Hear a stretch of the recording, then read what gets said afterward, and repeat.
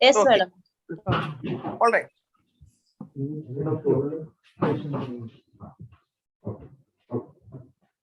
Or else you have that. Oh, thank you.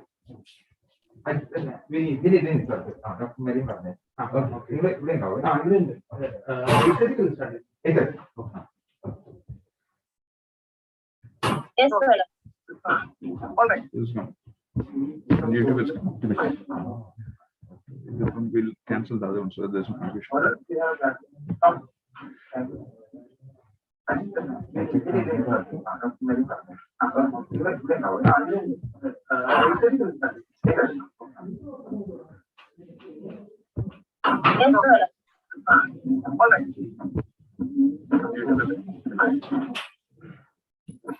Cancel the other one, so there's no confusion. Or else you have that.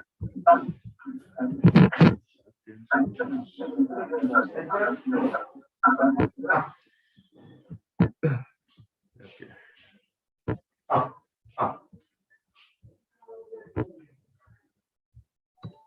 Yeah.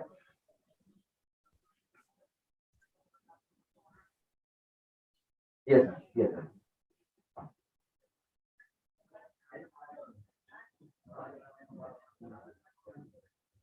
Okay. Okay. Yes. Yes, yes, yes. അപ്പോൾ ആ സമയത്ത് ആ ഒരു doctor നോവലിന്റെ പടം മാത്രം കാണിച്ചാൽ മതി കേട്ടോ.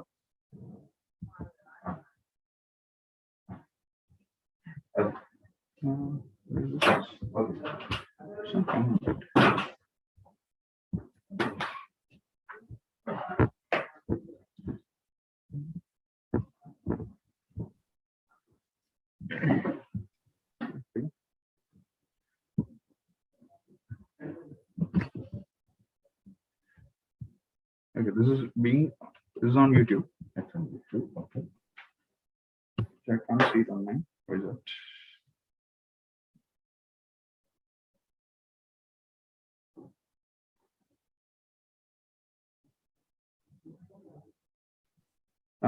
Yeah. That's one. Yeah.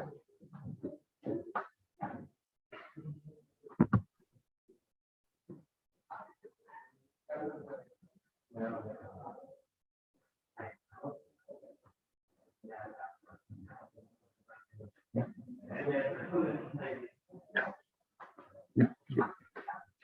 Good. Dr. Moniz got it on her glasses also. There, on the other one.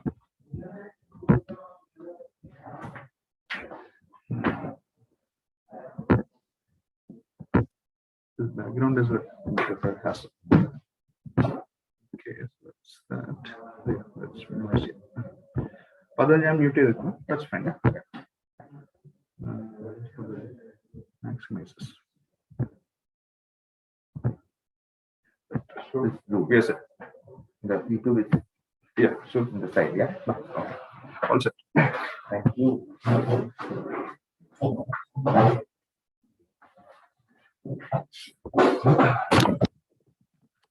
That's the reason. Thanks for the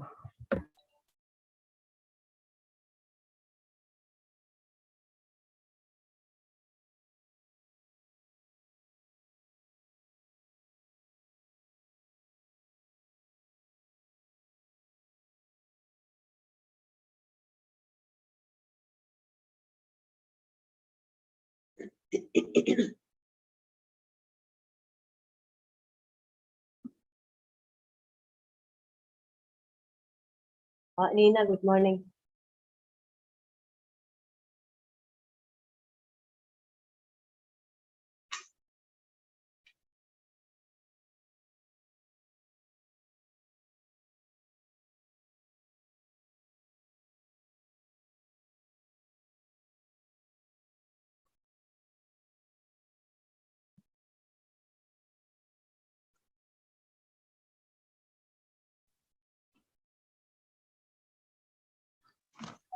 Good morning, everybody. Good morning, Marian. Good Yeah, morning. good morning. Good morning, Nina. Good morning, Nina. Good morning, Sandhya. How are you? Yeah, fine. I think I was trying to get this COC thing. It's coming, no? yeah, Yes, yes. Yeah. Morning, Dr. Siju. Morning, Nina. Yeah, good morning. Good morning, Dr. Thomas Arun. Hi, Lakshmi. Hi, hi. Hi, hi. Morning, Nina. Morning. Hi, sir. Hi. Hi, ma'am. Hi, Thomas, sir. Hi, everyone. Hi, Hi. everyone. Hi.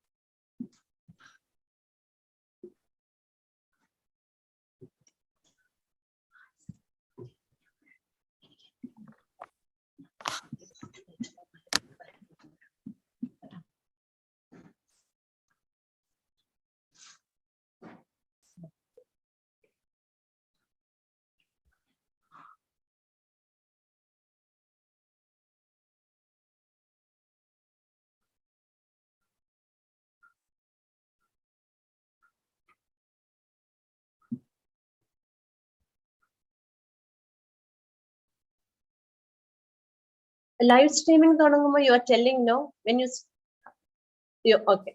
Already live streaming, I think. We agreed to live streaming already. Yeah, it's already live streaming and it's started recording on YouTube as well. Yeah. So from this point, be careful what you say. Okay. Hello, sir. Good morning, sir. Hello, sir. Morning, Dr. Tony. Good morning, Arun. All the best. Thank you. Good morning. Arian. This account, Tony. അത് കലയപ്പുറത്തുണ്ട്. Okay, okay. Good morning, Dr. Soni. Good morning, good morning. Good morning, Swami, Guru Swami. Morning, everybody. Good morning, sir. Hi, Sashi. Good morning, sir. Good morning. Morning, Andrews. Good morning. Good morning, good morning. Hi, sir. Good morning. Good morning, everybody. sir. Good morning, sir. Arun, shall we Hi, start? Sony. Hi, sir. Good morning. You were missing in the morning. Nice meeting everyone. Yeah, good morning too. Nice meeting everyone. Okay. Hi, Elizabeth, madam. Yeah. Good morning. Good morning. Good morning, sir. Good morning. We'll be talking. Andrews, how are you? Fine, fine, sir. Raju sir, all India ki പോകുന്ന പോലെ തന്നെയാണ് suit ഒക്കെ ഇട്ട് style ആയിട്ട് തന്നെയാണ്. ഈ മുറിയുടെ അകത്ത് ഭയങ്കര തണുപ്പാ.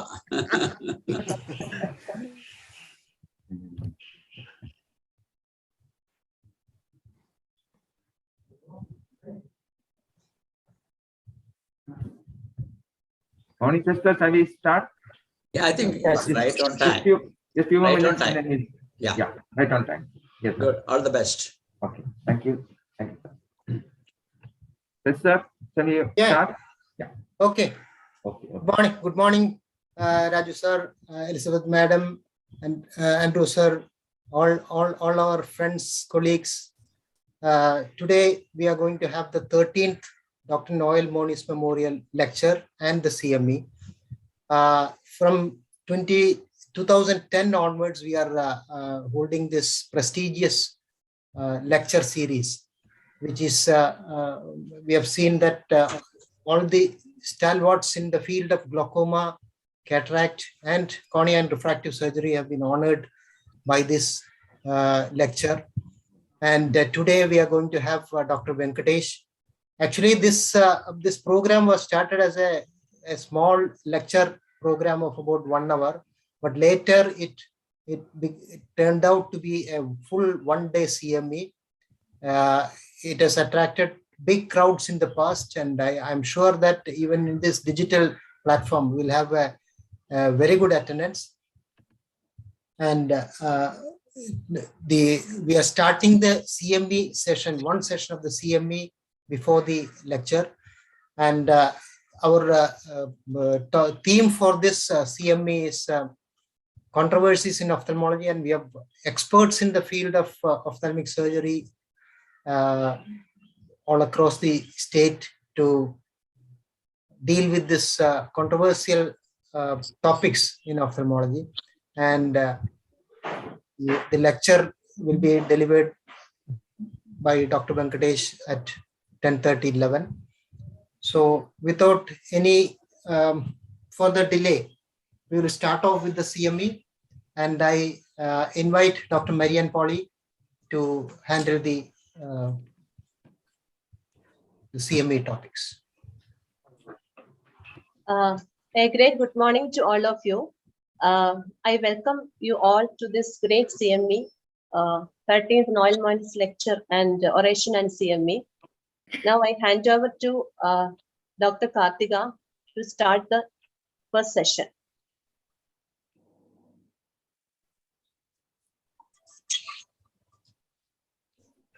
So can you enable the screen sharing?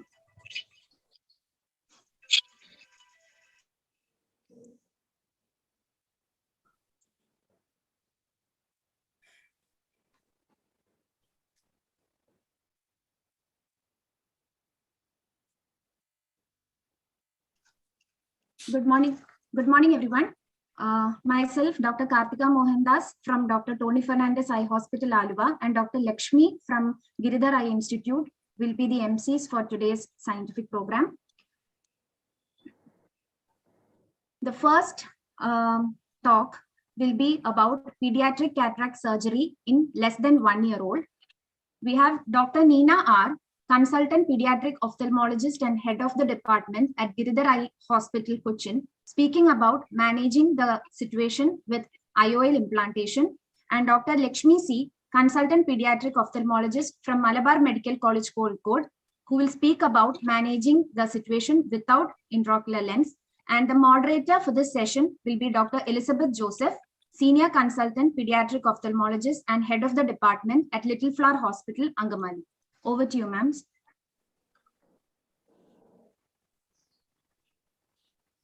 Dr. Karthi, you can stop sharing. Yes, ma'am.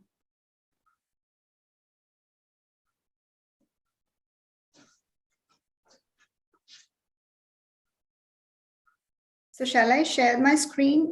Yes. Good morning, Yes, everybody. Dr. Neena. Yeah. So good morning, everybody. So I'll start my screen sharing. Let me know if I'm visible and audible.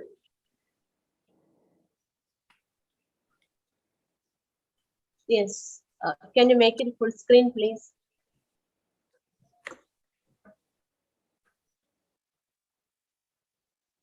Yes.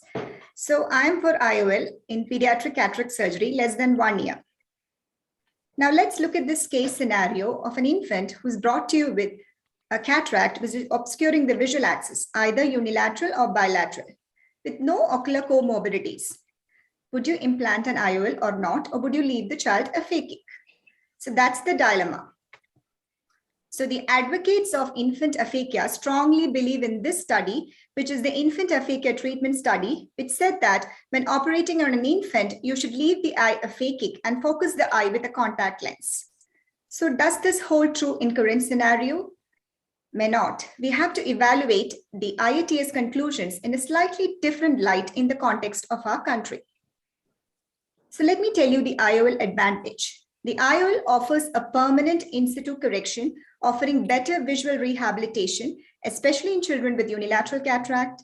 It provides a guaranteed partial optical correction at all times and is less amblyogenic as compared to contact lenses or aphakic glasses, which can't be worn 100% of the time. It reduces the need and expense associated with regular clinic visits to update the contact lenses, reduces the risk of infection associated with contact lenses, reduces anisoconia, which is seen with aphakic glasses, saves time, and primary IOL implantation also increases the likelihood of in-the-bag IOL placement, reduces risk of postoperative glaucoma, contrary to the popular belief. So even Dr. Scott Lambert, the principal investigator of IATS, said that there is now a growing body of literature reporting favorable visual outcomes after IOL implantation in young children, suggesting that IOLs can be safely implanted in neonates. So let's see the evidence one by one. What about visual acuity? Now, IATS said that there was no difference in the visual acuity at either 1 year of age or at 4.5 years between the aphakic and pseudophakic groups. But remember that IATS evaluated only monocular cataracts, and 63% of their study had persistent fetal vasculature or nuclear cataracts, and we know PFEs have an adverse outcome, definitely more than the normal ones. What about the IOL under 2 cohort study? They said that IOL implantation had a better visual outcome in bilateral cataracts, but not in unilateral cataracts. A recent randomized clinical trial by Vasavada et al. Said that the IOL group had a definitely better outcome as compared to FAK group when they evaluated children less than 2 years undergoing cataract surgery. What about secondary glaucoma? The IATS said that the risk of glaucoma was same in both the groups. IOL under 2 cohort study made the statement that IOL implantation did not reduce the odds of post-op glaucoma, but recalculating their data, Ken Nischel et al. Found that 3.5 times of glaucoma was more in the FAK group as compared to the pseudo-FAK group, contradicting the claim of the IOL under 2 study. A large meta-analysis by Metazzi et al. Found that postoperative glaucoma was definitely more in FAKs and less in pseudo-FAKs, and they even said that primary IOL implantation was highly protective of secondary glaucoma. Let's look at a recent meta-analysis from China, which evaluated 8 publications involving 892 eyes. And they found that primary IOL implantation was associated with a lower risk of glaucoma in bilateral cataracts, and they have the same risk in unilateral cataracts. So definitely it is not the IOL which is predisposing to glaucoma. What about visual axis opacification? So visual axis opacification is a dreaded complication after infant cataract surgery. It was found to be comparable both in FAKs and pseudo-FAKs as per the randomized clinical trial by Vasavada et al. What about follow-up and second surgeries? The IAT said that the IOL group needed more second surgeries or secondary interventions, but they also made a statement later that if only 1/2 of the patients in the FAK group would eventually undergo secondary IOL implantation, the number of additional intraocular surgeries in the 2 groups would be approximately equal. What about the Indian scenario? Gogate et al. Reported that about 79% of the children did not follow up after primary cataract surgery. And if they were followed up, 92% of them would need further intervention. So pediatric ophthalmologists in developing countries would prefer to implant a primary IOL in infants if considered safe. Ocular alignment was definitely better in the IOL group, even as per the IATS studies. This is because IOL provides a constant optical correction, gives a binocular input to the visual cortex, so better chance of ocular alignment and BSV. What about the myopic shift? Now, this is considered to be a definite complication after IOL implantation in very young age. Yes, all these studies say that there is a myopic shift, but this does not happen all of a sudden. It happens slowly, and a late myopic shift, isn't it still better than a high hypermetropia, which you're producing immediately after the cataract surgery? If you're not able to correct it, will be more amblyogenic than the cataract itself? Cost analysis. IOL is definitely more cost effective in the long run. Not to speak about the disadvantage of the FAK glasses and the disadvantage of the contact lens. So if you watch this video, you know the difficulty the caregiver and the mother is having to insert the contact lens in this infant. So even IATS said that 66% of the infants treated with contact lenses for unilateral cataract in their study remained legally blind in their phakic eye due to poor compliance. Emerging evidence from the Indian scenario gives you encouraging visual results in bilateral cataract surgery as well as in unilateral group, as reported by Kekunia et al. In infants less than 6 months. Earlier, Jagatram et al. Had reported very good results in children less than 2 years. So there is emerging evidence to support the use of IOL in infants, and infants will do better with IOL in the bag with appropriate capsular management and a good anterior vitrectomy to ensure a clear visual axis. So IOL is recommended in infants who have otherwise anatomically normal eye with no anterior segment dysgenesis or other anomalies. So evaluating the emerging evidence for the use of IOLs in infants, I would definitely go for IOL. This is because there is enough evidence for the same. Or you could turn a blind eye to all this like my esteemed opponent is going to do, or change with times and change for the better. Because I feel these children, they have the most to lose and most to gain. So they need our best effort and attention, and we need to provide them with a lifetime of quality vision. Thank you.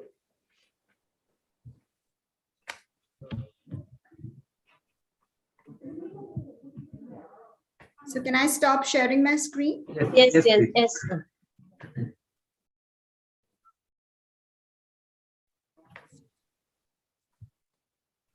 Madam?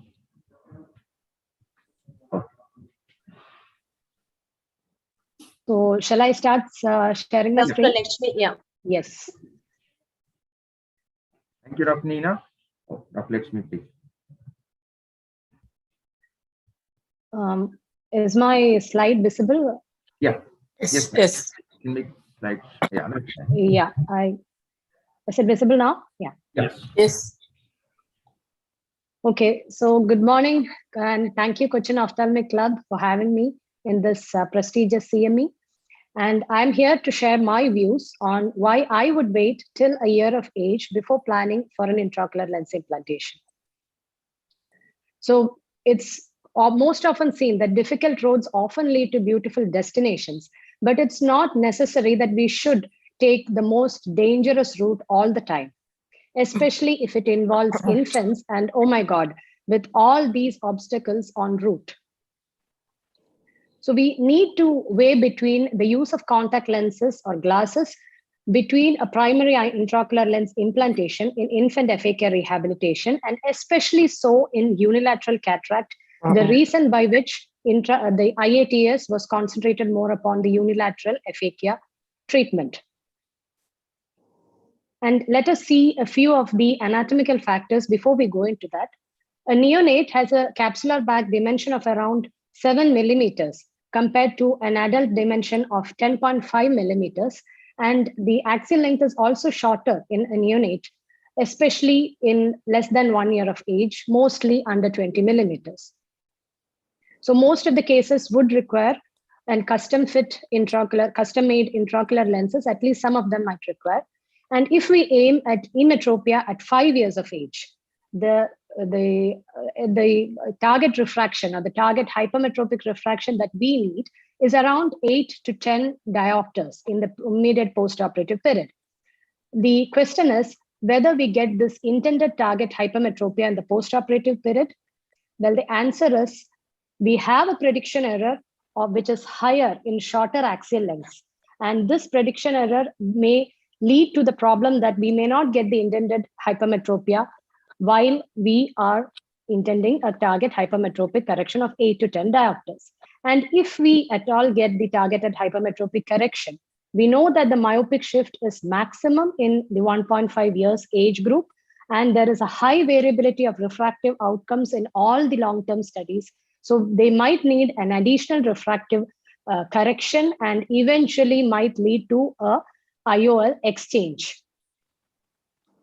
So when the next problem is visual axis opacification, as Dr. Nina has pointed out, the chances of visual axis opacification in the IATS study is shown to be higher, and subsequent need for second surgeries is also higher in the intraocular lens group compared to the contact lens group. So it's a major hindrance in pediatric cataract management.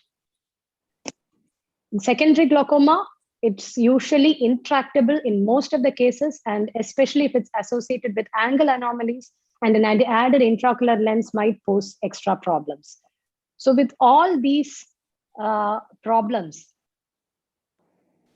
and over that, the neurotoxicity and the possible problems of impact on the developing brain due to the repeated anesthetic procedures, I would think a lot before implanting an intraocular lens in a child, especially less than 1 year of age. And we have options of glasses and secondary IOLs, which is quite successful in bilateral cataracts, and the extended wear contact lenses, which are quite safe in the present scenario. And if we take the visual outcome, it's almost the same in both the groups in IATS. The glaucoma, strabismus, everything seems to be the same in the group, and visual outcome is mainly dependent on the clarity of visual axis and compliance to the occlusion therapy. And if we compare the costs, the total cost, if we take the repeat surgeries and the intraocular lens, everything together, it's almost going to be the same. And even though we are a developing country, according to the statistics, Kerala is not way behind. So cost and the follow-up may not be a problem for us. And post-operative inflammation is quite robust in this age group, which mandates intensive steroid therapy, which could be intracameral, topical, or even systemic, leading to secondary glaucoma and resurgeries again. There is evidence to show that the topical and local steroids could cause an adrenal suppression in infants because of their underdeveloped angles. So taking these points into consideration, assessing the risk and safety, I would go in for the safer option and with a no IOL in this age group. The problem comes with the newer studies from developing countries which show a promising result in intraocular lens implantation in this age group compared to the IATS. But one thing that we need to keep in mind is that the IATS has a median age at cataract surgery of 1.8 months, whereas the studies which show favorable outcomes are mostly higher age groups. So definitely we get a lesser myopic shift, lesser problems and post-operative problems and better outcomes. So this point need to be taken before we come to a conclusion of better outcomes.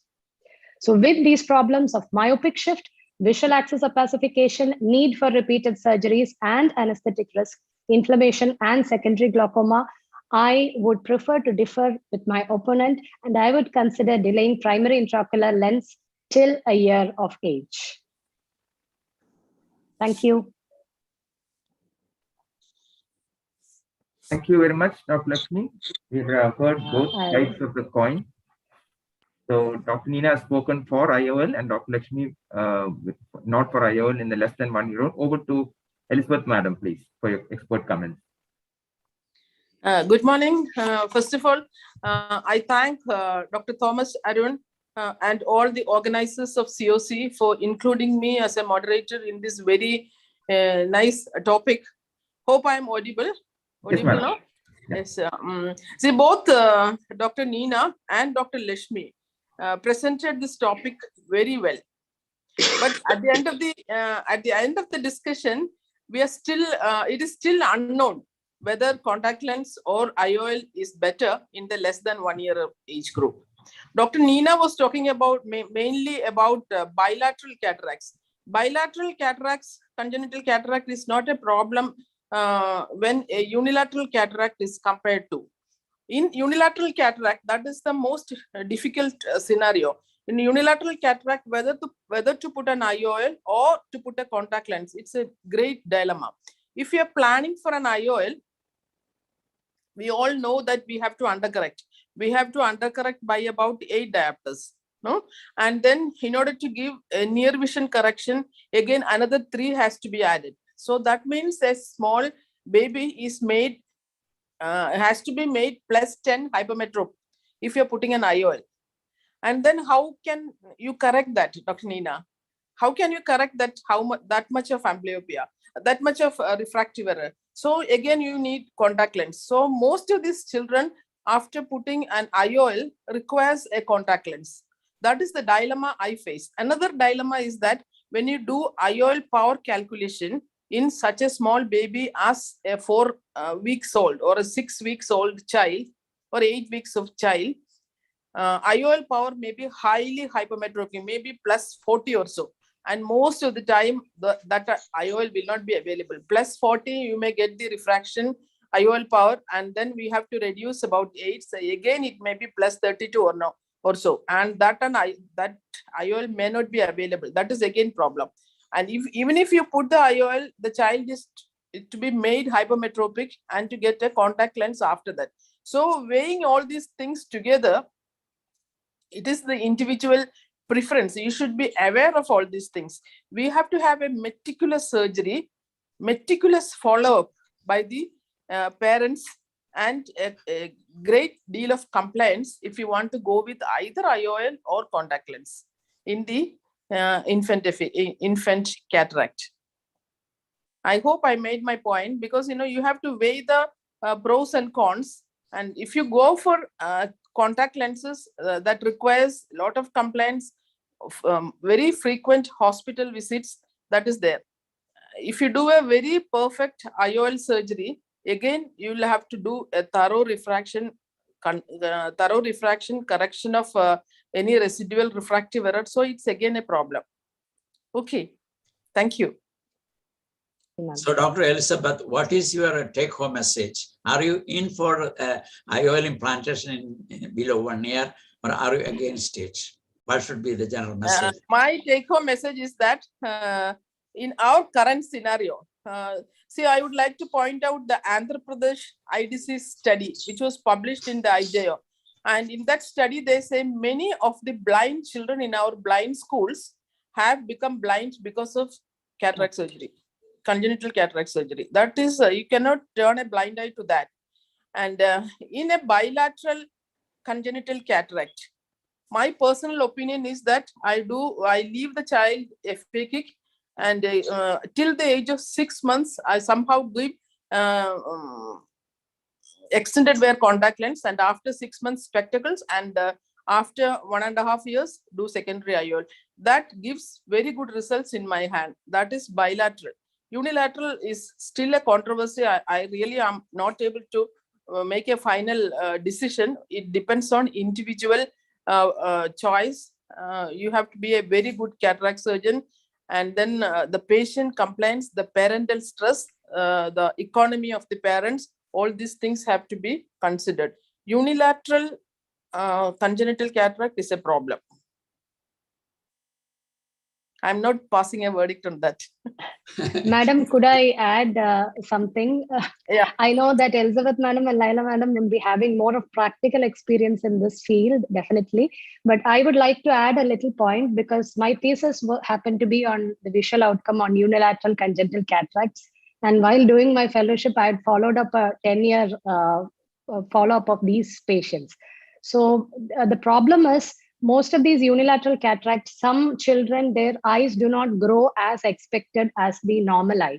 So the myopic shift cannot be predicted, especially in the unilateral cataracts. And second thing is, even in bilateral cataracts, the expected growth is not shown to be the same in all the patients. It's different. Even in the same age group, it shows a difference. The second thing is unilateral cataracts, even if we implant a secondary IOL as early as, even if you leave them aphakic at first and operate at 6 months, you put a secondary IOL, that has been done in my study. But still then the outcome is dependent on how much occlusion you give. And somehow these people, almost more than 50% do not do well. That's the problem.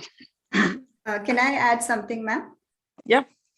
Yeah, actually, see, the dilemma here is cataract surgery in less than 1 year. And I clearly stated that the parameters is, normal anterior segment with no anterior segment dysgenesis and a horizontal corneal diameter of more than 10 millimeter and, axial length of more than 17 or 17.5.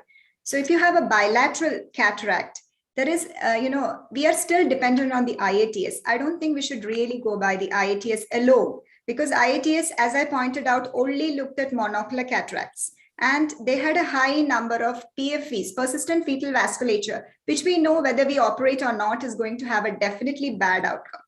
So yes, as Madam said, we can wait till they are 1 year of age. But if they have normal anterior segment parameters, just because you're going to be scared about the myopic shift, I don't think we should really delay the surgery if you feel that the child is becoming amblyopic and is having difficulty.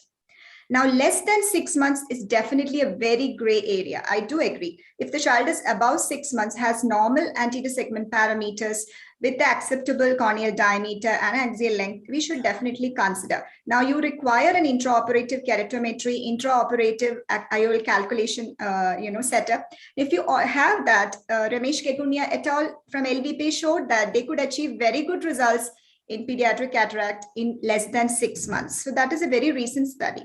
Now, coming to less than 6 months, I do agree it's a very gray area because these kids are very small and their eyes growing very rapidly.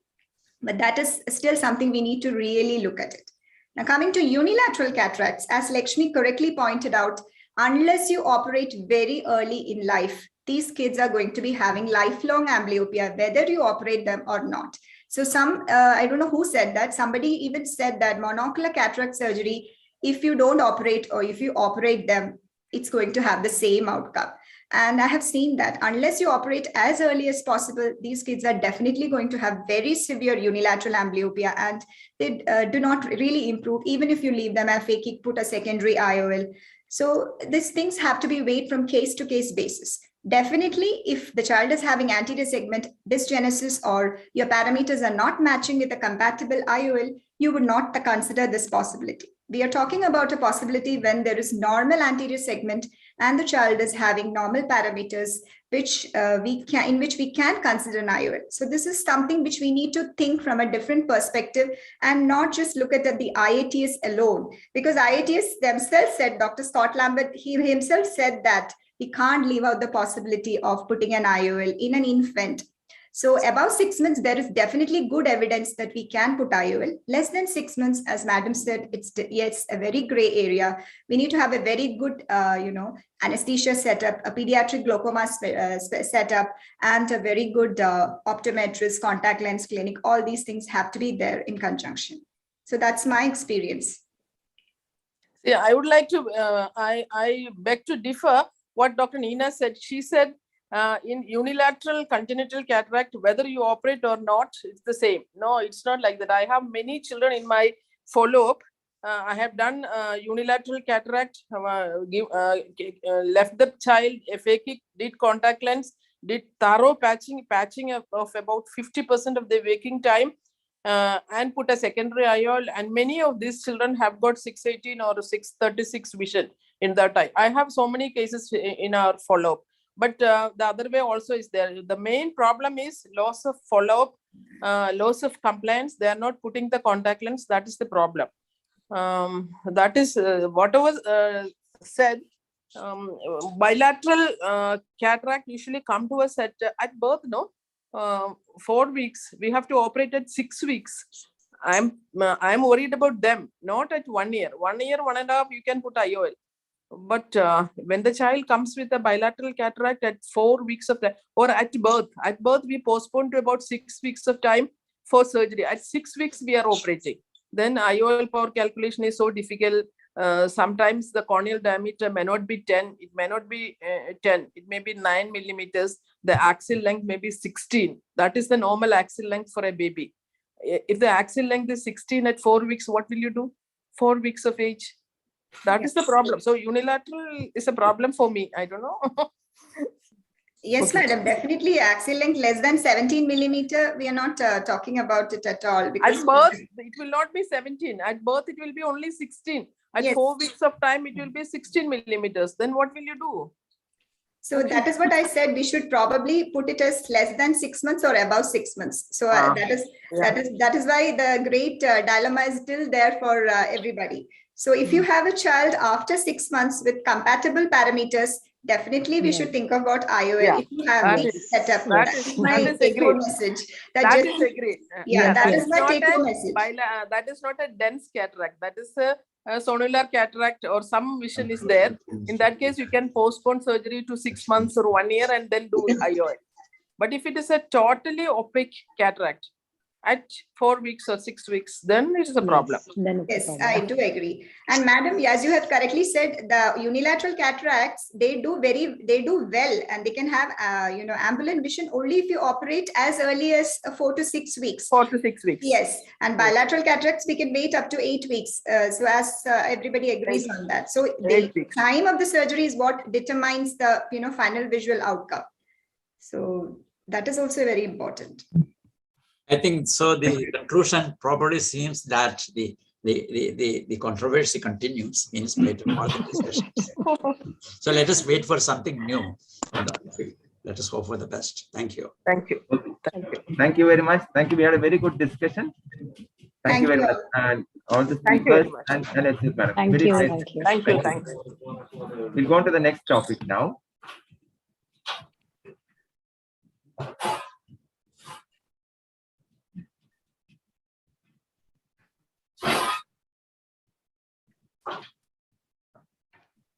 Thank you, madam. The next case scenario is that of a 60-year-old patient with non-arthritic anterior ischemic optic neuropathy. We have Dr. Rahana Rashid, Assistant Professor at Amrita Institute of Medical Sciences, Kochi, with special interest in neuro-ophthalmology and retina, who will speak about giving oral steroids in such a case. And we have Dr. Revati Ramesh, neuro-ophthalmology consultant at Dr. Tony Fernandez Eye Hospital, Agra, who will speak about not giving oral steroids. The moderator for this session is Dr. M.V. Francis, Senior Consultant and Neuro-ophthalmologist, and he's also the founder member of Headache Society of India. Over to you, ma'am.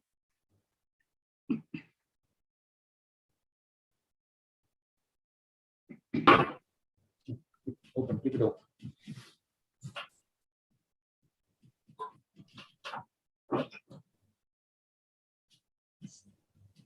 Is my screen visible? Am I audible? Yes, yes. Go ahead. Good morning, everyone. First of all, let me thank COC for having me here to be part of this prestigious CME. So the topic for me is a 60-year-old with non-arthritic anti-ischemic optic neuropathy. Do we give steroids or not? And for me, it is yes.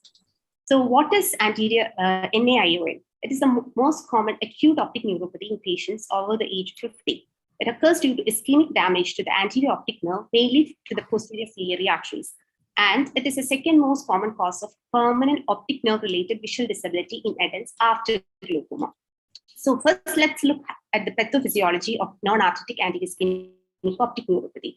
So what happens here is there is an acute hypoperfusion of the posterior ciliary artery branches in a patient with vascular risk factors like diabetes, hypertension, or hypercholesterolemia, which causes ischemia of the optic nerve, especially in a patient with a disc at rest or a crowded disc, which causes disc edema and a compartment syndrome as the disc edema presses against the normal axons and the capillaries, resulting in further increase of disc edema and further ischemia, resulting in a vicious cycle.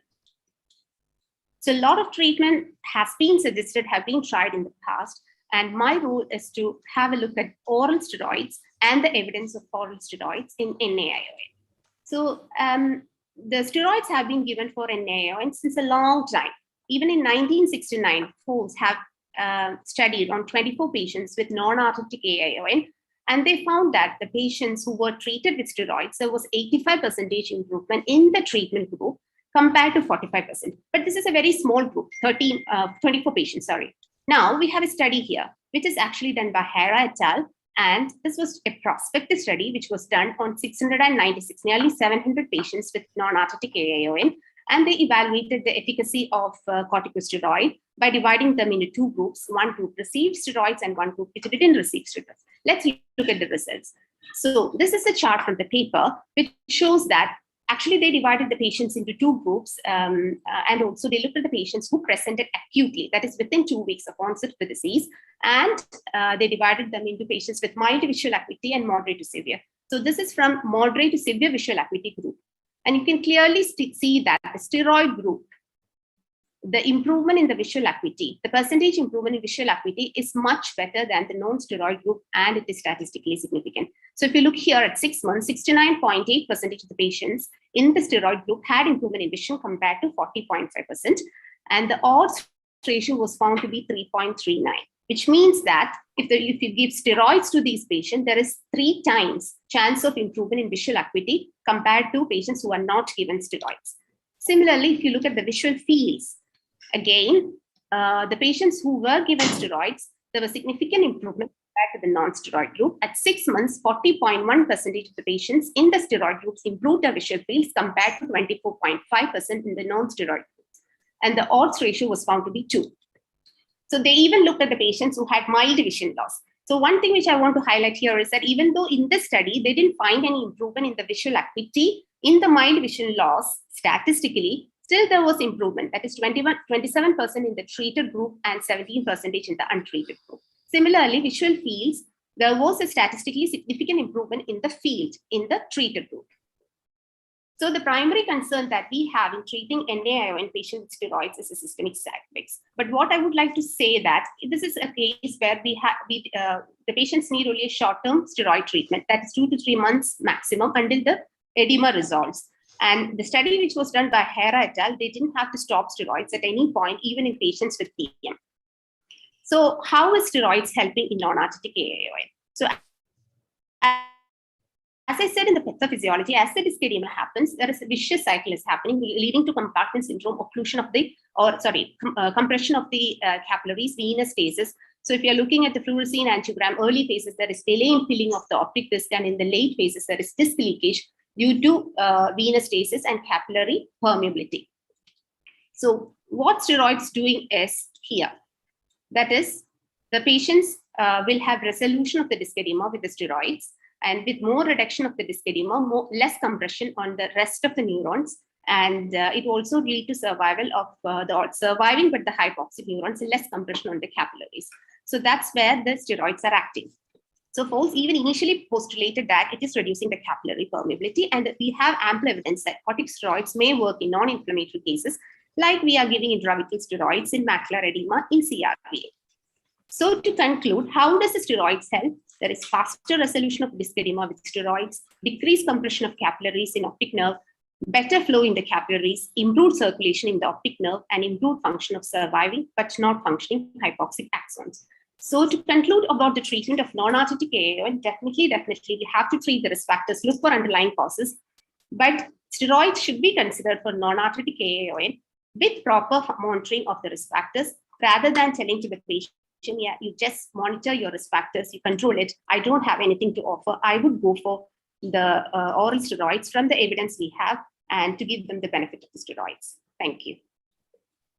Thank you, ma'am. Now over to Dr. Revati Ramesh. Ma'am, you may please share your screen.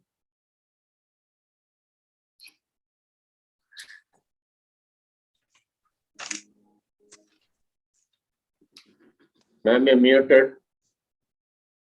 Sorry. Dr. Revati, you're muted. Dr. Revati. I'm sorry. Good morning to everybody.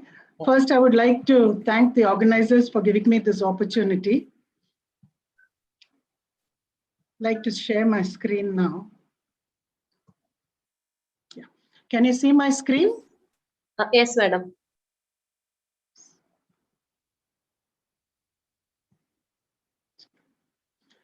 Okay. Primum non nocere, first do no harm. This is the fundamental medical precept of Hippocrates all of us are familiar with. So in a case of non-arthritic ischemic optic neuropathy in a 60-year-old, I would say an emphatic no to oral steroids. What is the current evidence? Let us examine this. In 2007, as my colleague just mentioned, Hare and Zimmerman conducted a study showing that they demonstrated that steroids help to resolve disc edema in cases of acute non-arthritic ischemic optic neuropathy. There is, however, no evidence that decreasing the duration of disc edema improves visual outcome. The very next year, 2008, Hare and Zimmerman again conducted a large study of 613 patients between 27 years, between 1973 and 2000. And they suggested that oral prednisolone given to patients with non-arthritic ischemic optic neuropathy in the acute stage improved visual outcome. And they showed that 69% of patients treated with steroids showed improvement versus 42% non-treated. Here we have to be very cautious in interpreting these results, because this was a non-randomized study.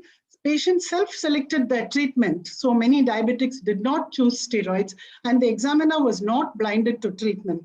So these biases make the results of this study not very believable. In 2012 came another study from Italy by Reboleda et al., who studied 10 patients of NAION with steroids against 27 patients who received no steroids.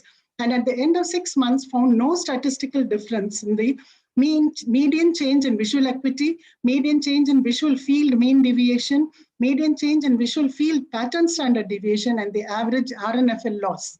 Not only all this, the study was interrupted early due to significantly high rate of complication observed in the treatment group.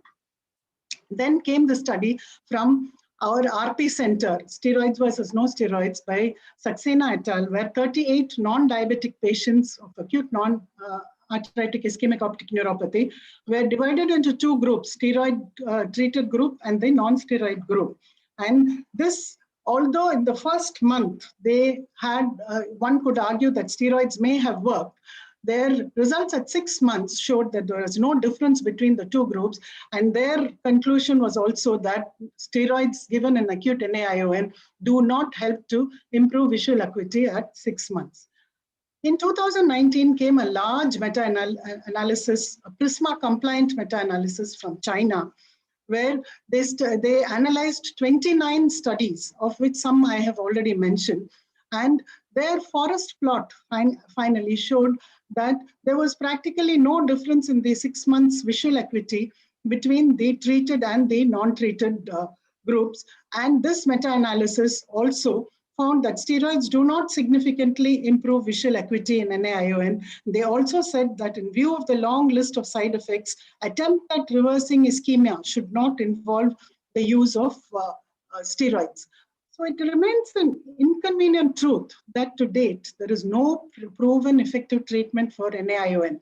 This situation is frustrating to both the patient and the ophthalmologist. So many may wish to consider nebulous hypotheses like decreasing subfoveal fluid, decreasing retinal edema, decompressing the disc at risk, reducing compartment syndrome, etc. And even if we try to extrapolate from studies in neurology, the neurological studies have shown that steroids can be detrimental to patients with acute cerebral ischemia. And the same concerns may apply to NAION, which is a presumed vascular disorder. Just like a dying man will clutch at any straw, the frustrated ophthalmologist, for want of any other specific treatment, may wish to offer steroids for what it is worth. Does the current standard of care support it? No. So I do not currently recommend the use of oral steroids to treat acute non-arthritic ischemic optic neuropathy. Thank you. Thank you, Dr. Revati. Dr. Rahana, would you like to say anything? I'll pass it on to Dr. M.E. Francis, sir. Good morning. Am I audible? Yes, sir. Okay. Thank you, Dr. Arun and organizing committee for this opportunity. Now, Dr. Rahana and Dr. Revati, both of you beautifully highlighted the pros and cons of steroids versus no steroids in non-arthritic anterior ischemic optic neuropathy. After listening to Dr. Rahana, we decided to go in favor of steroids. But after Dr. Revati spoke, now we have second thoughts about putting a patient on steroids. Now I summarize the arguments favoring steroids. There are 4 main reasons why one must go for steroids. And the most important is the great Dr. Hyray's meticulous systematic study spanning 27 years on 613 patients showing improvement in 70% visual acuity and 40% in the no steroid group. That is a very impressive figure. And if you look at the visual fields, it was 40% versus 25%. But the drawback is that it is not randomized. Randomization is the current gold standard. That is the class 1 evidence. We need randomization and not blinded. So that is the main problem that is being highlighted in this study. But of course, no one can ignore Hyray's findings. Second is the mechanism behind this condition. Is it always ischemic?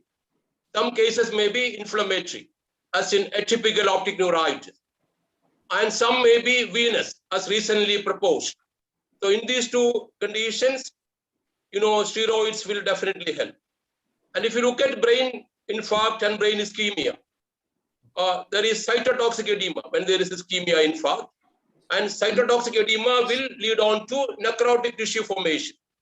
And necrotic tissue will generate pro-inflammatory cytokines like interleukins, chemokines, adhesion molecules. So where again, steroids will theoretically help. Then the worry regarding steroids. Many are worried, but we have no worry when you treat optic neuritis with IV methylprednisolone. We have no problem when you treat pseudotumor of the orbit, and in arthritic optic neuropathy, we go for steroids. We have no other way. Where we manage, diabetes if it is induced or if it is exacerbated with the help of physician diabetologist. Even in high-risk study, their endocrine group managed all diabetic cases successfully without any problem. Now, the four main arguments against steroids highlighted by Dr. Revati. In brain infarct and ischemia, most of the studies, including meta-analysis since 1970, showing no significant improvement. And recent meta-analysis on non-arthritic ischemic optic neuropathy, no improvement. And the recent Delhi study from Ejs, very small cohort, 38 patients, but RCT, randomized controlled trial, which is class 1 study, no significant improvement, very minimal improvement. And we also know the dreaded steroid side effects we are all worried about. So it is a controversial field like any other debate that is going to take place today. So we need more randomized controlled trials, class 1 evidences, and very authentic long-term studies. But till we get such high quality information, I think better explain both modalities to a patient and family and guide them, help them in decision making. If patient is confused, go for a second opinion. We have to be medico-legally safe. As we know, some of them may not come back for follow-up to the same center again, especially when there is any worsening of vision in the first 1 or 2 weeks after first consultation. And that is a possibility in non-arthritic anterior ischemic optic neuropathy. Thank you. Thank you very much. I think it was a very good discussion about the role of steroids, whether to use steroid in a case of non-arthritic. Am I audible? Yes, sir. Yeah, yes, non-arthritic AON, and Mr. Rashid has very well highlighted why we should use the steroids in order to take care of the optic disc edema and the control of the inflammatory process or whatever it is. It's a vascular episode. And Dr. Revati has also highlighted her views beautifully. And sometime back, it was, I think in 2002 or 3, Ejs Guidelines came as our guest here in Cochin. And Cochin Ophthalmic Club had the opportunity to listen to him. It was at that time he mentioned that this study was going on. Then he himself admitted that this is a non-randomized study. So it belonged to the class 2 or class 3, In the evidence-based approach to a problem, we give more emphasis to the class 1 studies. But this is not a class 1 study in the first place. And in the second place, in the treated and the untreated group, in the treated group, there were less number of diabetics. Whereas in the untreated group, they have not been investigated for concomitant comorbidities like hypertension and diabetes. The third thing is that if you have a diabetic disc edema to other papillopathy, whatever it is, it takes more time to disappear. So in the control group, naturally, it takes more time.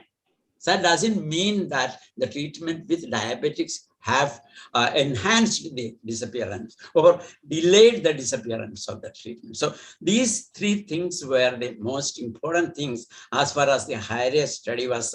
And he himself admitted that it has got its own drawback himself. And he said that in the Cochin Ophthalmic Club meeting also. So I think what Dr. Revati said is primum non.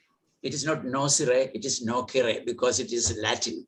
So prime non nocere is the best thing we should remember. First, do no harm.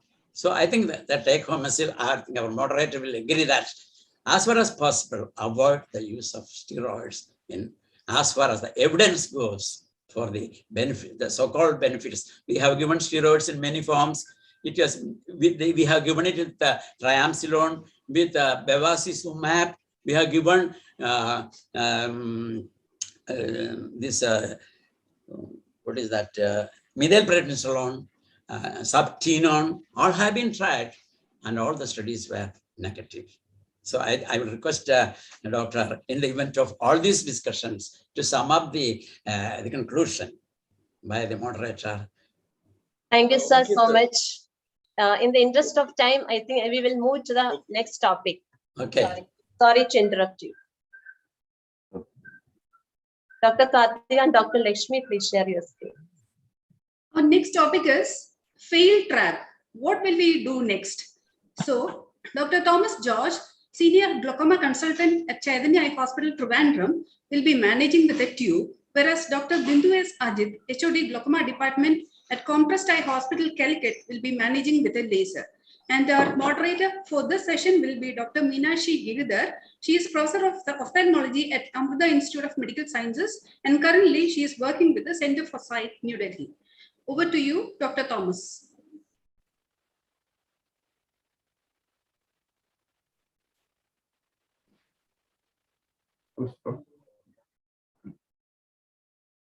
Good morning, everybody. Yes, sir. Good morning. Thank you, COC and Arun, for giving me an opportunity to be part of this session. When confronted with a failed trabeculectomy, my view would be to go for a tube as the next option. I assume that when we say failed trabeculectomy, we are talking about a trap where we have tried all options like needling, internal re-exploration, and all those before we say it is failed. A retrap, I presume, is not possible, which would be actually the first option in this situation. And the patient has useful vision, and medically, the intraocular pressure is uncontrolled. In this setting, the control of intraocular pressure to the target IOP estimated and to preserve the vision of the patient would be our aim for the patient's management.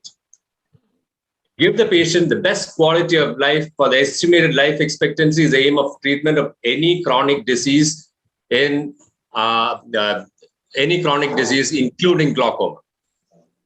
Let's look at the Ejs Guidelines. Yeah, your slide is not full screen. It is full screen on my computer. Let me just see it, but my Zoom may not be full screen. You can make it slideshow, Dr. Thomas George.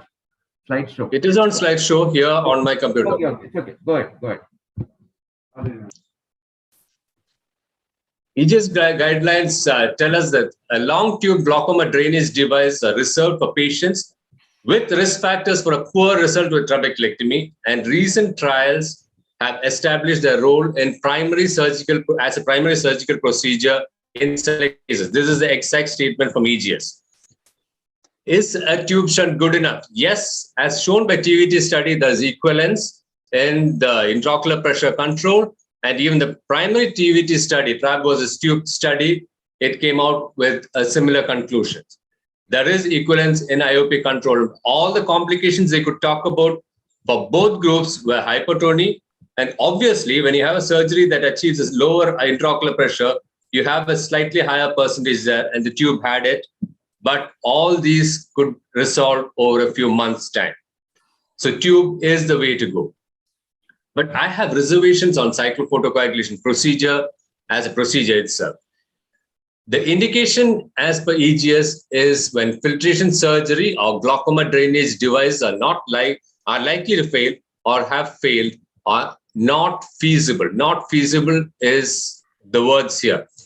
So it's basically for refractory glaucomas. In other words, it is the last ditch option in glaucoma surgical procedures. My reservation about subcyclophotocoagulation or micropulse CPC, which is touted now more, it is better than regular CPC as far as the inflammation and patient comfort and all that's concerned. But read any study written on it. Loss of visual acuity of 2 lines is considered acceptable complication in this procedure. And most report only if there is more than 2 lines lost in the study data.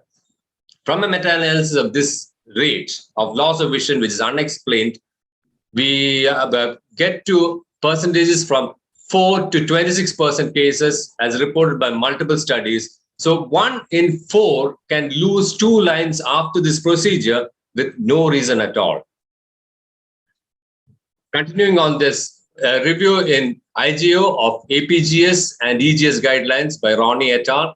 The micropulse transcutaneous photocoagulation replaces the continuous mode cyclophotocoagulation with fewer complications. However, there are concerns about unexplained visual loss in some eyes. Yes, laser is good, but in my opinion, for painful blind eyes. The aim of treatment in this situation that I described at the start of the presentation is to preserve vision. We need to achieve that primarily.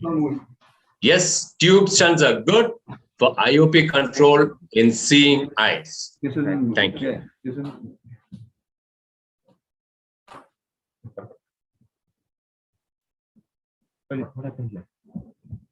Now, shall I start my screen share? Yeah, thank you, Dr. Thomas. Yes, please, Dr. Bindu.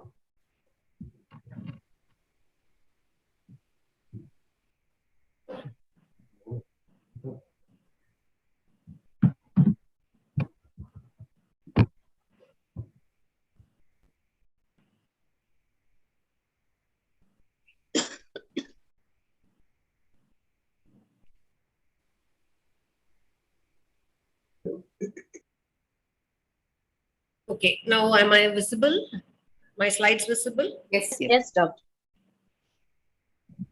So thank you for the opportunity, COC. And my take is on lasers for failed trap. I'll just tell you why. So this is a story of a boy who underwent trap for a secondary glaucoma due to silicone oil-induced post-retina surgery. And you can see the silicone oil bubbles in the bleb area, which has caused failure of the trap. So I did a valve in this patient. Again, to my, as expected, you see a well encapsulated bleb and it leads to failure and again a rise in intraocular pressure. So this is another story where this boy is an iridia patient with a secondary IOP rise. And then I did a trab in this patient, it failed. And now the new normal is the newer things, and I did a micropulse laser in this patient, and definitely the pressures were under control and he is on follow-up. So now why do we see the trabs failing? It's the same reason of the more inflammation of the membranes growing and the scarred conjunctiva, which causes a failed trap, leads to the failure of the bleb, the encapsulation and failure of the glaucoma drainage devices too, which is more seen in valved Ahmed glaucoma valve and also seen with the non-valved. And not only do we, the patient has to undergo a long procedure with stormy post-op periods, and Thomas was talking about the quality of life, which is definitely not good with patients with glaucoma drainage device, because they do have a lot of complications too, ranging from tube exposure to blockage of the tube with the silicone oil and the much dreaded hypotony. And even in the late, they have to be under follow-up lifelong, because there can be tube erosions in the late stage, expulsion of the valve, or you can see the encystments and failure and blockage of the tube, and in addition to corneal decompensations. So when we think of the non-valve producing ideal IOP control, you try to manage the initial hypotension by putting additional sutures, and then you manage the early high IOP period. And then when 4 to 5 weeks later, when you have the suture lysis, then you again have the dreaded complications of hypotony. So what next? Do we have another option? Yes. The newer is the laser cyclophotocoagulation, and we have the recent endoscopic CPC and the micropulse, which shows promise of treatment in eyes with good visual potential too. So what do we do here? Here, the probe is applied in a sweeping movement, and because this wave is broken into short pulses, the amount of energy delivered is very less, and it doesn't cause much damage to the tissue. So in micropulse, we are aiming at the pars plana with minimal collateral tissue damage, and hence the ocular complication rate is also lower. And the proposed mechanism of action is, it is postulated that it increases uveoscleral outflow, it acts like pilocarpine, and it shortens the longitudinal ciliary muscle, opening up the Schlemm's canal. And there were also studies why there were varied results from this. In some patients, IOP was 2 less, or some patients. Then they've come out with that the time taken for the sweeping movement, it depends. If you take too much time on one particular spot, you impart more energy and cause more damage. So that can be modified, and you can have an average of 5-second sweep, 80-second exposure in both hemispheres, and decrease the complications caused by this. And also, according to the degree of pigmentation, higher the pigmentation, you said the lesser energy, and the location of ciliary body. That was found to be one of the reasons why there's not much success. And you can do it by, with the help of scleral transillumination, finding out the pars plana. Now, the procedure as such is very simple. You have a portable machine. You have to give a peribulbar block, use an coupling jelly, and then just a matter of sweeping, avoiding the 3 and 9 o'clock position. And the post-op management is also less, not much stormy. You have, you just have to give oral analgesics. You have to continue the anti-glaucoma medications for some time, monitor the visual acuity and intraocular pressure, and accordingly taper the anti-glaucoma medications, give steroids and cycloplegics. So like what Thomas was telling, there was a vision loss of 1 to 2 lines, but with valve patients also, the vision we see with the hypotonia and the complications, definitely we do see much lower vision drop and much lesser quality of vision. And there are several studies which shows there's definitely it is effective in bringing down the intraocular pressure with safety protocols also. So these are the other studies, and this procedure can also be repeated if you see that the intraocular pressure is not controlled. You can also repeat this procedure. And the indications is widened to other conditions like the iris atrophy, where the cornea is already compromised, and even a small shallowing at the AC can lead to much compromised vision. So in pediatric cases, it has been found that the endocycler photocoagulation is more safer, and where you can visualize and titrate it. And the other method which is emerged now is the combining both of the micropulse and the continuous wave, where you get better intraocular pressure control with lesser complications. So these are the other studies which have shown that it is effective and has good safety profile in eyes in refractive glaucoma surgery.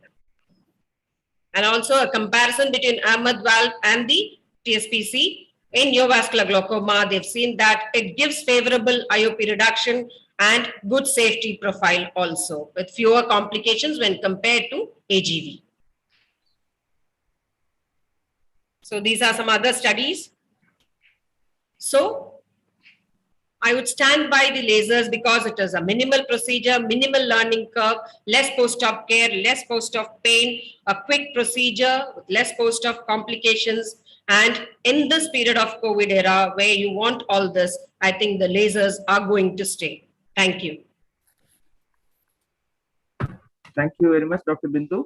Dr. Thomas George, both of you have beautifully tell the two sides of the coin. And especially Dr. Bindu about the new laser which has come, and a lot of us are just getting to know it. So I'll ask for comments from Dr. Thomas. Would you like to say anything, or I'll pass it? I would like to mention one more thing.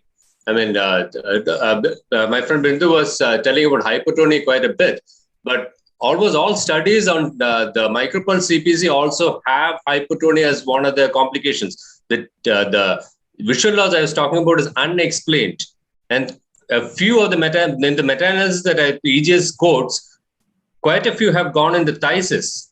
So you're not saying that laser has no complication.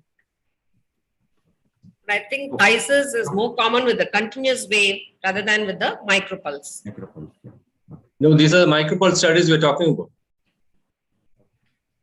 I'll pass on to a moderator, Dr. Meenakshi. Thank you, Dr. Arun, and thank you, COC, for making me a part of the whole very interesting program. Both Dr. Thomas and Dr. Bindu have given and the solutions for refractory glaucoma, which is very often when a surgeon does manage glaucoma, one comes across a lot of patients who have refractory glaucoma, and it's a difficult decision to take as to which is better.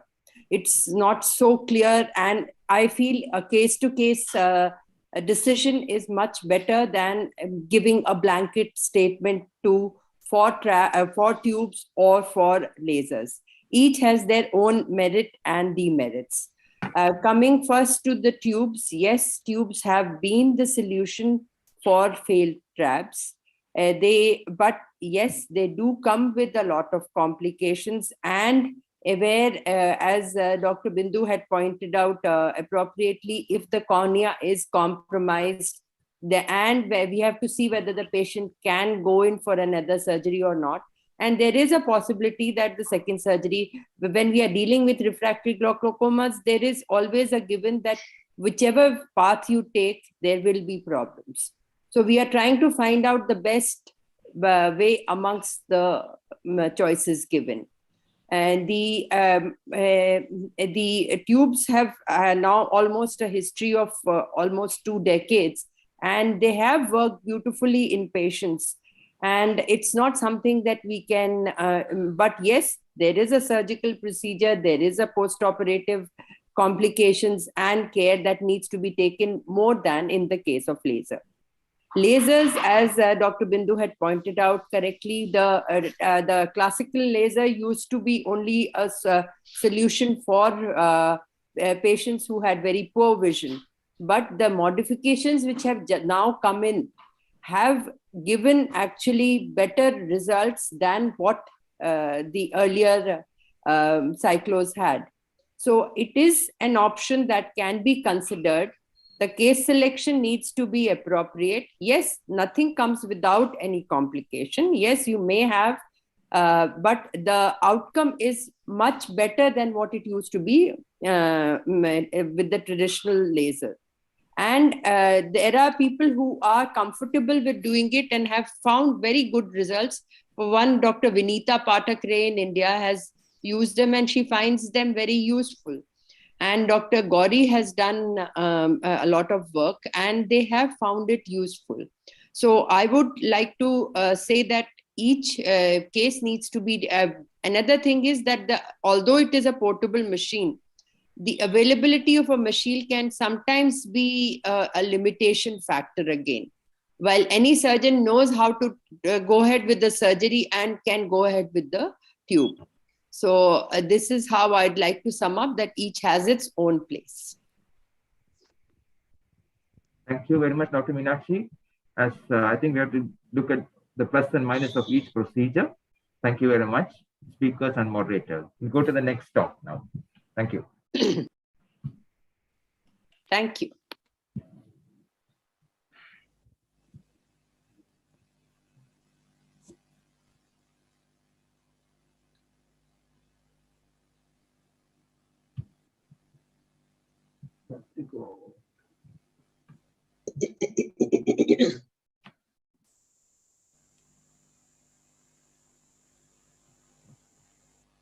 Is pre-op OCT mandatory in a diabetic patient who is undergoing cataract surgery?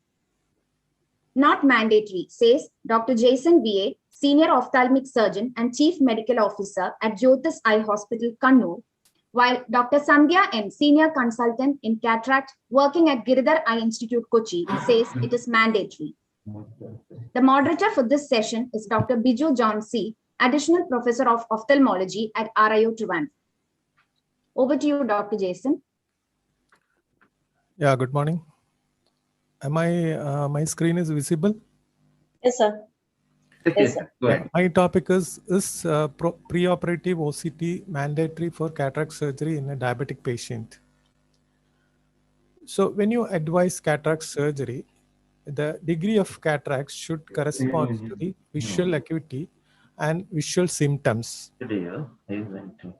Here, visual acuity means best corrected visual acuity or a pinhole vision. When you get disproportionate visual loss, that is severe vision loss but mild cataract. You have to suspect a retinal pathology, optic nerve issues, or cortical pathology, or even amblyopia. Cataract surgery is suggested when you see degree of lens opacity is corresponding to the visual acuity. When cataract surgery is associated with other ocular pathology, you can still advise cataract surgery when you think surgery is going to improve vision. Surgery is also advised when you think surgery will benefit further evaluation and management. Coming to diabetic retinopathy, proliferative neovascularization can cause vitreous hemorrhage, TRD, neovascular glaucoma, etc. And diabetic macular edema can develop at any stage of the diabetic retinopathy. This is one of the principal causes for central visual loss. You all know that a dilated fundus examination is sufficient to reveal the entire spectrum of diabetic retinopathy. OCT cannot reveal the full spectrum of diabetic retinopathy. So it is not a mandatory test before cataract surgery. I agree that it is useful for documentation and follow-up.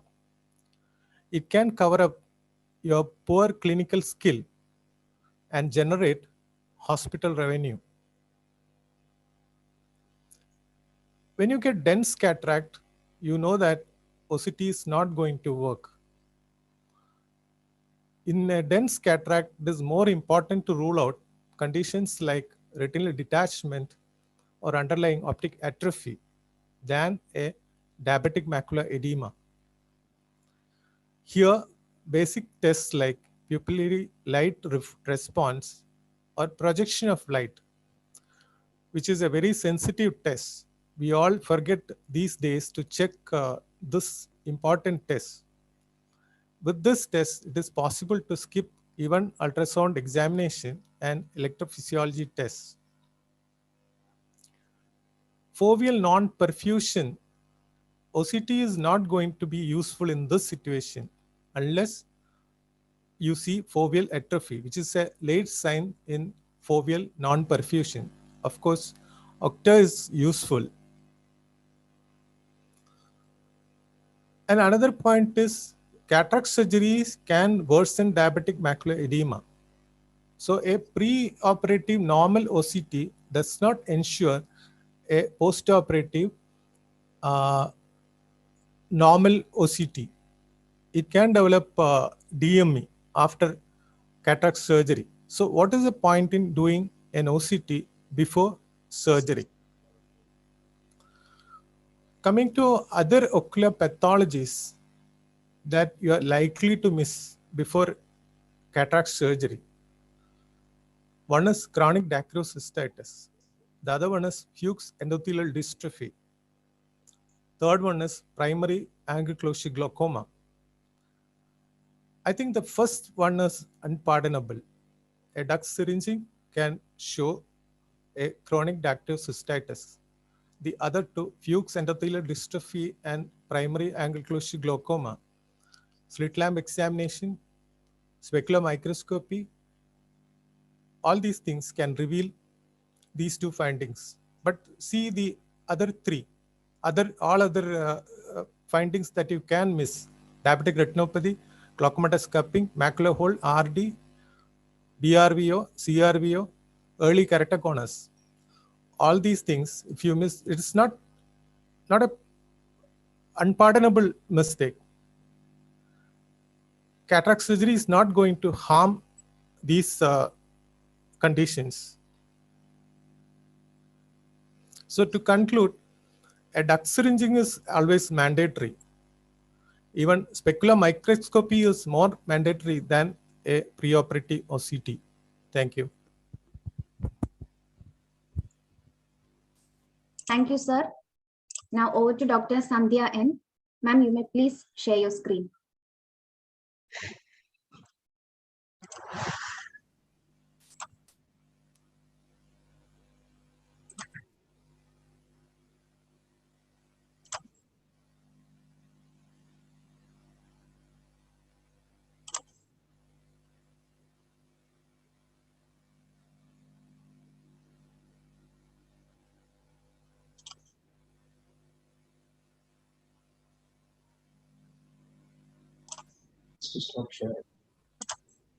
It's not coming to the slideshow. I'm trying.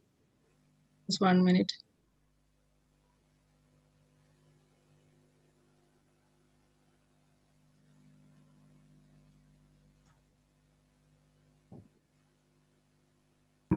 You want to stop share and share again?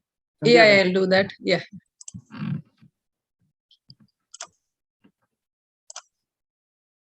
Share it.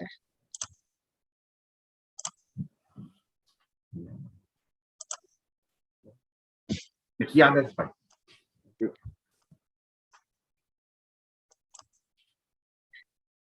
Cataract surgery in a diabetic patient pre-op OCT, is it mandatory? So dilated fundus biomicroscopic assessment has high specificity but low sensitivity.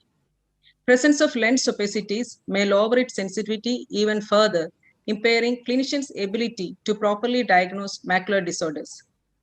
Failure to identify such abnormalities could lead to wrong clinical decisions that may impair post-operative outcomes and reduce patient satisfaction. This is an important issue, especially in diabetics, since 20% of all cataract surgeries are done. Let me show a few cases which will illustrate the importance of OCT before cataract surgery in a diabetic patient. This diabetic patient had advanced cataract with a visual acuity of counting fingers 2 meters.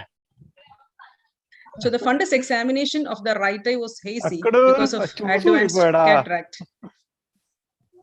OCT showed center involving macular edema, and my treatment plan changed from cataract surgery alone to phaco with intravitreal injection of anti-VEGF. This is a patient with minimal diabetic retinopathy changes and cataract. OCT showed mild non-center involving macular edema. Even this got worsened after cataract surgery, needing multiple intravitreal injections of anti-VEGF and laser. So it is important to diagnose even mild macular edema in patients with minimal diabetic retinopathy changes before cataract surgery. So after seeing this example, will you operate on this diabetic one-eyed patient with neovascular glaucoma in one eye and advanced cataract in the other eye? So the macular details were not clear on fundus examination, but an OCT showed a near normal macula, which gave me confidence in doing cataract surgery alone in this patient. This is a patient with proliferative diabetic retinopathy. Macula looks grossly normal on fundus examination, but OCT revealed a totally deranged architecture. Sometimes you may get surprises if you won't do OCT before cataract surgery. This is a patient with cataract with 612 visual acuity. The stage 3 macular hole was picked up on OCT before cataract surgery. So the surgery was deferred. The treatment plan was to reassess the patient after 3 months and to proceed with cataract surgery if the VMT got released, or do a combined surgery if it worsened. Now in this patient with minimal diabetic retinopathy changes, the features of MACTEL were picked up only on OCT. So the patient was better informed about the guarded visual prognosis preoperatively. Now let's quickly look at the data. Now in this recent study that was published in JCRS on patient management modifications in cataract surgery following incorporation of routine preoperative OCT, on 411 patients, macular pathologies were detected by SD-OCT in 40.6%. Overall, the management of 26% of patients was modified because of macular SD-OCT findings, which were either missed in 22.8% or underestimated in 3.2% by the fundus biomicroscopic examination. In this study, the 35% of patients were diabetic, and out of these, 42% percentage of patients had abnormal macular findings on OCT. Now, in this study by Wasina et al., in 614 patients, 7.2% with a normal biomicroscopic fundus examination had macular abnormalities that were identified only on OCT. These are the various studies that looked at OCT before cataract surgeries. Overlooked macular pathologies by biomicroscopic examination were found in 10 to 25% of patients in these various studies. To summarize, biomicroscopic detection of subtle macular abnormalities through cataract is challenging. OCT can pick up many of such subtle changes. OCT is mandatory in any form of diabetic retinopathy because diabetic macular edema can be there even in mild diabetic retinopathy, which is known to worsen after cataract surgery, and DME should be addressed prior to or at the time of cataract surgery, depending upon the density of cataract. OCT is part of preoperative workup of multifocal IOLs, and this is all the more important in diabetic patients who are prone to have more macular pathologies. So routine macular OCT before cataract extraction, especially in diabetic patients, helps optimize surgeon's clinical judgment, treatment plan, improved informed consent process, and to adjust patient expectations. So to the question where pre-op OCT is mandatory in a diabetic patient before cataract surgery, my answer is an emphatic yes. Thank you. Thank you very much, Dr. Sandhya and Dr. Jason. Now to Dr. Biju John, who's the rare ophthalmologist who does both cataract and retina surgery. Over to Dr. Biju as a moderator. Yeah, thank you, Dr. Arun. First of all, thank you for including me in this GME. Am I audible? Yes, sir. Yes, sir. Yeah, okay. So I listened to both Dr. Jason and Dr. Sandhya. I think both of them have presented their argument very well, very good presentations. And I'm also a primary retina patient who is doing cataract surgery. So I am probably a little biased towards retina. So in my view, whenever you are talking about a diabetic patient, you need to think of the retina first. You are primarily aiming at stabilizing the retina. Any retinopathy, you need to find it out. We need to stabilize it, and then think of the rest of the management. So my this thing is that you need to do whatever investigation is actually needed for that. And I would probably agree with Dr. Jason in his take on cataracts, dense cataracts.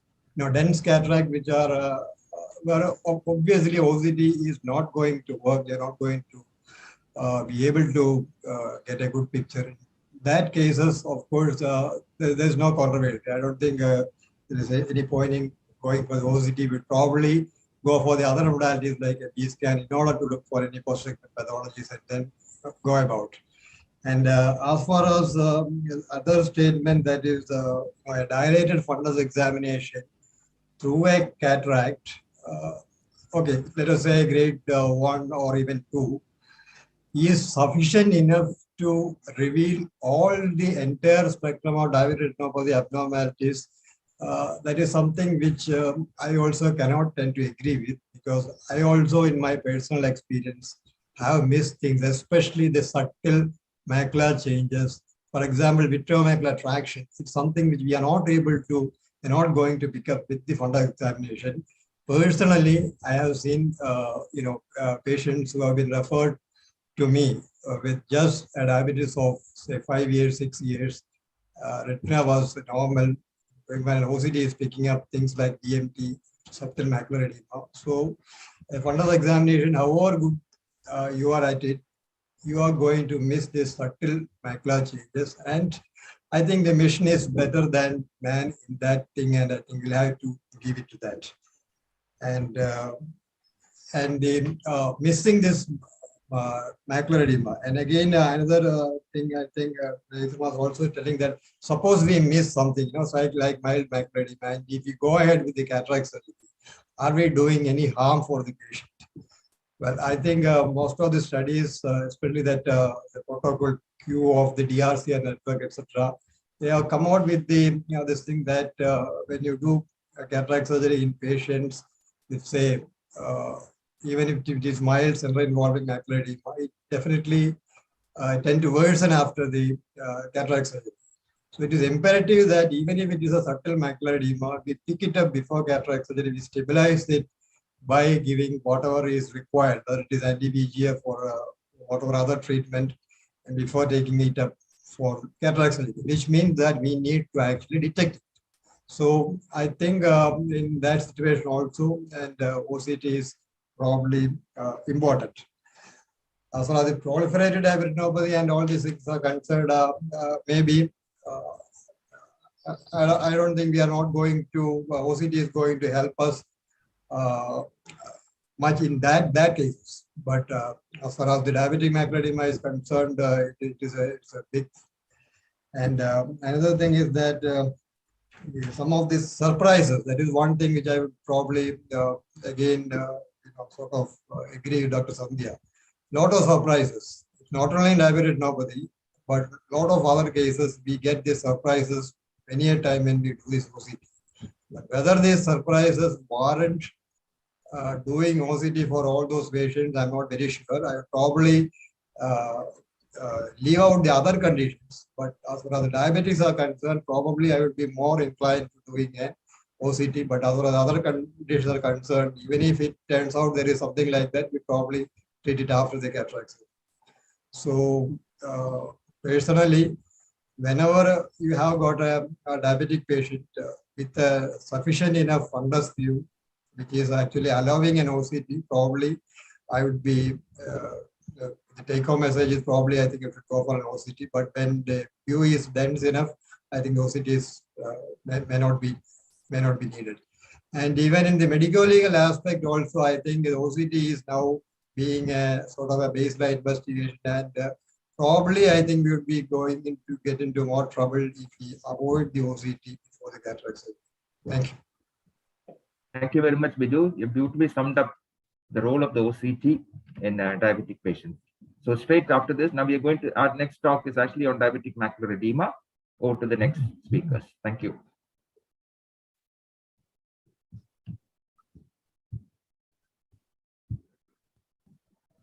Diabetic macular edema, which will be my preference. The veterans speaking on the topics is Dr. Gopal S. Pillai. He is a senior consultant and professor and HOD of Amruta Institute of Medical Sciences, who is currently the General Secretary of KSOS. He will be speaking on the innovators.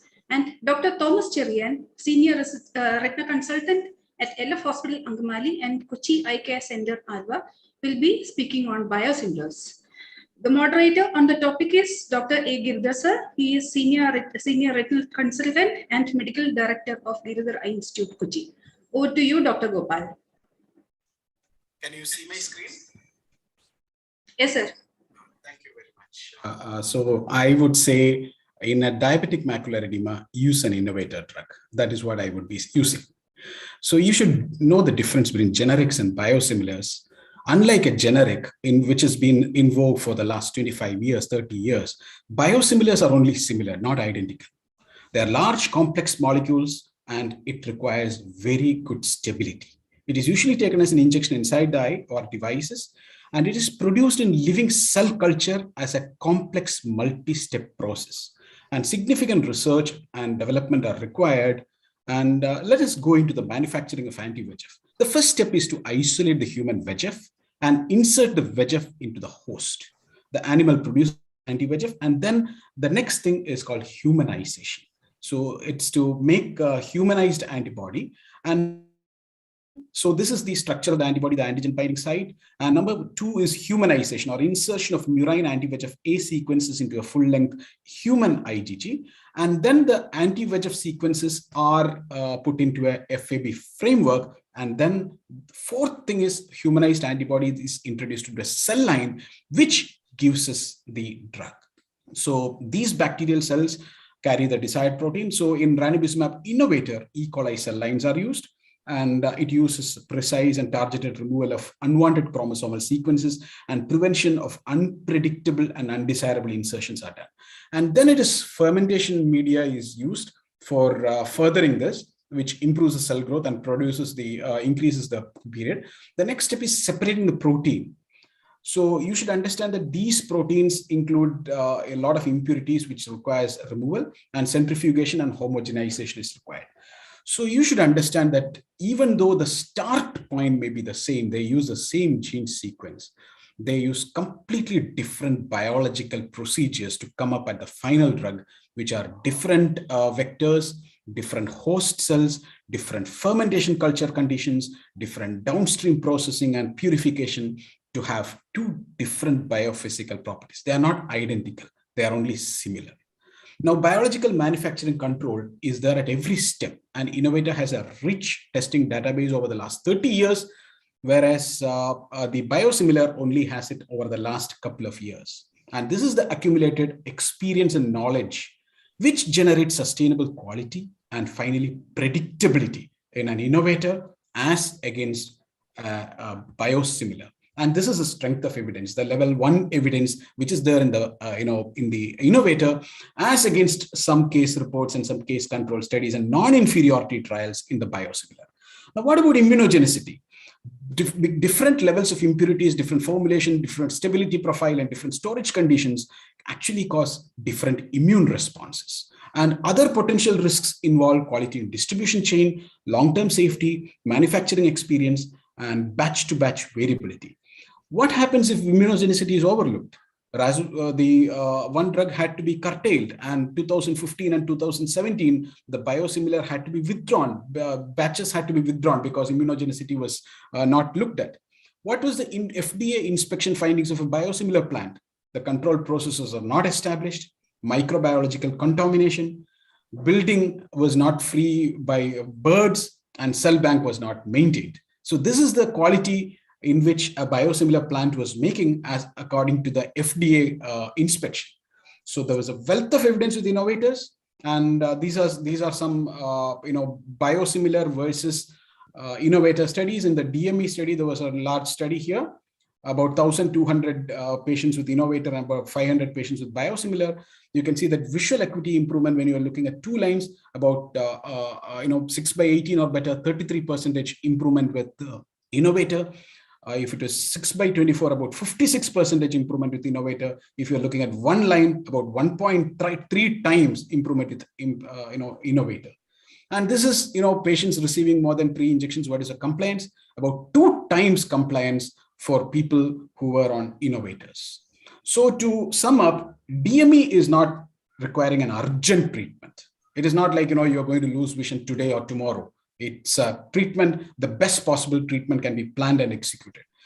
If the biosimilar is available at 25% of the cost of innovator, it would be difficult to judge between them. But right now, when you want the best, consider safety, efficacy, trials, proofs, real life studies, wealth of data, and finally value for money.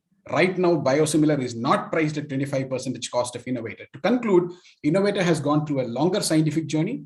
It has been manufactured under more stringent environment. Smaller non-inferiority trials for biosimilars is one indication. In one indication is what is driving us. Efficacy shows slightly inferior, but not statistically significant. Reverse engineering strengths of each company is tested differently, and safety data not so much documented. Cost of biosimilar is not low to shift out. Thank you very much. Over to Thomas. Thank you very much, Gopal. Over to Dr. Thomas Cherian. May I share my slide? Yeah, please.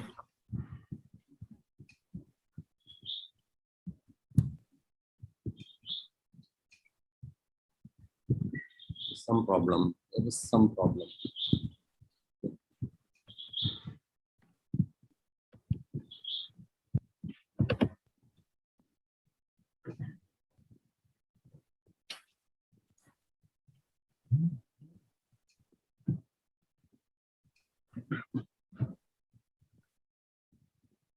My slides are there on my computer, but is it coming there?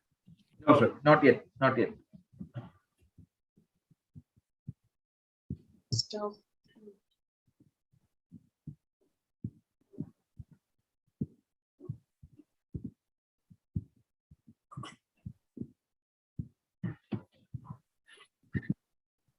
Okay, I don't think that will be rectified. Let me speak without. Yes, sir. Yeah, sure. slides if you want. I want to, Thomas. Yeah. You can mail me the slides. Mail, okay, that I'll do later. Right now, let me see. I'm taking some time for that.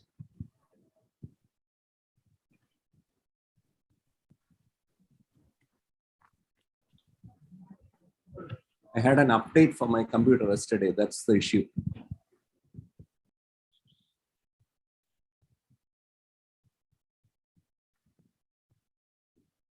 Thomas, if you can mail the slides, I can show it.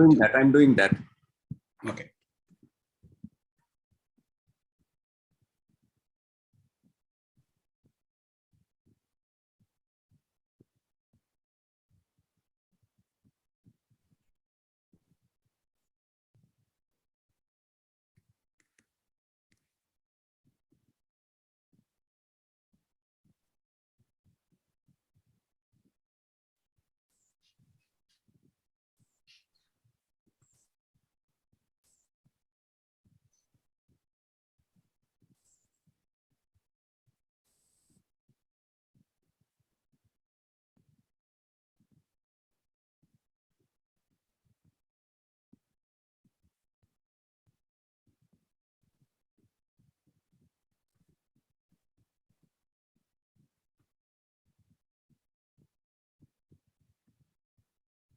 Well, it's come to you.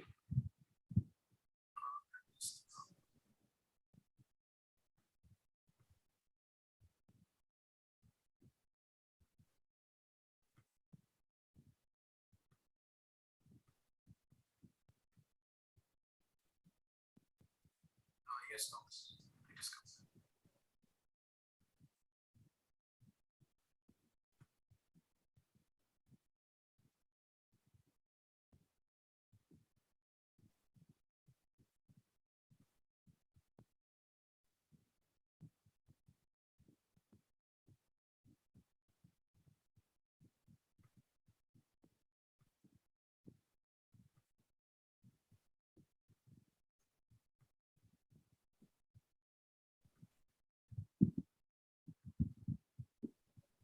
Can you see the screen?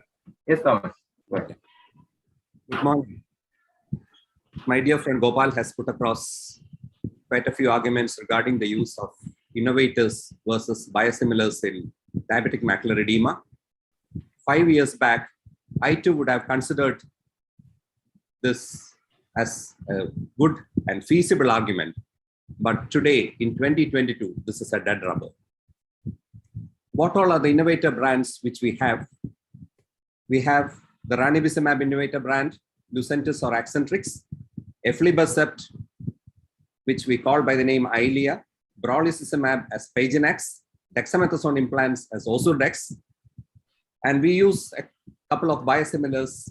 We have ranibizumab, quite a few are available in the market. Eflibercept biosimilars are under trial, and we do have off-label drugs which are Avastin, Zaltrat, and Triamcinolone. In fact, nobody knows whether it's an innovator brand or an off-label. When you call it Tricot or Kinacot, it is off-label. When you call it Toracot, it's something like an innovator brand. That's what they claim. Okay, next. So what are biosimilars? In preclinical studies of biosimilars were completed in 2012. The phase 3 clinical trials were started in 2013, and the DCGI approval for marketing authorization were available in 2015. That's 7 years now. And we have a whole lot of clinical evidences regarding the biosimilars, biosimilar Razumab, which was in fact the first biosimilar for ranibizumab anywhere in the world. These studies are there for wet AMD, DME, retinal vein occlusions, all those conditions where we use an anti-VEGF agent. And more than 1,100 patients were enrolled in the various prospective and retrospective studies of Razumab. Next one. The clinical study phase 3 concluded that ranibizumab manufactured in India has comparable efficacy profile compared to Lucentis in the treatment of wet AMD patients. And as regards the safety and immunogenicity, ranibizumab managed manufactured by Intas as well as Lucentis were found safe and well tolerated in the study population, and all samples were found to be negative for anti-drug antibody against ranibizumab. Next one. And these were all the characters where Razumab was compared with Lucentis, and all these characters regarding the primary structure, secondary structure, the tertiary structure, the purities and impurities analysis, and functional analysis, all these, both the brands were matching. Next one. There were a couple of adverse drug reactions in the initial stage of using the Indian biosimilar for ranibizumab. A couple of cases were reported, but the cases were resolved within 3 to 5 days with topical and systemic steroids. And post these adverse drug events in incidences, additional gel filter was added in downstream manufacturing process, and fresh ultra pure polysorbate was added in the drug process product manufacturing process. Next one. Please click once again. So an additional gel filter was added here in the ultrafiltration and diafiltration process to the filtration of the bulk through a 0.2 micron filter. Next one. Please click once again. And a fresh ultra pure polysorbate was also added, which settled all the problems of Razumab, which was there in the initial few batches. Next one. While the newest innovative drug which is available, that is regarding brolucizumab or Paginax, as we call it, has not yet been properly addressed by the manufacturer. So where do we stand now? What is safe, innovator or the biosimilar? Any innovator drug which has come to the market first in the first 1 year gets an approval for a DME, while a brolucizumab or Paginax is yet to get an approval for DME because of the safety concerns. Next one. The reenact studies, the reenact 1 and 2 studies also show the long-term efficacy and safety of biosimilar versus the innovator drug. Next one. And these are a couple of reports available regarding comparison of the innovator drug and the biosimilar. The biosimilar intravitreal ranibizumab for DME, neovascular AMD, and macular edema secondary to retinal vein occlusion was tolerated over a month with improvements in best corrected visual acuity and central macular thickness without detectable ocular and systemic toxicity. Next one. These are the Indian studies, again showing the efficacy and safety of the biosimilar. Next one. Another study from India showing the efficacy and safety of biosimilar. Next one. In fact, all these studies are from India because the first biosimilar was produced in India, and India is the market for biosimilar anywhere in the world. The VRSI survey conducted in 2018 also showed that majority of respondents were available of biosimilars, and there's an increase in the use of biosimilar from 2018 to 2020. So these are the two studies. That means all our surgeons are getting more and more confident with the use of biosimilars because it is efficacious and safe. Next one. So a biosimilar is the need of the hour. Efficacy and safety are as good as the innovator drugs. The safety is way ahead of off-label drugs. I'm sure that if someone uses only innovator and not biosimilar, then he's using off-label drugs for those patients who cannot afford. A biosimilar stands legal scrutiny. It has an approval of the DCGI. DME is a condition with no definite endpoint. You need multiple injections, and the Indian population pays out of their pockets. And for your information, a biosimilar is now available at 25 to 30% cost of the innovator drug. Thank you very much. Thank you very much, Dr. Thomas. Over to Giridhar, sir. Thank you, COC, for putting me in this panel. Thank you, Gopal and Thomas, for this very nice debate. I think both of them have presented their cases very well. Gopal, as usual, is a good debater. A good debater is one who is able to confuse the audience. And his slides had so much of matter that by the time you read the first line, he moves on to the next slide. So you really don't know what exactly he is telling you. But nonetheless, I think both the debaters did extremely well. And I think they will agree with some of the points. I'm just summarizing. I don't want to waste too much of my time, your time rather. Number one is the role of biosimilars has definitely changed over the last 3 to 4 years. All of us are using biosimilars quite extensively. The only biosimilar that we have is Razumab, that is for ranibizumab. So the problem is we do not have any major RCT trials comparing biosimilars and innovators, and we'll never have. So that's unfortunately the way the pharmaceutical industry works. So that, we always can keep on debating. But we know now that based on our experience, that the safety and efficacy of biosimilars is reasonably comparable to at least the innovator molecule, that is the ranibizumab, that is Lucentis, because we are comparing Lucentis with Razumab. I mean, that's the only biosimilar we have. So I think the safety element is initially a lot of apprehension, but that apprehension has gone down over the years, reduced. And I think now we are able to inject the biosimilar much more confidence and with much more efficacy than what it was. So having said that, what is the role in DME? In DME, I think when you want to use a biosimilar, we choose patients who are not in a position to use the innovator molecule, because DME is a chronic disease. We need to keep injecting these patients over a period of time. We want patient compliance also, not only the result, but also the patient compliance. Looking at that and looking at unfortunately, the socio-economic situation becomes the criteria for selection of patients. So if I have a well-to-do patient, I'm not going to give a biosimilar. I'm straight away going to give an innovator. And if I give an innovator, I'll give the best innovator molecule that's effective for diabetic macular edema. So basically, yes, there is a definite role for biosimilars today in medical retinal practice. It's much safer than what it was earlier. There are a specific group of patients who are benefiting from these biosimilars.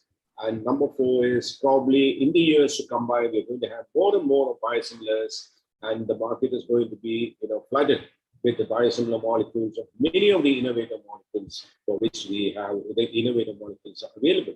I'm glad that Thomas brought about the role of brolucizumab and the apprehensions that we have even today with brolucizumab. We don't inject brolucizumab, which is an innovator molecule, with a lot of confidence. Like I never like to give brolucizumab in a one-eyed patient. But today I'm quite probably confident enough to give a biosimilar Razumab in a one-eyed patient, which I was not in a position 2 to 3 years ago. So that's the situation now. So biosimilars definitely have gained strength in medical practice, and definitely they have a specific group of patients who are likely to benefit the biosimilars in management of DME. Thank you. Thank you very much, Gidhar sir. I think you said you sort of summed it up beautifully. Thank you very much, speakers and Gidhar sir. We hope over to the next session. Thank you.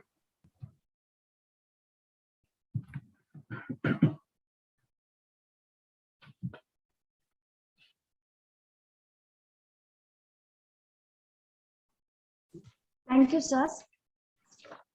The next case scenario is that of a visually significant cataract with occludable angle and normal IOP. Dr. Jacob Matthew, Medical Director and Senior Consultant at Dr. Jacobs Eye Care, Kochi, will speak about managing the case with cataract surgery alone, while Dr. Manoj Prathapan, Assistant Professor and Glaucoma Consultant at Amrita Institute of Medical Sciences, Kochi, will speak about managing the case with a peripheral iodotomy first and then cataract surgery.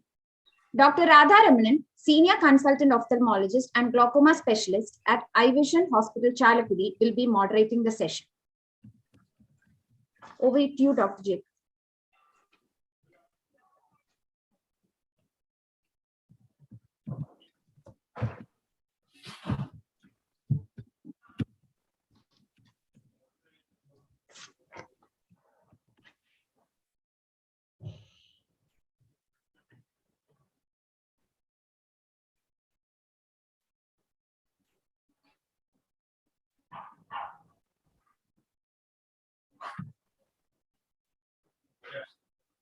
Can you hear me?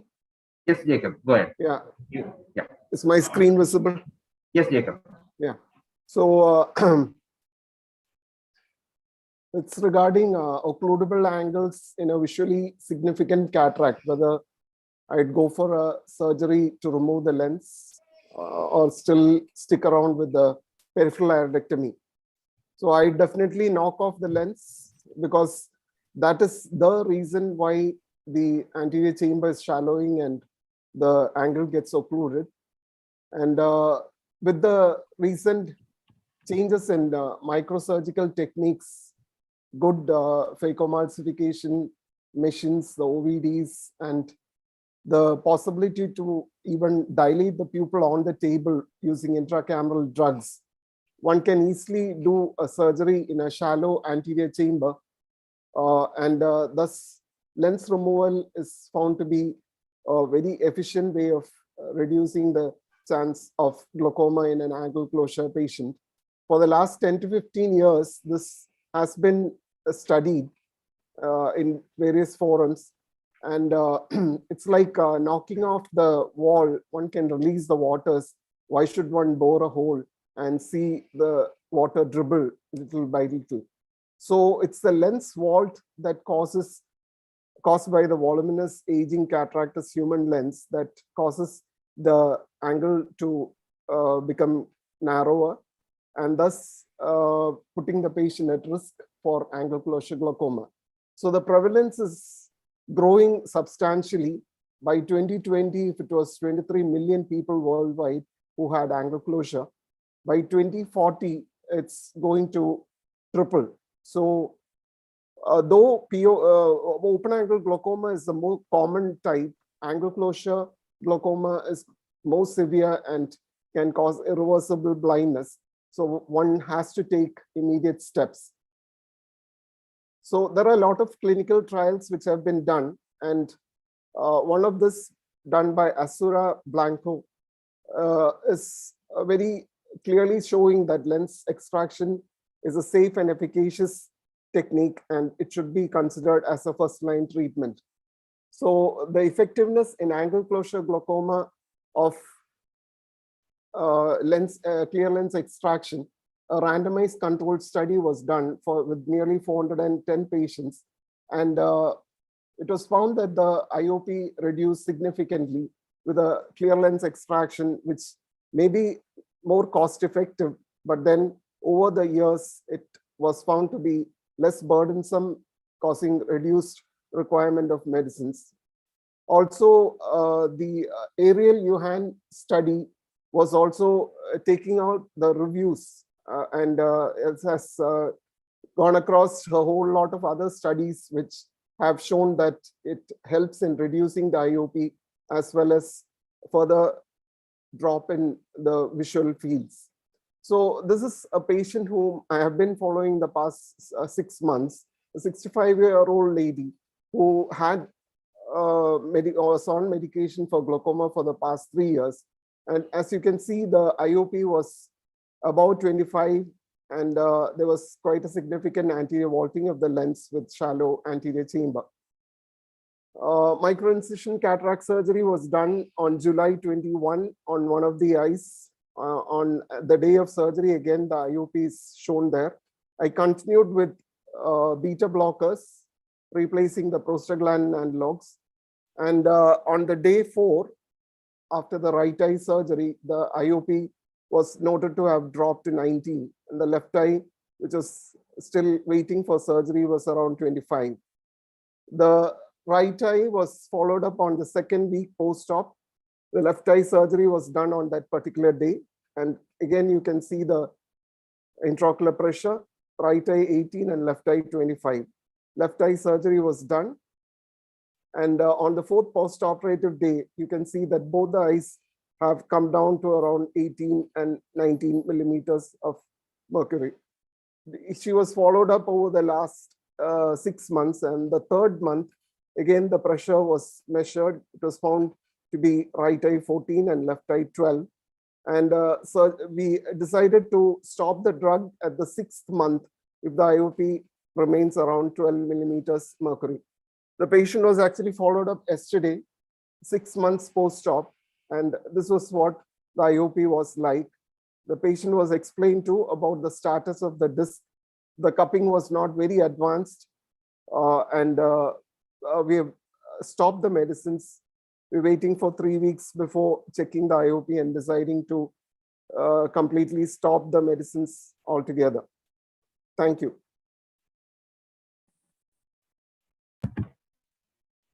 Thank you, Dr. Jacob. Over to Dr. Manoj now, please. Thank you, sir.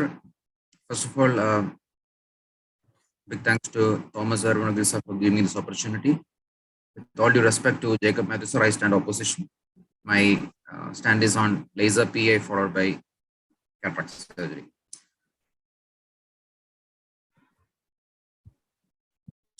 So let us get the question correct. This is a 60-year-old person with a visually significant cataract with normal intraocular pressure and occludable angles on gonioscopy. So what we call as a primary angle closure suspect. What are the choices that we have? The two choices given to us are, one is YAG PI followed by cataract surgery, and other is directly a cataract surgery. Of course, there's a third choice which the patient may opt to, which is not to do anything. So why is there this question? We all know from the analysis study and ZAP study that we don't need to do prophylactic PIs for primary angular suspects anymore, so it doesn't give much benefit. So this question is because the laser PI is not intended as a disease modifier for angle closure disease. So cataract surgery is a definitive cure for pupillary resistance. The purpose of PI is to facilitate a dilated eye examination. So to redefine the question, should we do a dilated eye examination prior to cataract surgery or not? Let us go through a couple of cases. This is a 75-year-old lady with occludable angles and visually significant cataract who underwent cataract surgery without a fundus examination. The doctor and the patient had high expectations, but the post-op vision, the vision improved only to 6/24 from a preoperative vision of 6/60. The cause is an age-related macular degeneration, which was missed because a fundus examination was not done because of undilated pupil. So the opposition may say that a GARDA visual prognosis can be taken prior to surgery, which can prevent any potential litigation. Anyways, the decreased visions are not always long cataracts. There may be associated or other pupillary, disc changes or macular changes. The pupil examination and B scans are poor tools in detecting macular pathologies. Let us go to the next case. This is a 75-year-old chronic diabetic with a visually significant cataract and occludable angles with a best corrected visual acuity of 6/60 who underwent cataract surgery. The surgery went uneventful, but on post-op day 1, visual acuity has dropped down to hand movements. Now, what is the cause? It's a vitreous hemorrhage. An undetected underlying proliferative diabetic retinopathy has led to a vitreous hemorrhage. Now, a GARDA visual prognosis taken preoperatively cannot satisfy a drop in vision for this patient. More so, this problem could have been completely prevented if the surgery was done under the cover of an anti-VEGF agent. So laser PI is done to facilitate a dilated eye examination, a detailed disc and macular exam. It is important to rule out retinal causes for decreased vision and to prognosticate cataract surgery. Is peripheral retinal evaluation a routine in preoperative cataract workup? What about the lens? The anterior capsular calcifications, posterior polar cataracts, the grade of the nucleus, subtle subluxations of the lens and zonular weakness, especially in occludable angles, which we see in pseudoexfoliation and post-trauma. Laser PA is a very safe and simple procedure and available in most eye hospitals. So let us look at the pros and cons of doing a laser PA first and doing a dilated detailed examination. It gives a complete understanding of the patient condition, better patient awareness of the disease, which can prevent litigations, better surgeon preparedness to manage potential complications during surgery for better outcomes. What are the cons? A mild additional expense to the patient and a slight delay in definitive management. So considering the pros and cons, the pros outweigh the cons, and my stand is to first go for a laser PI, then a cataract surgery. Thank you.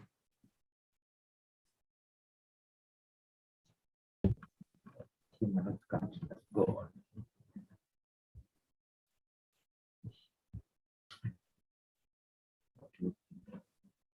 Our internet connection is unstable. Video turn off. Video.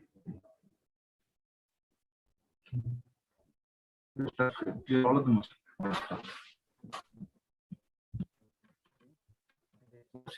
They should be about.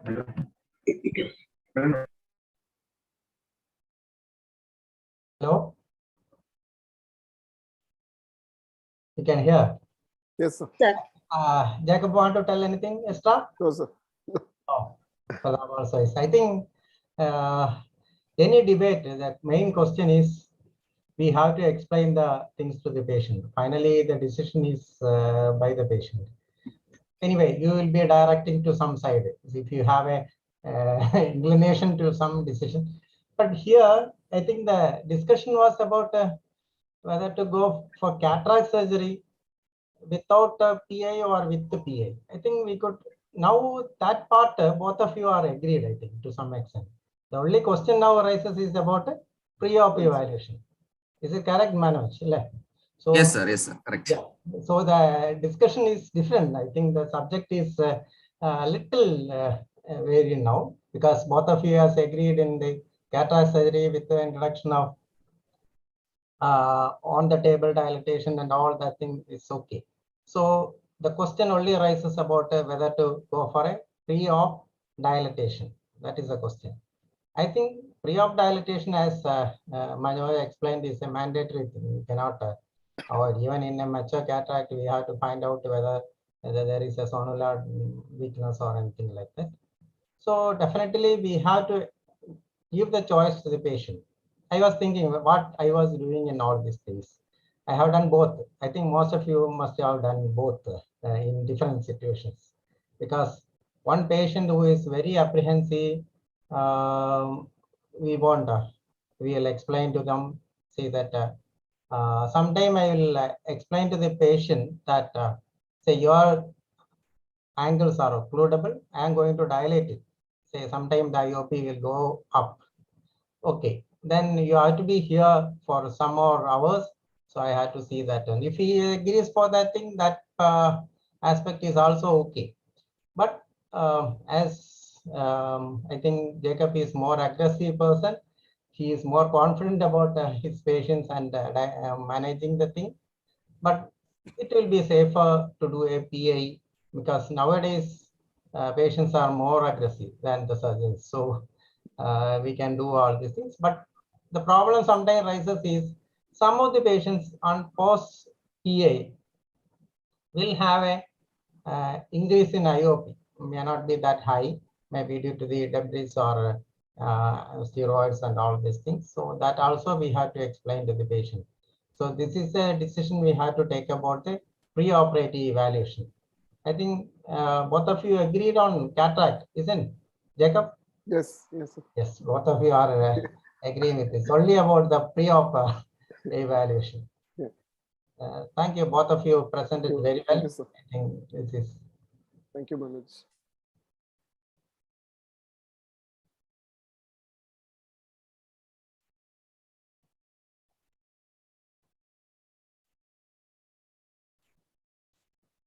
Thank you, sirs. Our next topic will be, suppose a 10-year-old boy comes with progressive myopia and he's having online classes. Will you give a low dose atropine or not? Dr. Satish Thomas, professor and HOD at Believers Church Medical College, Tiruvalla, says a bit no. Whereas Dr. Reshmi Bhaskar, consultant pediatric ophthalmologist at Chaitanya Eye Hospital, Trivandrum, says yes. The moderator will be Dr. Laila Mohan. She is a consultant senior pediatric ophthalmologist at Comcast Eye Hospital, Kozhikode. Over to you, Dr. Thomas, Dr. Satish.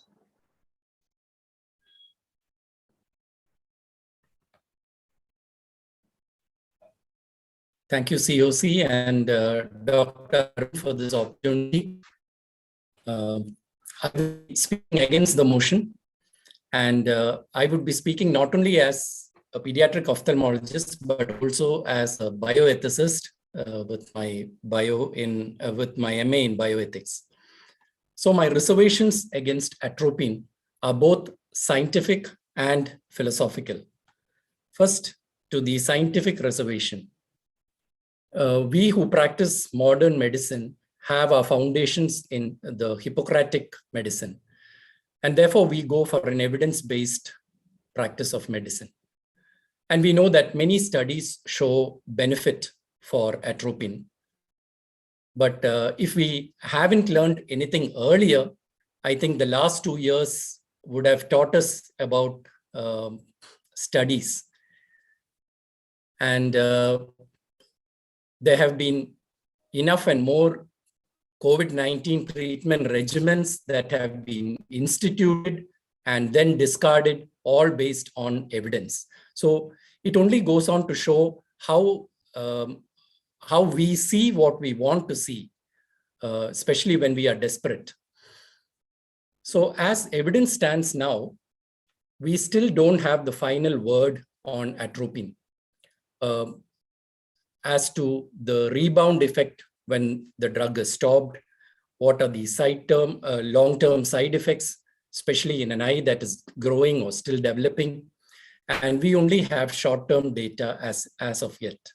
So the evidence that we have on this topic is not robust as of today. There are far too many unknowns. We do not know the proper mechanism of action. How exactly does atropine act in this case, in myopia? We do not know yet the ideal dosage.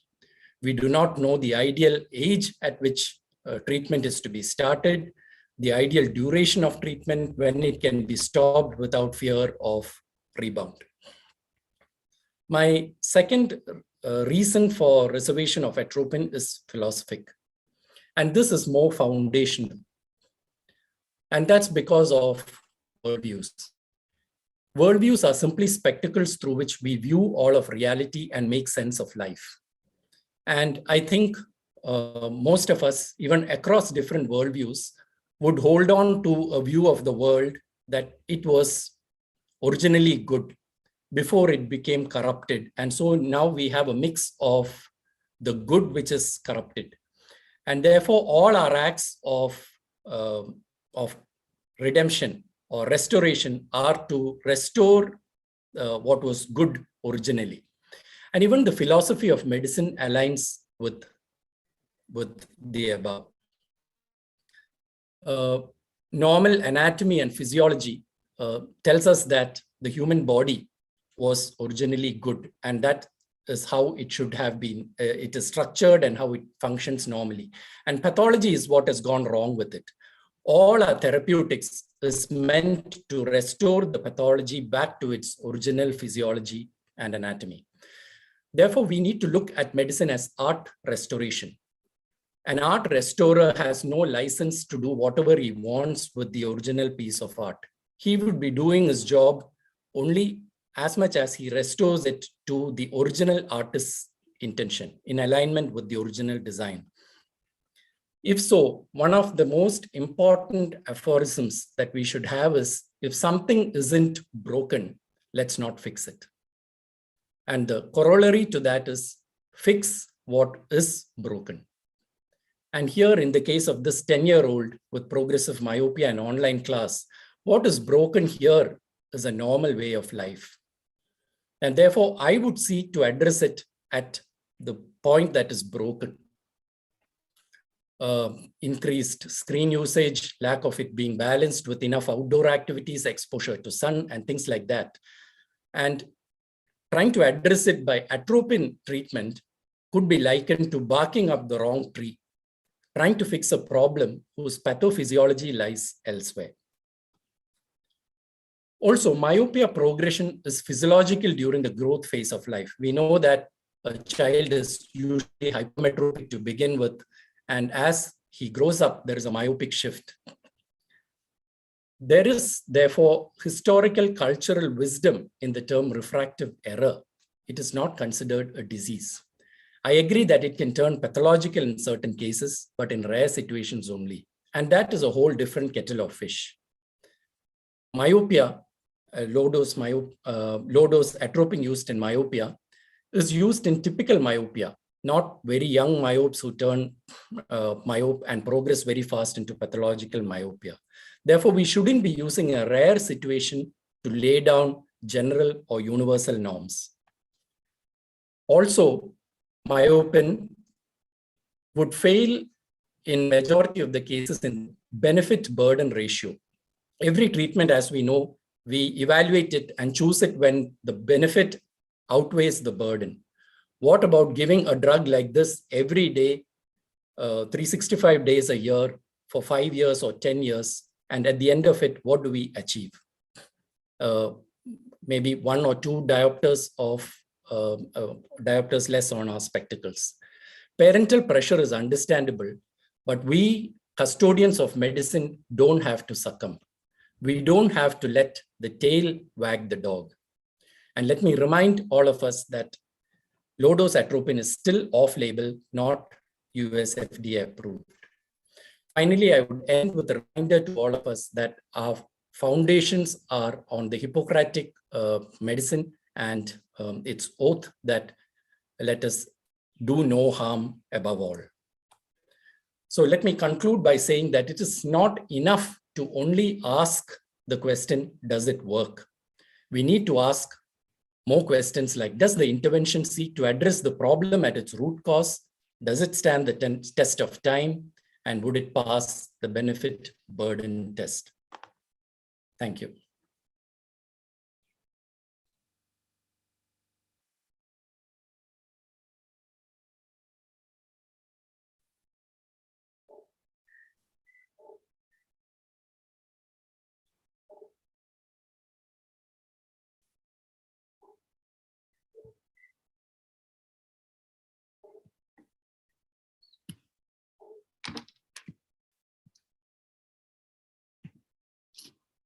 I will, yeah, I also, yeah. Hi, now I invite Dr. Reshmi to speak about atropine.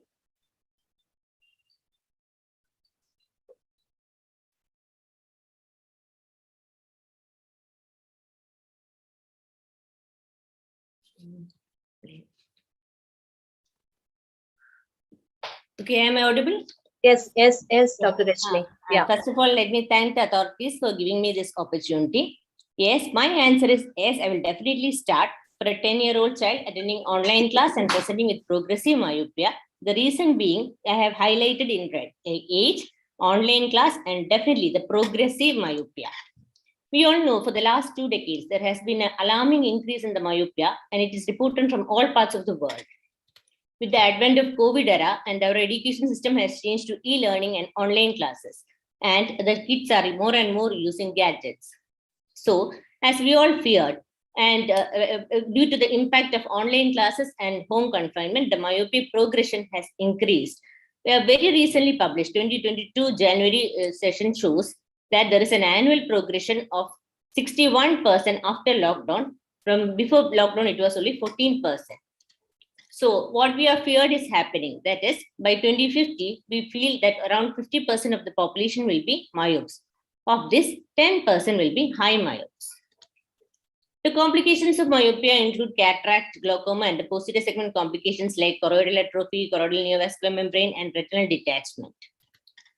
When the myopia is increasing, you can look at this chart and see when the level of myopia is increasing, the number of times the posterior segment complication is increasing is also tremendous. So even a 2 diopter difference makes a difference if there is a -3 diopter to -4 or -5 diopters.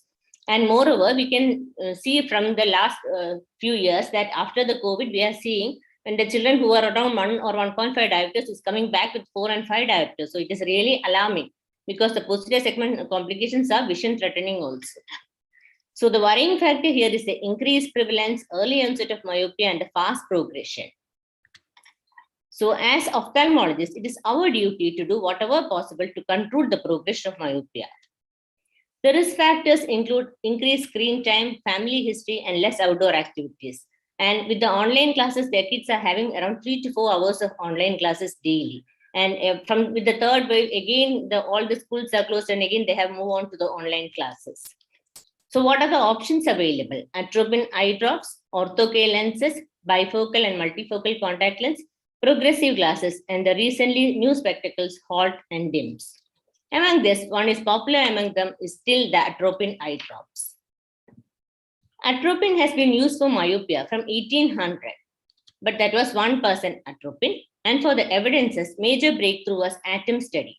ATOM 1 study used 1% atropine. That was not accepted to us.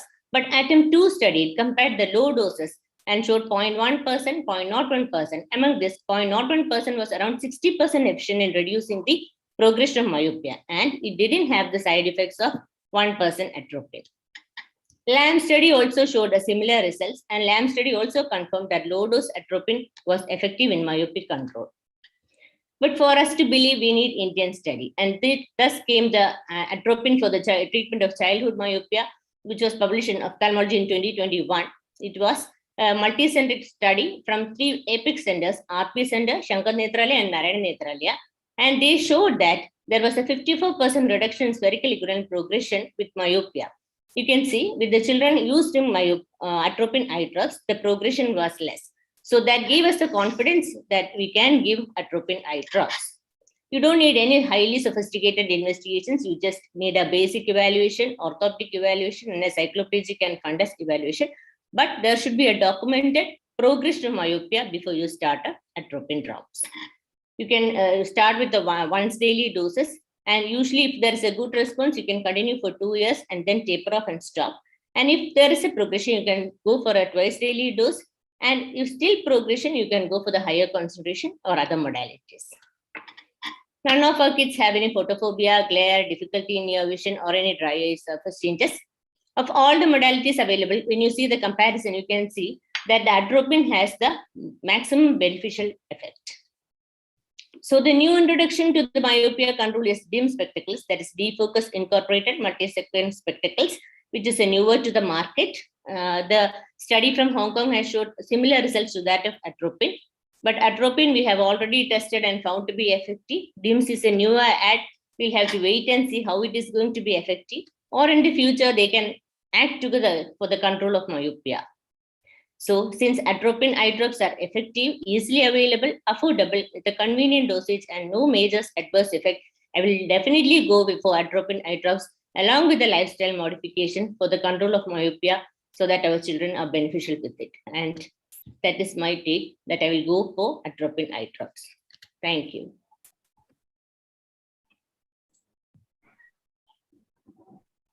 Okay. Dr. Laila.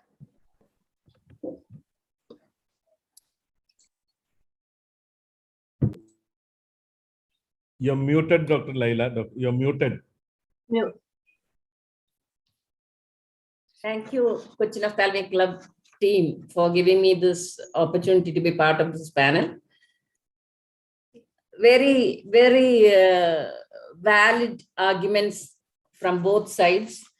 As Dr. Satish has pointed out, there are too many unknowns still and I do agree that there is no hard and fast evidence that this is the way to go. And from the philosophic part of what Dr. Satish has said, restore what is good.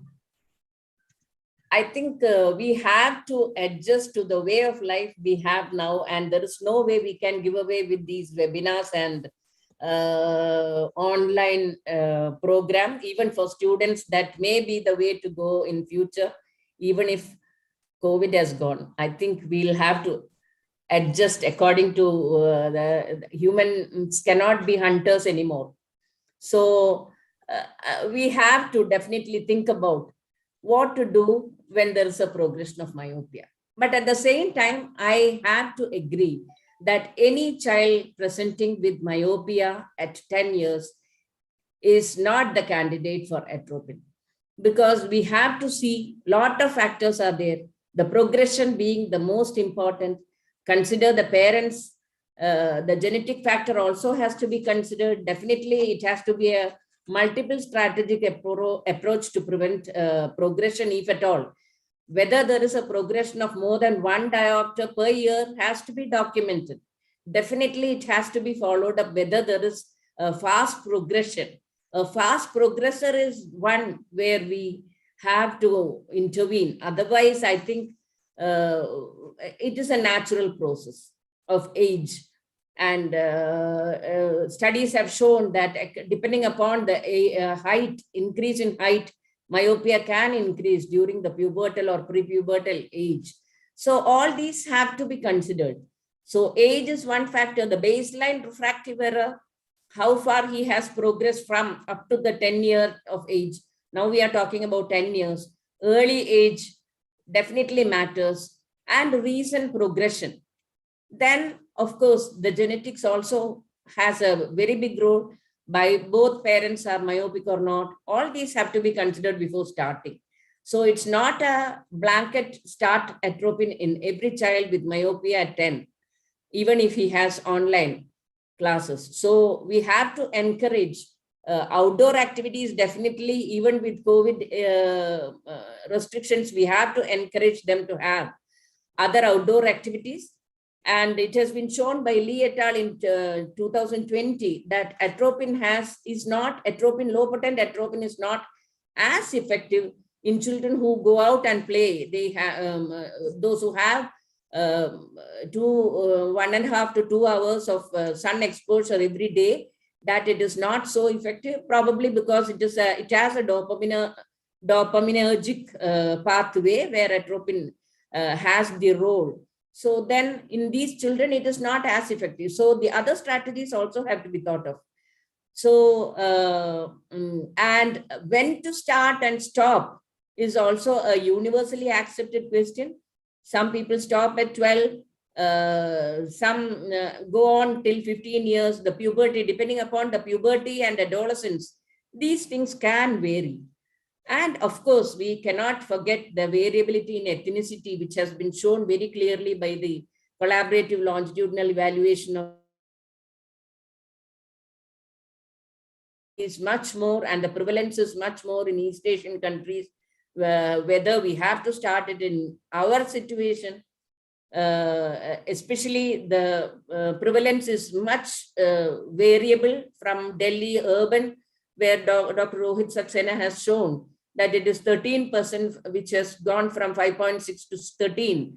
And in our Kerala, it is not so very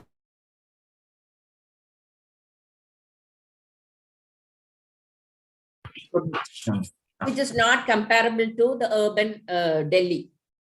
And a lot of studies have shown that it is not, it is definitely higher than what it was before. So the near work and online classes may have a role to play, but it's not as high as in East Asian countries of 60 to 70%. And the variability of concentration of drug, which has a role, and rebound effect, all these things have to be considered. So we cannot give up the whole thought of not doing anything. When a parent comes, both of us are myopic. I have had LASIK and I've had retinal detachment surgery, and the parent comes and says, my child is myopic. So depending upon when the age, what is the age at which he had myopia and the progression, we have to decide whether we have to start atropine or not. I think I definitely do emphasize that when to start is a question. It is not a blanket for all children with myopia at 10 and online classes. This is my opinion.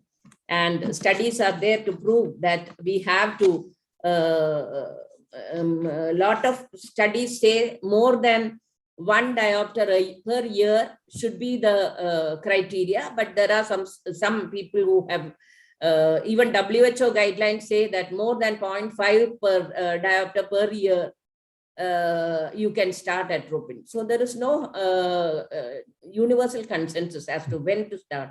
But definitely when there is a fast progressor with a genetic predisposition, I think we do have now at least something to do in our armamentarium.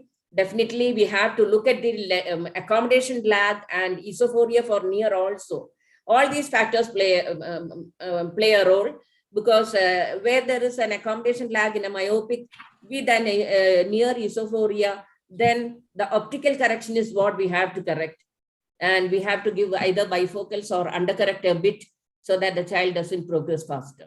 So it's not atropine in those cases. So we have to look at all these factors before deciding which of the strategies we will choose. Thank you. Thank you very much, madam. Thank you very much, Dr. Satish and Dr. Rishmi. Thank you. I think it's a very interesting discussion, and I think we have to decide case by case and use where appropriate. Thank you very much. Now we go to the inaugural ceremony. Over to President Sachkumar sir. Thank you, Arun. Good morning, everybody. We have come to the formal inauguration of the Dr. Noel Moniz lecture to 2022 and the CME held along with it. We will start the proceedings with a short silent prayer. Okay?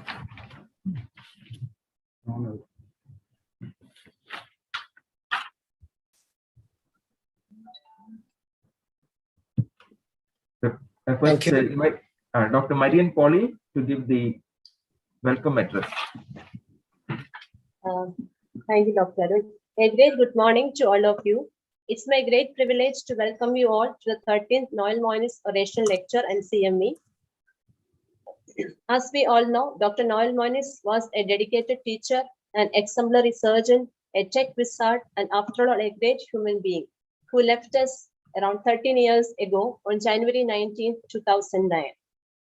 Cochin Ophthalmic Club has initiated the CME in honor of him.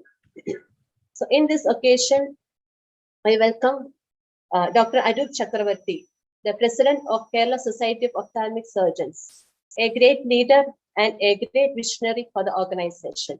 A warm welcome, sir. Today, we are graced by the auspicious presence of Dr.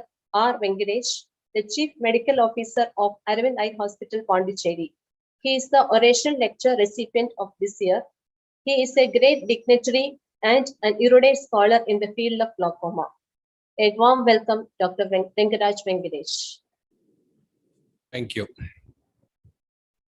Now I welcome Dr. S. Shashikumar, the President of Cochin Ophthalmic Club, a great guiding force, a source of inspiration, and a great support to all of us. Welcome, sir. Now I invite Dr. Professor Andrew CV, the Professor and Head of the Department, as well as Vice Principal of Jubilee Vision Medical College, Thrissur, who has kindly consented to rekindle his fond memories about Dr. Noel Moniz. A warm welcome, sir. Thank you.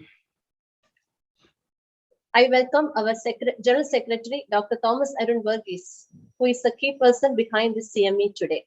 Welcome, Dr. Arun. I extend a great welcome to all the faculty members who has taken all the efforts to spare their precious time and to share the precious knowledge which they have with us today. A great welcome to all the faculty members.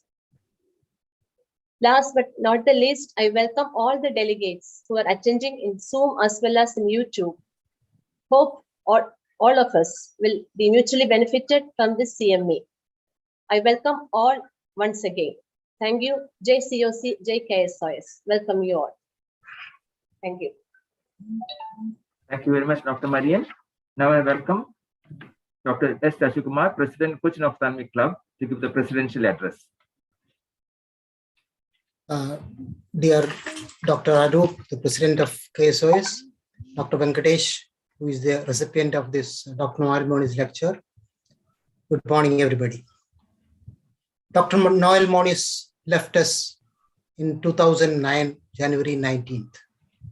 And long before we all dreamt of this digital era, where computers have infiltrated every facet of our life, Dr. Noel tried to bring in digital technology to our conferences and CMEs.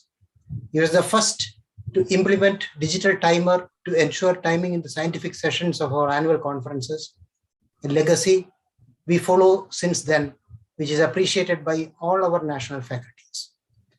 If he were alive today, he would have excelled in the digital academic world in this COVID era. He was a clinician and ophthalmic surgeon par excellence, a passionate teacher, and would leave an indelible impression in the minds of every person he interacted with. His surgeries had the grace we saw in a southpaw. He had the unique skill of gathering all the technical details of any new gadget or machine, enabling him to ask so many queries, much to the embarrassment of the service engineer. His untimely death at the prime age of 51 was a shock not only to his friends, family, and peers, but to everyone in the ophthalmic fraternity of Kerala. His friends and well-wishers in LF Hospital and Cochin Ophthalmic Club started this lecture award, which was presented to stalwarts all over India. It started as an hour-long session in 2010, but upgraded itself to a one-day CM. Of the 13 people who were selected for this prestigious award of Cochin Ophthalmic Club, 10 were glaucoma specialists, 2 cataract surgeons, and 1 cornea and refractive surgeon, reflecting the fields of interest of Dr. Noel. In 2010, the award was given to Dr. G. Chandrasekhar from Hyderabad. In 2011, it was Dr. Sridhar Rao from Chennai, then Dr. Andrew Braganza from Vellore, Dr. Professor V. Velayudham from Chennai, Professor Ramanjit Sihota from Delhi, Dr. Prema Padmanabhan from Chennai, Professor Ritu Arora from Delhi, Dr. Ramakrishnan from Tirunelveli, Dr. Susan Jacob from Chennai, Dr. Ronnie George from Chennai, Dr. J.K. Reddy from Coimbatore, Dr. Devendra Sood from Delhi, and this year, Dr. R. Venkatesh from Pondicherry. This year, we are fortunate to get Dr. R. Venkatesh of Aravind Eye Care System Pondicherry as the lecture recipient. His contributions in the field of glaucoma management and education are immense. We have selected controversies in ophthalmology as the theme for this year's CME today. We also have case presentations in glaucoma in the afternoon, which will benefit the postgraduates in particular. Cochin Ophthalmic Club has always been in the forefront of academic, social, and community awareness activities, which we continue even in this COVID pandemic, where there are a lot of restrictions to physical gatherings. Actually, we were planning to hold this program as a physical meeting, but Omicron sabotaged it. Today's lecture and CME will be available in the YouTube for anyone to access at leisure in the coming days. We will definitely continue to be an important part of KSOIs to carry on with the ambitious projects of our President, Dr. Arup Chakrabarty. I take this opportunity to congratulate Dr. Venkatesh, who is the proud recipient of the Noel Moniz Lecture 2022. I also thank all the faculty for the CME for enriching the academic content with their presence and active participation. I am sure the delegates who follow us in the various digital platforms will widen their knowledge listening to these experts. I thank my team led by Dr. Arun and Dr. Marian who organized this program and sincerely hope that you will all enjoy the CME as much as we enjoyed organizing it. I now invite Dr. Arup Chakrabarty, the President of KSOIs, to formally inaugurate the 13th Dr. Noel Moniz Lecture and the CME on controversies in ophthalmology. Over to Dr. Arup. Good morning, friends. Thank you, Cochin Ophthalmic Club, led by none other than Dr. Shashi Kumar, and the other very active members, Dr. Siju, Dr. Thomas, Arun Varghese, and Dr. Marian Pauli. Today was supposed to be the venue inspection for Drishti 2022 in Calicut, and we are planned to be there, but as Shashi just mentioned, today is a lockdown day, so that had to be cancelled. And that is the reason I'm so proud and so privileged to be present for this prestigious meeting and inaugurating it. Cochin Ophthalmic Club has been at the forefront of academic activities and all sorts of innovative activities from the days of yore. And this is yet another effort by them. The last 2 pandemic years, they have done a great job. And I think the same trend is being continued and maybe being amplified under the new leadership. So congratulations, Cochin Ophthalmic Club, for leading the way and showing and leading by your example as to how best to utilize the pandemic years in terms of academics is concerned. I would also like to thank Cochin Ophthalmic Club to select the topics and select the speakers. Actually, one of the presidential projects this year was controversies in ophthalmology sessions, as well as a PDF compilation and a book compilation. So thank you, Cochin Ophthalmic Club, for taking my idea forward. And I see a wide array of very interesting topics and very able speakers, dealing with those topics. As regards Dr. Noel Moniz Oration Award, Dr. Noel, of course, all of us know he was a very great individual, great surgeon, great person, a great visionary, and he left us too early. And in his memory, we have installed this Oration Award. And we cannot have a better person than Dr. R. Venkatesh getting the award this time. Venkatesh, on a personal level, had been my student both at the undergraduate level as well as at the postgraduate level. And now he has become a very, very progressive leader at one of the branches at Pondicherry at Arvind Eye Hospital. So congratulations, Venkatesh, for being selected for this award. And I'm sure you're going to deliver a great lecture. And I would also like to welcome all the viewers who make this program very successful, the organizing committee, the faculty for taking your time out, preparing for these lectures to give us a very memorable event. Wish you all the best. Thank you very much. Thank you, Dr. Arup. Now we will have Dr. Andreas from Trichur, who was the closest friend of Dr. Noel during the days at LF Hospital. He will be sharing his fond memories with Dr. Noel Moniz. Over to Dr. Andrews. Thank you, Dr. Shashi. So Dr. Noel Moniz, my fond memories. So Dr. Shashi, Dr. Mariam Boli, and Dr. Adu has already given a short, brief discussion about Dr. Adu. I think this, Dr. Noel, sorry. So this August audience of COC as well as KSOs, there is no need of introducing Dr. Noel Moniz. But for youngsters or newcomers, I will be remembering my beloved colleague, Dr. Noel Moniz, which is a tribute to a great personality. Dr. Noel was born in December 1958 in Bangalore. His parents are Mrs. Rini and Dr. T.B.F. Moniz. Unfortunately, he died at the age of 50 in January 2009. So his father as a medical officer at Travancore Cochin Chemicals, Elur, Alua. So naturally, Noel has his schooling at Kalmasheri and Ernakulam. But his MBBS and PG he had done from Kasturba Medical College, Mangalore, and he is passed out in 1985. Then he entered into Kerala Ophthalmic Fraternity. He joined as a trainee at Little Flower Hospital under the guidance of our respected Tony Sir in February 1986 and worked at LF till 2008. As Shashi has already told, I was been fortunate to work with him for 17 years at LF Angamali from 1986 to 2002. Noel has a training in glaucoma and cornea from Moorfield Eye Hospital, London, as well as a fellowship in anterior and posterior segment surgery under Professor Wrench at St. Vincent's Hospital, Germany. He also underwent training in phacoemulsification at Singapore National Eye Center. At Little Flower Hospital, Angamali, he was in charge of glaucoma clinic, his favorite subject. But he was also a renowned anti-segment specialist interested in glaucoma, refractive surgery, phaco surgery, as well as cataplasty and squint.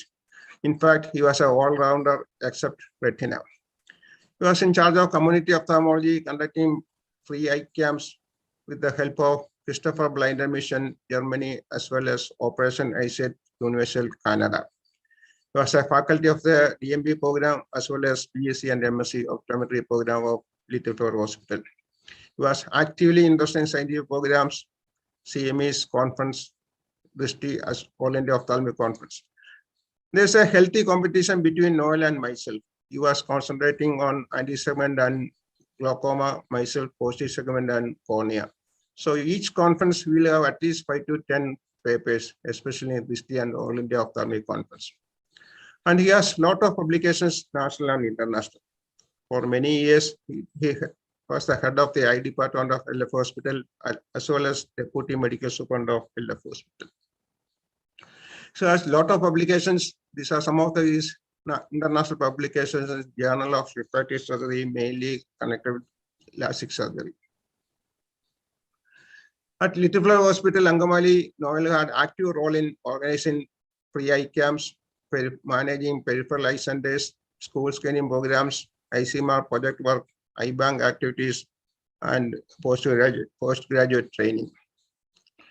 So these are some of the blue photos we have taken that time, long back 20-25 years before at Little Flower Hospital, Angamali. And that days, we used to conduct free eye camps from Kanyakumari to Kasaragod. So every weekend we will be leaving in our bus. So these are some of the eye camp photos. We are relaxing memories with Dr. Noel Moniz. He was actively interested in ophthalmic organizations. He was the secretary of Coaching Ophthalmic Club.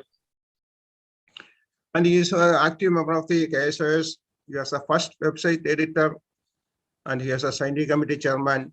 As Shashi has already told, he was started the digital programming of digitalization of KSOS scientific programs that will be copied by All India Ophthalmic Society also. And he was the organization secretary of DISTI in 1996 as well as 2001. So these are some of the photos of DISTI. That time he was a scientific committee chairman and myself as the state secretary. And All India Ophthalmic Society, he was the manuscript editor of Indian Journal of Ophthalmology, member of the academic and research committee. And he was also joint organization secretary of All India Ophthalmic Conference, Cochin, 1999, by the name Darshan 99. He had done meticulous and exemplary performance in this post. So he was also invited faculty for international, national, and state conferences. So these are conducted at several institution courses in All India Ophthalmic Conferences. These are some of the photos. As we used to attend all India Ophthalmic Conferences, we never missed a conference. Always we are traveling together and staying together. So these are some of the nice memories of All India Ophthalmic Conference photos.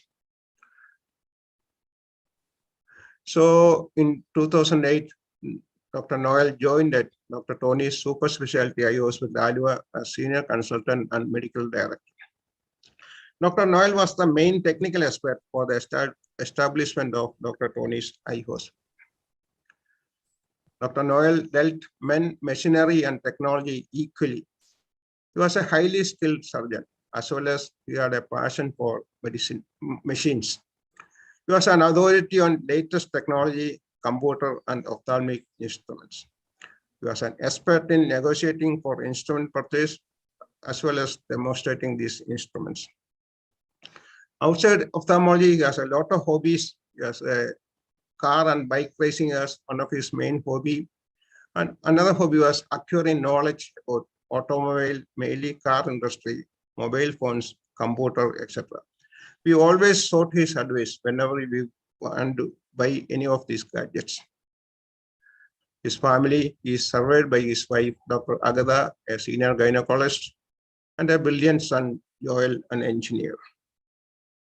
Dr. Noel Moniz was a hardworking patient, an excellent eye surgeon, an able administrator and team leader, a dedicated teacher, a devoted husband, and a caring father. Most of all, a wonderful human being. Dr. Noel lived a short life, but he had achieved more than most of us do in our lifetime. My dear Noel, though you are physically no more, you will be in our heart forever. Pranama. Thank you. Thank you, Dr. Andrews, for that very nice introduction, remembering fond memories of such a wonderful human being. Now, I invite Dr. Thomas Arun Varghese for the vote of thanks.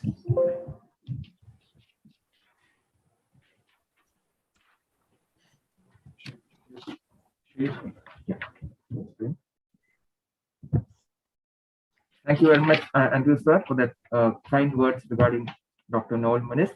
This, as you know, the recipient this year is Dr. Venkatesh, and this still Dr. Venkatesh has shared with us, receiving the plaque.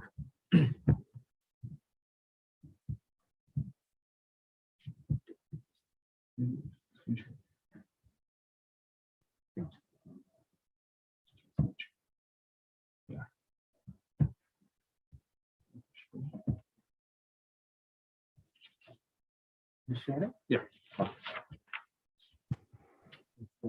Yeah.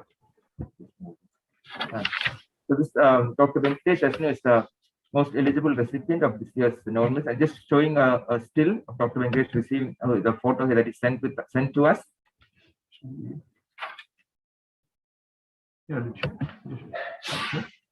I'd also like to share a video that Dr. Venkatesh sent to us of him receiving the video, receiving the cloth. Yeah.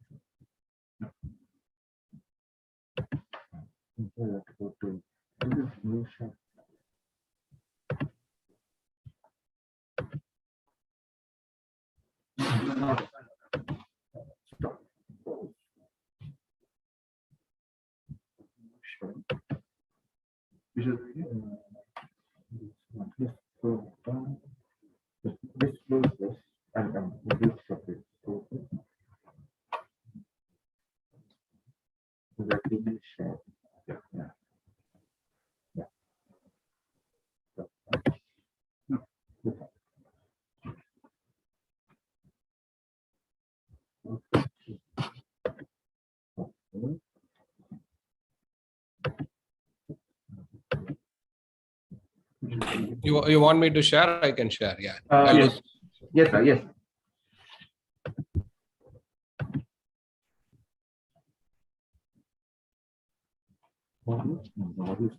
I take this opportunity to thank Cochin Ophthalmic Club Organizing Committee for honoring me with this prestigious Dr. Noel Moniz Memorial Lecture Award. In this lecture today, I am going to cover some of our experiments we have been doing at Aravind Eye Hospital, Pondicherry for opportunistic screening of glaucoma. This is not possible without the team headed by Dr. Kavita here in Pondicherry. My team and all my colleagues have kind of collaborated in all these experiments to make it successful.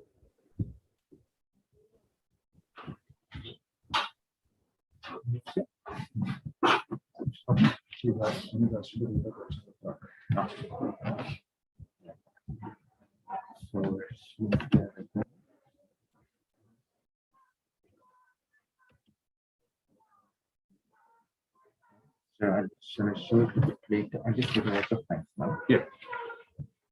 You want to share this? Yeah.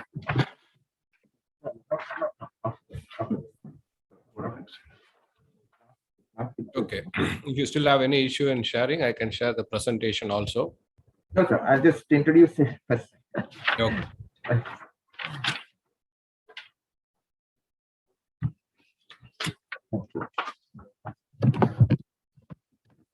Thank you very much, sir, and Dr. Venkatesh. I'd like to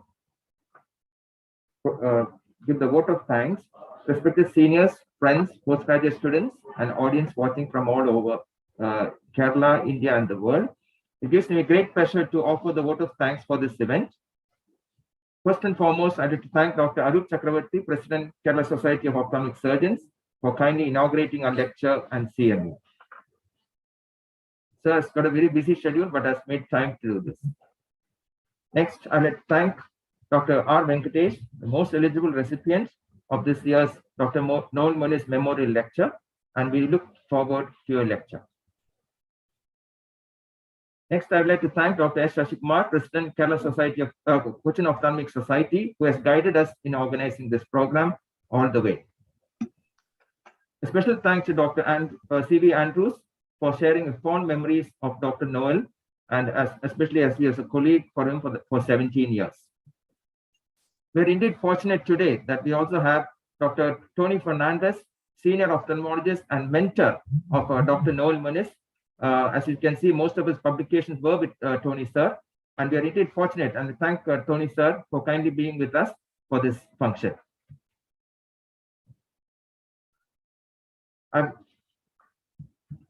Next, I would like to thank all the audience who are watching from different parts of the globe and I hope it's a beneficial program to you all.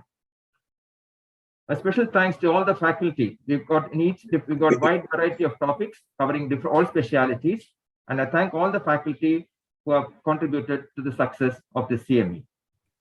I thank senior members of the COC who are guiding us all in every step of the way, and also thank postgraduate students who are attending on the YouTube. A special thanks to executive members of COC, my right hand, Dr. Marian Pauly, was instrumental in deciding the topics and getting the appropriate faculty, and also my left hand, Dr. Siju, who's my technical support all the way. Thank you. Special thanks to Dr. Megha Nair. Dr. Megha is a postgraduate student with Dr. Venkatesh, and we actually, because Dr. Venkatesh was not able to come to Cochin, we sent the plaque to Dr. Megha in Pondicherry, and she made sure that Dr. Venkatesh received the memorial plaque. I also thank the Giridhar Eye Institute, from where I'm hosting the CME, for all the connectivity. And also I thank the sponsors of this CME, Milmet Division of Sun Pharma, and a special thanks to them. And hope you all have a fruitful meeting today and take lot of take-home points. Thank you very much.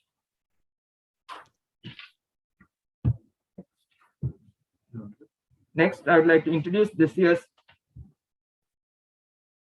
lecture recipient, Dr. R. Rangaraj Venkatesh.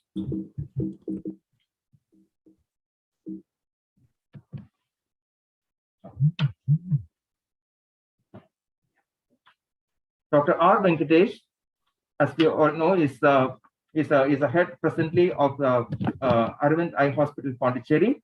He took his MBBS from Annamalai University with a gold medal in ophthalmology, which shows us that his keen interest in ophthalmology during his MBBS days. Subsequently, he did his DO and DNB from Aravind Eye Hospital, Madurai, and also the International Council of Ophthalmology exam in 2000. He was medical officer at Aravind Eye Hospital, Madurai, and then moved to the glaucoma department. He became chief medical officer at Pondicherry. He has 12 presentations that have won awards at the American Academy of Ophthalmology and American Society of Cataract and Refractive Surgery. He also won the best show video in American Academy of Ophthalmology in 2004, and also he won the ASCRS research grant in the year 2006. He has published over 140 research papers and has authored 15 book chapters, and has been involved in 50 completed and ongoing clinical trials. Truly, we are indeed honored to have you as our Noel Moniz Memorial Lecture recipient this year, and we look forward to your lecture. Over to you, Dr. Venkatesh. Thank you. Thank you. Thank you, Dr. Arun. I'm going to share the screen. You just confirm with me if everything is fine. Please go ahead. Okay.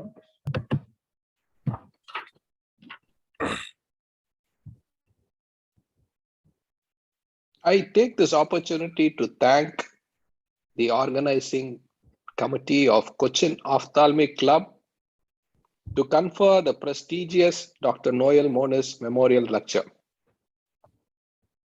It's an honor to give this lecture today, and I will be talking to you about strengthening opportunistic screening for glaucoma, and I'm going to share with you something which is very close to my heart.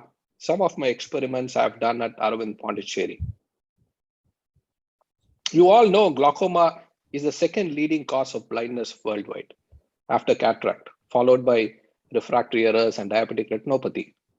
And screening for glaucoma is not easy. Global prevalence of glaucoma and projections of glaucoma burden through 2040. If you see that in 2010, it was 60.5 million, whereas in 2040, it's going to be 112 million. That's the staggering number which we are going to see. If you see the prevalence of glaucoma from continent to continent, it may change from 3 to 5%. Anybody above the age of 35, 40, the prevalence is somewhere between 3 to 5%. In Asia, it is 3.40%. So why this is a burden? Because it's not easily amenable for diagnosis. Most of the time it's asymptomatic.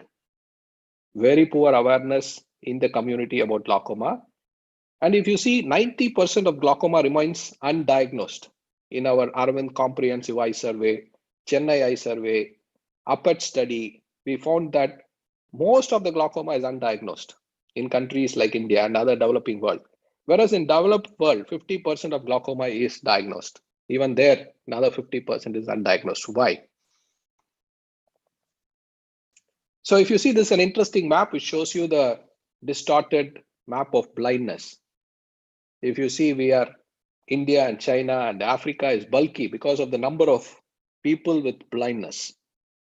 And if you see the other distorted map, which shows the manpower, this shows how we lack practicing ophthalmologists to take care of the blindness. Africa has almost disappeared. You can't see the yellow component at all. To some extent, India, we have ophthalmologists to take care, and of course in China. Whereas in Africa and rest of Asia, we can't see the map at all. So early detection is the key. A lot of people question about early detection. What are you going to do by detecting early? Early diagnosis and intervention has proved that it reduces the risk of glaucoma blindness. It preserves the quality of life. And you can create awareness, and you can start them on glaucoma medications and make them adhere to treatment. And this has significantly reduced surgical intervention. But if you diagnose a late stage glaucoma to even begin with, you can go in for a surgery. So if you take screening for glaucoma, either it can be mass screening or high risk screening or opportunistic screening. So mass screening is examining the whole population for detection of disease. High risk, you screen only those who are at high risk, especially the family members of primary glaucoma patients. Opportunistic is wherever you get an opportunity. Patient comes for presbyopia, he comes for cataract screening, he comes to a vision center with a foreign body. You remove the foreign body, when you follow up, you do glaucoma screening. We have seen cases where they have come with corneal ulcer in right eye, and left eye intraocular pressure is 50 plus because of pseudo exfoliation. By chance, sometimes, by mistake, you even blame the paramedic for checking an intraocular pressure on a patient with corneal ulcer, but you're going to save the other eye as well. Is population screening effective? This is always questionable because the prevalence is low. The screening needs to be continuous. And you may have a lot of glaucoma suspects which needs further evaluation in infrastructure. And no single test is diagnostic.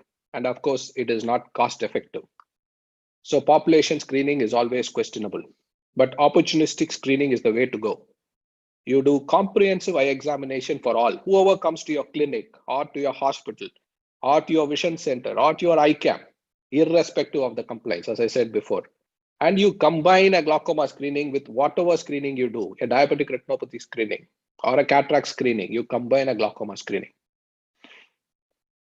So I'm going to share with you some of my experiments. For this, I had a lot of cooperation from my team at Pondicherry, especially Dr. Kavita and her team. And these are some of the experiments I'm going to share. At the base hospital, now I'm sure this is what normally happens in any of your hospitals or clinic. You do a comprehensive screening. Whenever there is a suspect from general units, they are referred to a glaucoma clinic, either a definitive glaucoma or a suspect. Then their intraocular pressure is rechecked. A gonioscopy is done to document the angle. And wherever needed, we do a visual field and also OCT for optic nerve head status. And then you start them on treatment. You either do a laser, medicine, or a surgery. This is normally the practice in base hospital. But I want to share with you the story of Mrs. Devi, who works with us in insurance office.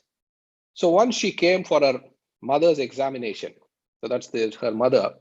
And when I was seeing her, this was 10, 12 years back, when I was seeing her, she had a narrow angle and also a little bit of higher pressures with mild to moderate glaucoma. Then I asked about her siblings. And Devi said that she has 4 siblings and all the 4 siblings are in town that day for her housewarming. I said, what an opportunity for us. I said, bring all the 4 today afternoon, post lunch. And you can see one of the reviews when they came back, all 4 together, this video was made by Dr. Kavita, but it's so interesting that by doing this family screening for the other 3 siblings, we were able to detect again advanced glaucoma in 1 sibling and 2 suspects, narrow angle suspects who had iridotomy, and they were saved from glaucoma for the rest of the life. And that's Devi and her mother and her aunties. So this is not one Devi. There are so many people there with a lot of family members having glaucoma. So that's when we decided that we will really focus on family screening. This should become a part of our regular life. It cannot be ad hoc, monthly once, or March of every year, but you should do it on a day-to-day basis. And that's when we did this trial with the support of Pradeep Ramalu and Johns Hopkins team, where we found that 30% of siblings of angle closure probants have some form of angle closure, and 1 in 3 had the risk of developing angle closure. So this is one important study, studying the patient's siblings of primary narrow angle glaucoma. And this result made us think that we should do this on a routine basis. And that's when we developed this software. Whenever you see a proband with primary glaucoma, either open angle or a narrow angle glaucoma, all their information is entered, and their sibling and children information is also taken with their contact number. And once that is done, it is saved into the system. And this is called a family screening software. And once that is done, the family member gets an SMS like this. So the patients who are diagnosed to have primary glaucoma, the first degree relatives, phone numbers are entered into the software, and you issue the pamphlets to the primary patient, and you ask them to pass it on to their siblings or children. And then a voice message and an SMS is sent to the relative, and they are asked to give a missed call. So that missed call is like a Aravind கண் மருத்துவமனையின் அன்பார்ந்த வணக்கம். So they get a voice message like this, and then they give a missed call. And after they give a missed call, we send them more information about glaucoma, why glaucoma screening is important, why sibling screening or family screening is important. And then the educational message is sent for next 2 weeks. And then they are advised to come to the base hospital for a free screening. And a comprehensive evaluation is done directly in the glaucoma clinic, and they don't go to the general units. If they don't give a missed call, then another voice message is sent, and then a missed call is given. And then finally, if they don't call or come, then the counselor talks to them and gives them the importance of, they may be far away from the hospital, or they may be in a different country or a state. Then they advise them to go to the local place for screening. So this is one way we are able to attract a lot of family members of primary glaucoma. And now, seeing the success of this project, we have written a big project, and now we have taken this to all the other tertiary care centers, Chennai, Coimbatore, Madurai, and Tirunelveli. And this is one way now we are able to bring a robust family screening across our system. There was another question. Now, what we have a third unit where we see patients from 15 to 40 years or 18 to 40 years. Are we routinely measuring their intraocular pressure? No. Whenever there is a need, the doctor advises, they check. So we thought, why don't we routinely check the intraocular pressure in these patients and see what happens? So this is a 1-year data, and we found that 1 in 535 young adults are at risk of developing glaucoma in India. So like 1 in 500 had a risk of glaucoma. Just by checking intraocular pressure with a non-contact tonometer in this age group, we were able to pick up 1 in 535 patients. And definitely by doing this, it is kind of expensive because there is an added time and added technology, but it is cost effective on a long term because you're going to preserve the vision of these young people. Given the young age and the potential to treat and delay progression, the benefit seems to outweigh the cost of the screening. So this is one trial again, which has become a practice now across the Aravind Eye Care system. So anybody who walks into the clinic between 18 to 40 years are having a routine intraocular pressure in the separate unit which we deal with. And the regular adults, of course, regular screening happens. Lot of initiatives we have created for awareness, especially during the March World Glaucoma Week. We celebrate almost a couple of weeks And we thought we should do something innovative. We took a kind of a green exhibition in Beach Road. More than 100,000 to 150,000 people benefit from this exhibition, where we have exhibits like this. In addition to that, the glaucoma awareness messages and a screening station is there every evening for patients to screen. So this kind of activities, has helped us really to reach a lot of people. So in addition to creating awareness, we also did screening in the evening for some of these patients. And you can see the artist who helps me in these activities, who does 3D paintings like this. And then glaucoma messages are put there. So people come and take photographs there like this with children. And then they are also given awareness about glaucoma. Basically, this is to attract something different, something which attracts them. So you can see a big crowd being attracted. So this happens every year in March. And the last couple of years, we are able to not able to do this because of the pandemic, but we will continue once it settles. And also you see the screening happens every day evening from 5 to 8, where they have an intraocular pressure by eye care, and they have a non-fundus, non-mydriatic fundus photo with a Remedio fundus on phone. And then whenever they have some suspicion, and we also do a virtual reality perimetry, and then whoever has got some suspicion, we refer them to our city center or to any eye clinic nearby. The other experiment which we did during the pandemic was Uberization of eye care. This is something, again, very interesting experiment we did. We were very skeptical about this. People were not very happy, but we said a vaccinated technician can go, because high-risk patients were not able to come. They had the fear of virus. They had the fear of coming here and getting the infection. So we thought, why don't we go there with their consent? We called them, took their consent, and we said, a vaccinated technician will come to your home like this. He has all the gadgets in his backpack, and he goes to the home of really high-risk patients who are not able to follow up. Maybe patients with post-iridotomy, or patients who had trabeculectomy done, or who have significant damage in their nerves. So yeah, this is a peak chart by which a vision is tested. And then an eye care tonometry is done to measure the intraocular pressure.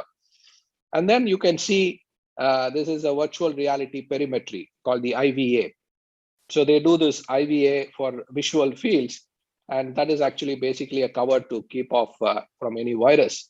And then the fields are done. And then he will image the fundus using a Remedio handheld fundus on phone. So this is a brilliant technology which has really helped us. And all these images are Wi-Fi transferred to the ophthalmologist, and the ophthalmologist gives a consultation right there. So the whole time is roughly around 1 hour or 1.5 hours for a patient. They book 2 to 3 appointments in the morning and maybe 2 or 3 appointments in the afternoon. And we did this pilot during the second wave after he got the vaccine as a frontline worker. And this was really very successful. And we are proposing this model as a kind of model which can be even ventured by startups and other people.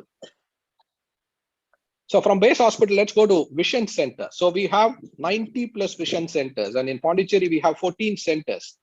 So basically the vision centers are run by a couple of optometrists. One is an optometrist who can do refraction. The other person is a kind of a counselor who helps in registration and the selling medicine and glasses. And once they are registered, a very detailed eye examination is done by the optometrist. So they do refraction. They also do slit lamp examination. And then they measure the intraocular pressure with applanation. So they are trained as vision center technicians for 6 months before they do this work. And after dilatation, she sees the optic nerve with 90D. And in addition, now wherever they suspect they want to send the images, they use the fundus on phone, which is connected to the slit lamp, and then they take the image and then Wi-Fi transfer with the electronic medical records to the base hospital, where a resident will see those images, will see the electronic medical record and give the prescription or referral. So this is what normally a vision center, roughly they see 15-20 patients a day. And every patient gets a consultation and a prescription signed from the doctor in the base hospital. So it was going on, but we were not very happy with the way we were diagnosing posterior segment diseases. So what we did was we did a step wedge cluster randomization. Standard of care is where you do a 90D examination. Wherever you suspect pathology, you take an image. And then the routine photography is you take mandatory photography for all the patients above 35-40. Even if they don't have any pathology, you take a image. And we did this slowly in all the centers. So we started with standard of care, and then we shifted to routine photography. This is called a step wedge cluster randomization. This we did with the help of a team from Michigan. And in the control group, as I said, optional photography, intervention group, routine fundus photography. And what we found was there was significant increase in the mandatory fundus, especially diabetic retinopathy, macular edema, glaucoma suspects. There was a significant increase. And if you see the referrals due to fundus photography, there was again a significant increase from 3.3% to 7.1% in the non-urgent referral. In urgent referral, it was 1 to 1.8. It was not significant, but the non-urgent referral, the early diagnosis, it really helped. Early NPDRs, moderate NPDRs, early glaucomas, glaucoma suspect with optic nerve changes, we were able to get them early. And that is the key. So we made mandatory or a routine fundus photography a normal practice in our vision centers. And now it has become a system across all the RVL. And if there is a significant increase in the referral following a routine fundus photography, and this was published in Ophthalmology in 2020, and we found that the routine fundus photography in community eye clinics was associated with an increased odds of referral compared with the standard care. So this is a widely quoted study, and a lot of people do this. And again, in the pandemic, we thought, why don't we do a lot of Zoom sessions were happening. We thought, why don't we collect high-risk patients to the vision centers and do a Zoom session with ophthalmologists. Again, here you can see Dr. Kavita interacting with. நீங்க எப்படி இருக்கீங்க? நல்லா இருக்கேன் madam, ஒண்ணும் problem இல்ல, ஒண்ணும் தொந்தரவு இல்லைங்க. நீங்க மருந்து போட்டுட்டு இருக்கீங்களா? மருந்து போடுறது ஊத்திட்டேன் மேடம், ஒரு 1.5 மாசம் 2 மாசம் ஆச்சு. கொரோனாவால வந்து வாங்க முடியல. ஆமா, அங்க நெல்லிக்குப்பத்திலேயே போய் நீங்க கேட்டா கூட கொடுத்திருப்பாங்களே உங்களுக்கு. நெல்லிக்குப்பத்திலே ஆபீஸ் இருக்குது, நீங்க தான் தெரியும் மேடம், நேத்து சொல்லி ஃபோன் பண்ணி சொன்னாங்க. So here you see some of these patients who are not able to get e-pass and come to the base hospital. They came to vision centers, and we did a kind of a shared medical appointment or a group checkup there. After their intraocular pressure was checked by the paramedic, they did a consultation. No, here the patient had stopped anti-glaucoma medications and he was advised to restart. So some of these experiments were done during the pandemic, like the Uberization, like the shared medical appointments on Zoom, are a good idea for future exploration. Finally, I'll touch on our community outreach program now, which we widely do across our system. We do close to 1,300 eye camps in a year, and we screen a lot of people like this. So what we did some time back was we said, why don't we start thinking of using low-cost technology in eye camps? And that's when we got a project funded by Standard Chartered Bank, where we did electronic medical record based eye camp. No, we had the vision test done, and everything was entered into the electronic medical record, the doctor's examination. So wherever they needed, they used to use a handheld slit lamp in addition to torchlight. And then the refraction was done, and each optometrist had a tab to enter. And then the intraocular pressure was checked with eye care tonometry like this, and the pressure was entered into the EMR. And in addition, we did the fundus photo also. This is what you see is a Bosch camera. This is a nice handheld camera. Again, very comfortably, a technician can take dozens of images and then upload into the EMR, and then the ophthalmologist can see the image. In the eye camp setting, the problem is seeing the image. No, it's very, very difficult because of the settings there, the hygiene of the patient. So now this imaging of the fundus has really helped us. So we thought we should really prove that it works. So we randomized again, this into 2 arms. One is the traditional eye camps where we normally did charts. We had paper charts, some dilated and direct ophthalmoscopy. In novel camp, we did eye care, digital fundus photography, EMR, and all were dilated and fundus images were taken. And again, what you see is referral of posterior segment diseases. There was a significant increase. This is the impact of the low-cost technology in an eye camp. The traditional camp, it was 3.60%. And in a novel camp, where we used the low-cost technology, it was 8.30%. Significant increase in the posterior segment diagnosis, like diabetic retinopathy, ARMD, glaucoma, vein occlusions, and things like that. So that's the different breakdown you're seeing in the PSD referral, and the relative risk of referral by disease. Again, if you see AMD, DR, glaucoma, and other conditions. And the only issue was the time. The camp time was a little bit more, almost a couple of hours more in the novel camp, but it is worth doing it because you're going to save the vision of so many posterior segment diseases. If you can diagnose them, refer them, and treat them in time, you're going to save their vision for the rest of the life. So this is downsized, but it is worth doing it. And again, this was published in Ophthalmology, where detection of posterior segment eye disease in rural eye camp in South India. And we found that doing the digital fundus photography in all eye camp resulted in increased detection of and referral for posterior segment diseases. So these are the three areas most of my experiments were there. In addition to that, this was bothering. We wanted a device which can do comfortably a visual fields, other than the Humphrey field analysis, which we can use for outreach. And that's when I worked with this young boy, Sandal, from Vellore Institute of Technology, who came as a patient.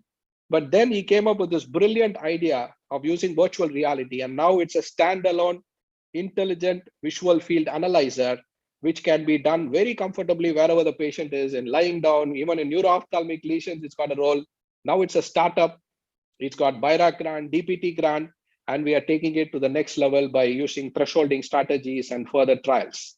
And this is the validation work which we published again in 2020, where we found that this could be validated to the gold standard Humphrey field analyzer. In addition to that, I'm sure a lot of you are looking at artificial intelligence.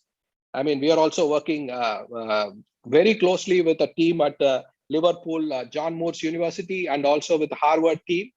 And this is work by my son, Venkatesh Krishna Aditya. He is into machine learning and deep learning. And recently we have done this work, which removes the barrier to a wider clinical use without requiring a prohibitive amount of training data in a real world setting. So now we are trying to see how we can use this in a real world setting like Vision Center and outreach. So now we have a very nice program using an efficient and spatial generative approach. And now we are trying to see how it works in some of our screening centers like Vision Centers and outreach. So that is one way we are exploring into artificial intelligence, and we are trying to see how we can make glaucoma screening better and better. And again, I take this opportunity to thank the team for giving me this great honor. And I would like to finish my talk with the quote, "Intelligence and capability are not enough. There must be the joy of doing something beautiful."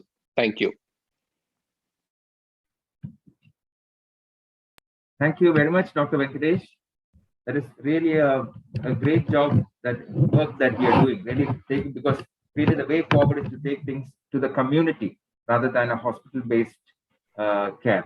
Because really, as you said, most of glaucoma is undetected, and the only way we can move forward is by taking the screening or testing methods to the community and find the undetected cases.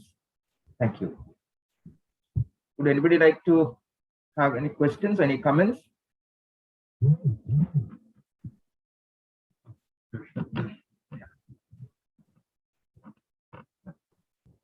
I'd just like to share the plaque that we have given.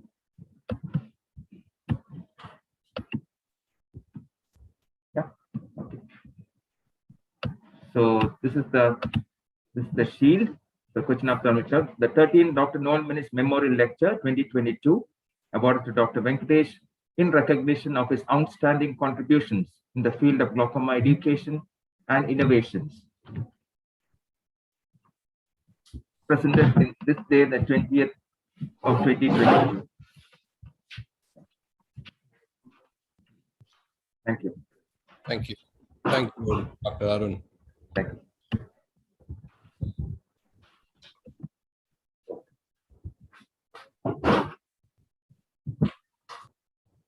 Any of you have anything, any interesting comments or questions or?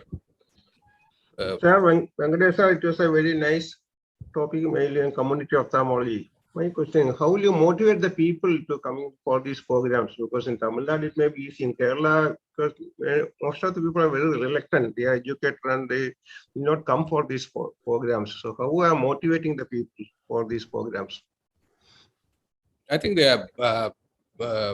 One way is creating the awareness, right? I'm sure we'll have to think of interesting and innovative ways to create awareness about glaucoma, especially on glaucoma. Diabetes, to a great extent, now people know. When they are diabetic, they know that they can have a retinopathy. You know, they have diabetic retinopathy screening sometimes. But glaucoma is still a kind of a disease which still doesn't have any clarity, no, either from our side or from the patient side. So to create that awareness that it's nothing, I mean, many of the times we just try to make them really fear of glaucoma. It's not that the fear of glaucoma, it's to tell them that if I can diagnose it early, I'm sure we can control it and we can never allow you to become blind.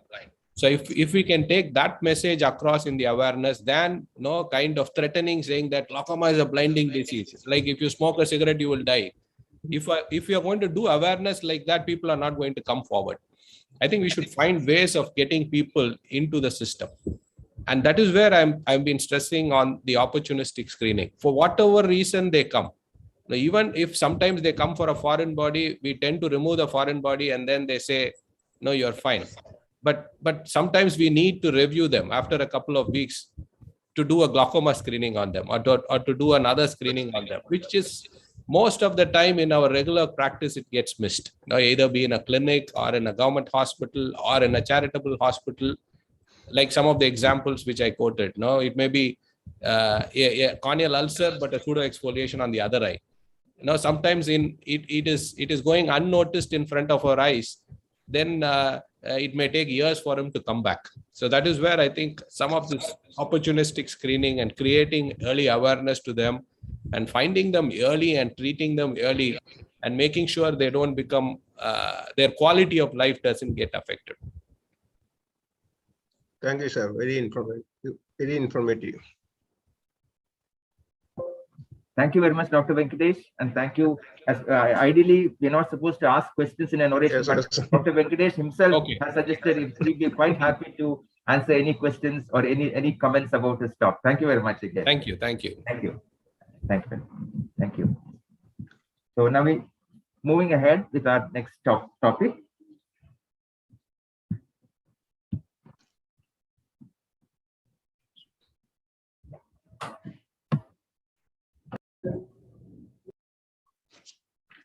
Next is a case of cataract with pseudo exfoliation with no overt zonular weakness.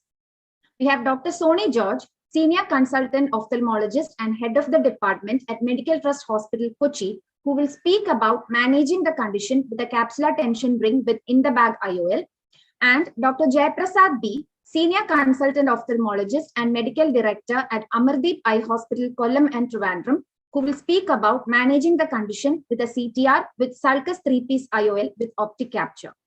Dr. Minu Mathan, Senior Cataract Surgeon at Chaitanya Eye Hospital, Trivandrum, will moderate the session. Over to you, Dr. Soni.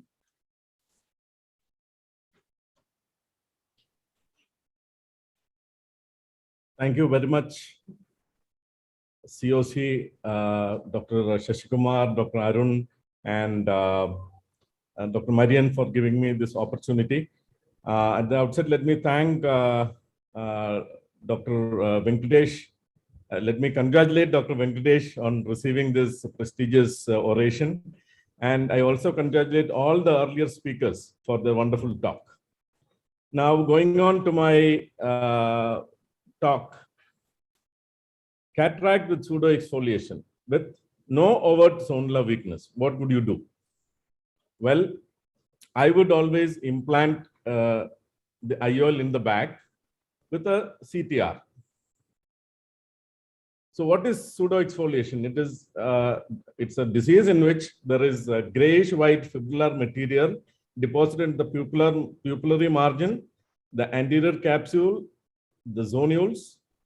These are the main areas. You also see it on the iris surface, endothelium, the trabecular meshwork, and the anterior, even in the anterior hyaloid phase. And this is how it looks like. You can look at the piece in the pupillary margin and also on the anterior capsule. Here again, this is a more advanced case of pseudoexfoliation, and the pupil is undilated.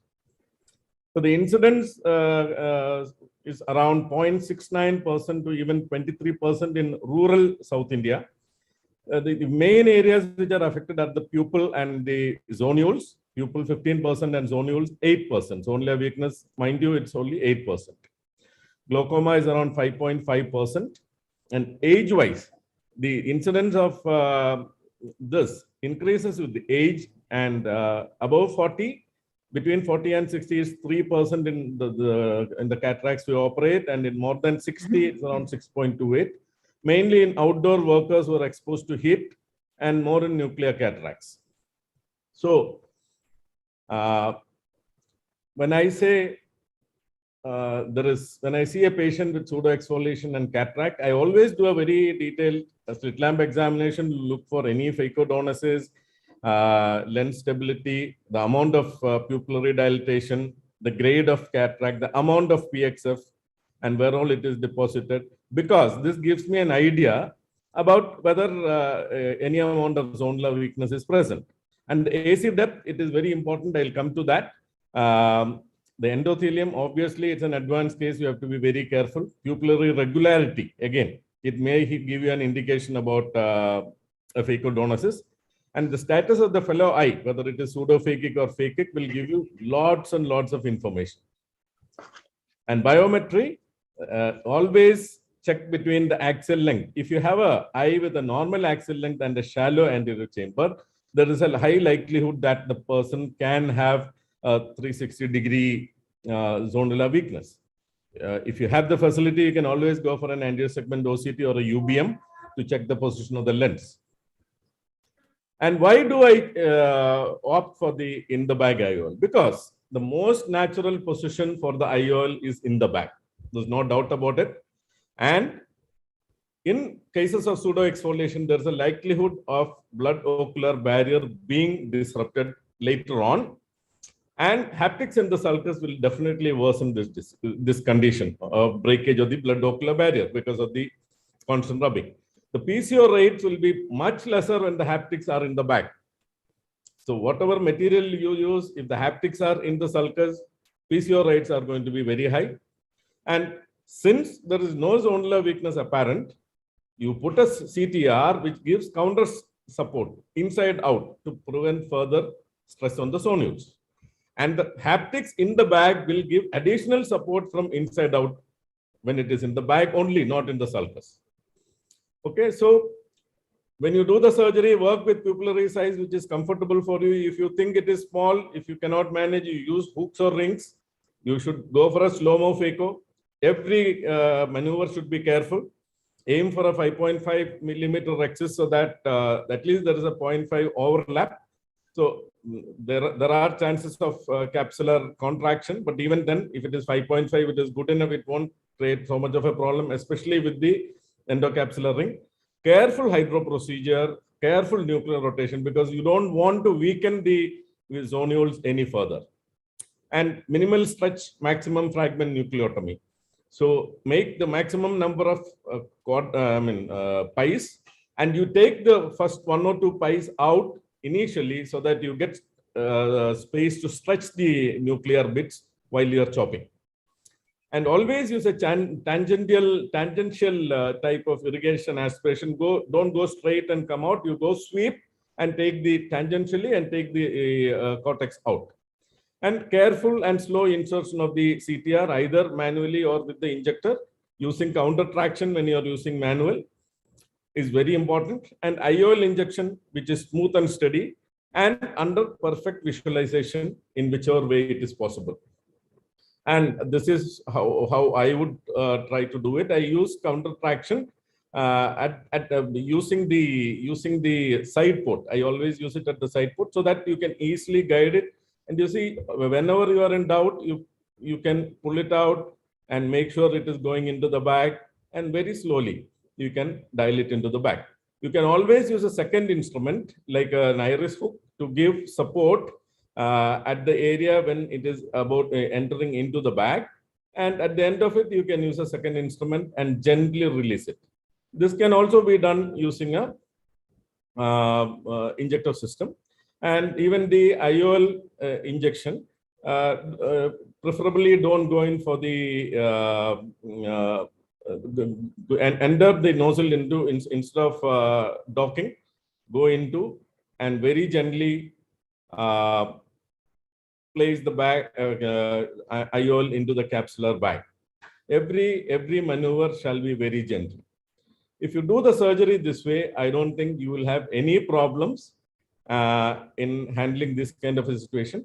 And see, the chances of this lens IOL complex later on dislocating, etc., most or 99.9% cases is because either we have weakened the bag while doing the surgery, or that maybe some trauma later on to the eye. These are the common causes. If done properly, the chances of late decentration of the IOL or pseudo-phacodonosis is bare minimum.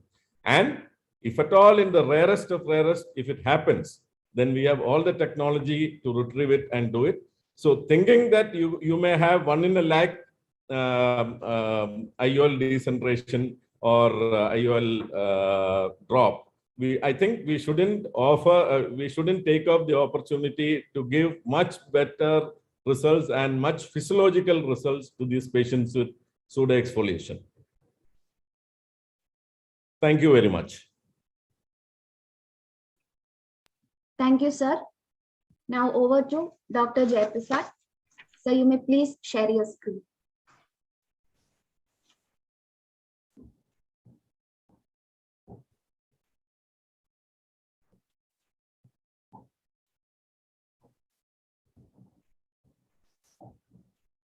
Can you see? Hello? No, your screen is not visible, sir. Not yet, sir. Not yet.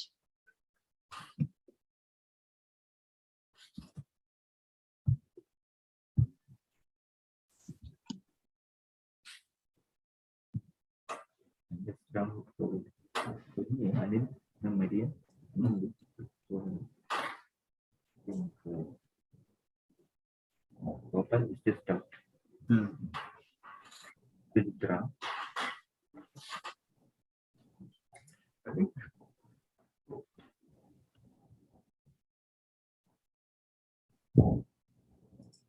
Dr. Jayaprasad.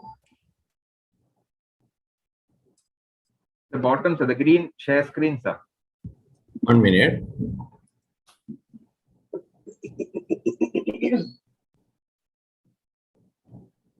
In the meanwhile, let me congratulate Dr. Arun, Dr. Shashi, and Dr. Marian for compiling this wonderful conference, and excellent speakers and great topics. Thank you. Thank you. Thank you. Yes, sir. Can I see? Yes, Can you see yes. now? Yes, sir. Good morning. At the outset, let me thank Dr. Arun, Shashi, and others at Cochin Ophthalmic Club for this opportunity, a wonderful program. Let me also congratulate Dr. Venkatesh for his innovations. I also remember Dr. Noel Moniz. He was the first faculty that whom I invited when I organized the first CME at Chaitanya Eye Institute way back in 1996. So let us come back to pseudoexfoliation IOL in the sulcus with an optic capture. Since Sony has given adequate reasons to stick on to the traditional in-the-bag IOL,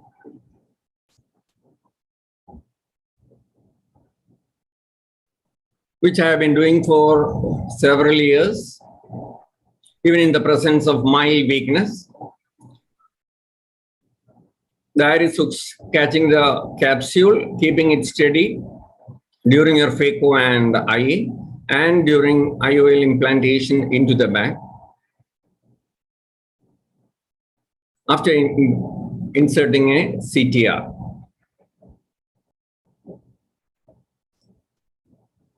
But then all these eyes still have subtle donosis or will develop donosis over time. They will also develop phimosis, many of them. And donosis is not good as the patient goes around in their day-to-day lives.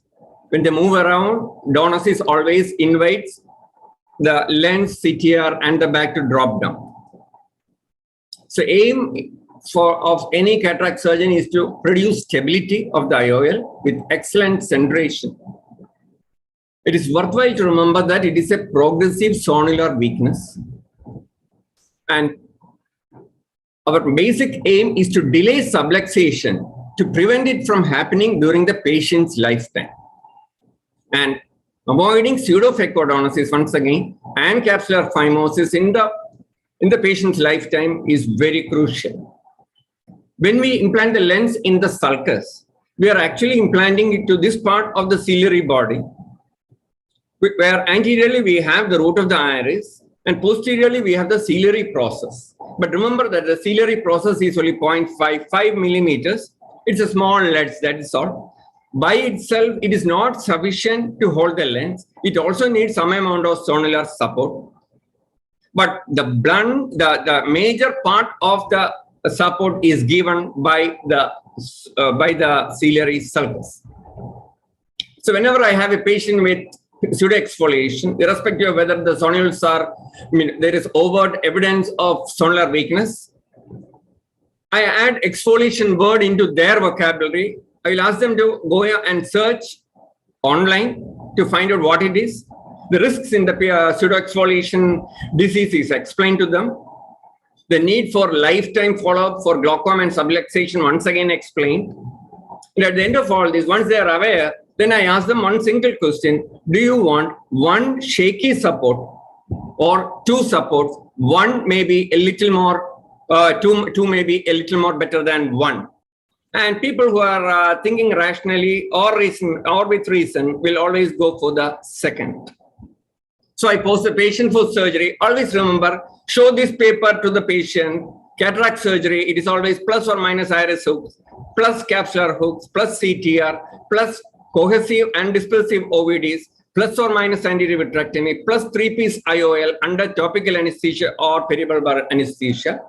And I charge them separately so that the patient will never come back and blame you if some problem happens, which is usually there in every cataract surgery, particularly in patients with pseudoexfoliation.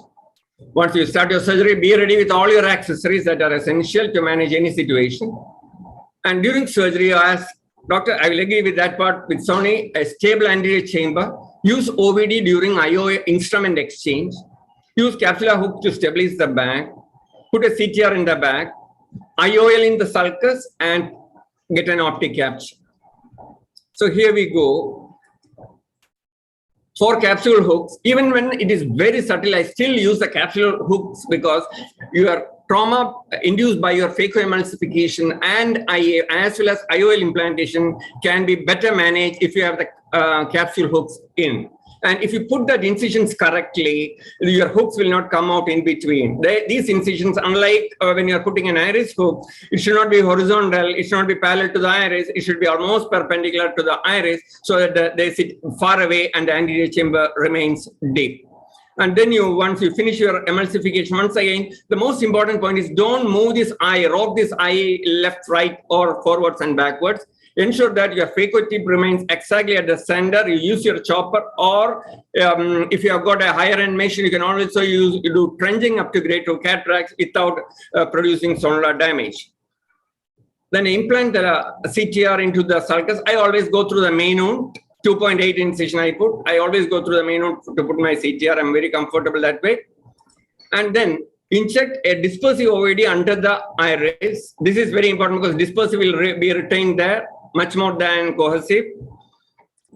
and then implant the lens, a 3-piece sensor lens under the iris over the capsule, anti-clockwise rotation of your injector, get the optic flat at the level of the pupil, and then come out and dial in the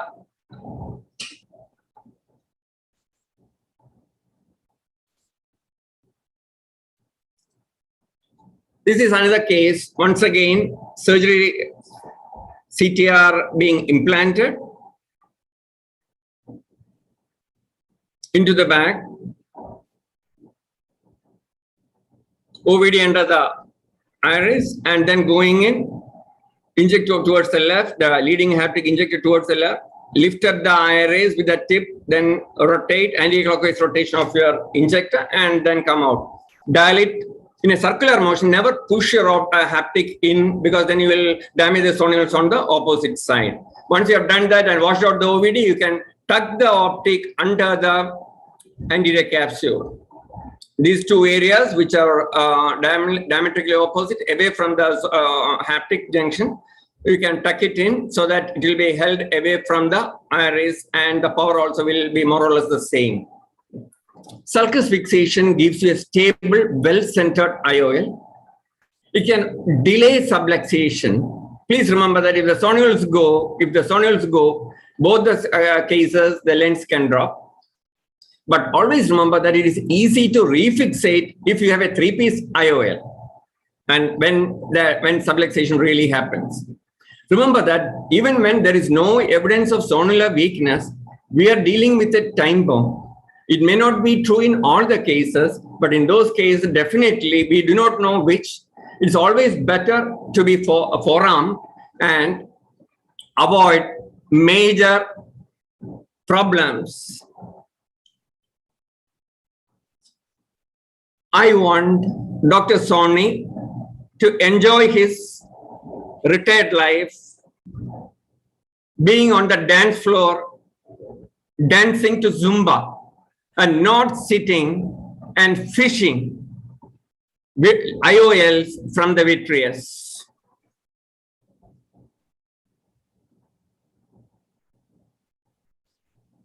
Thank you.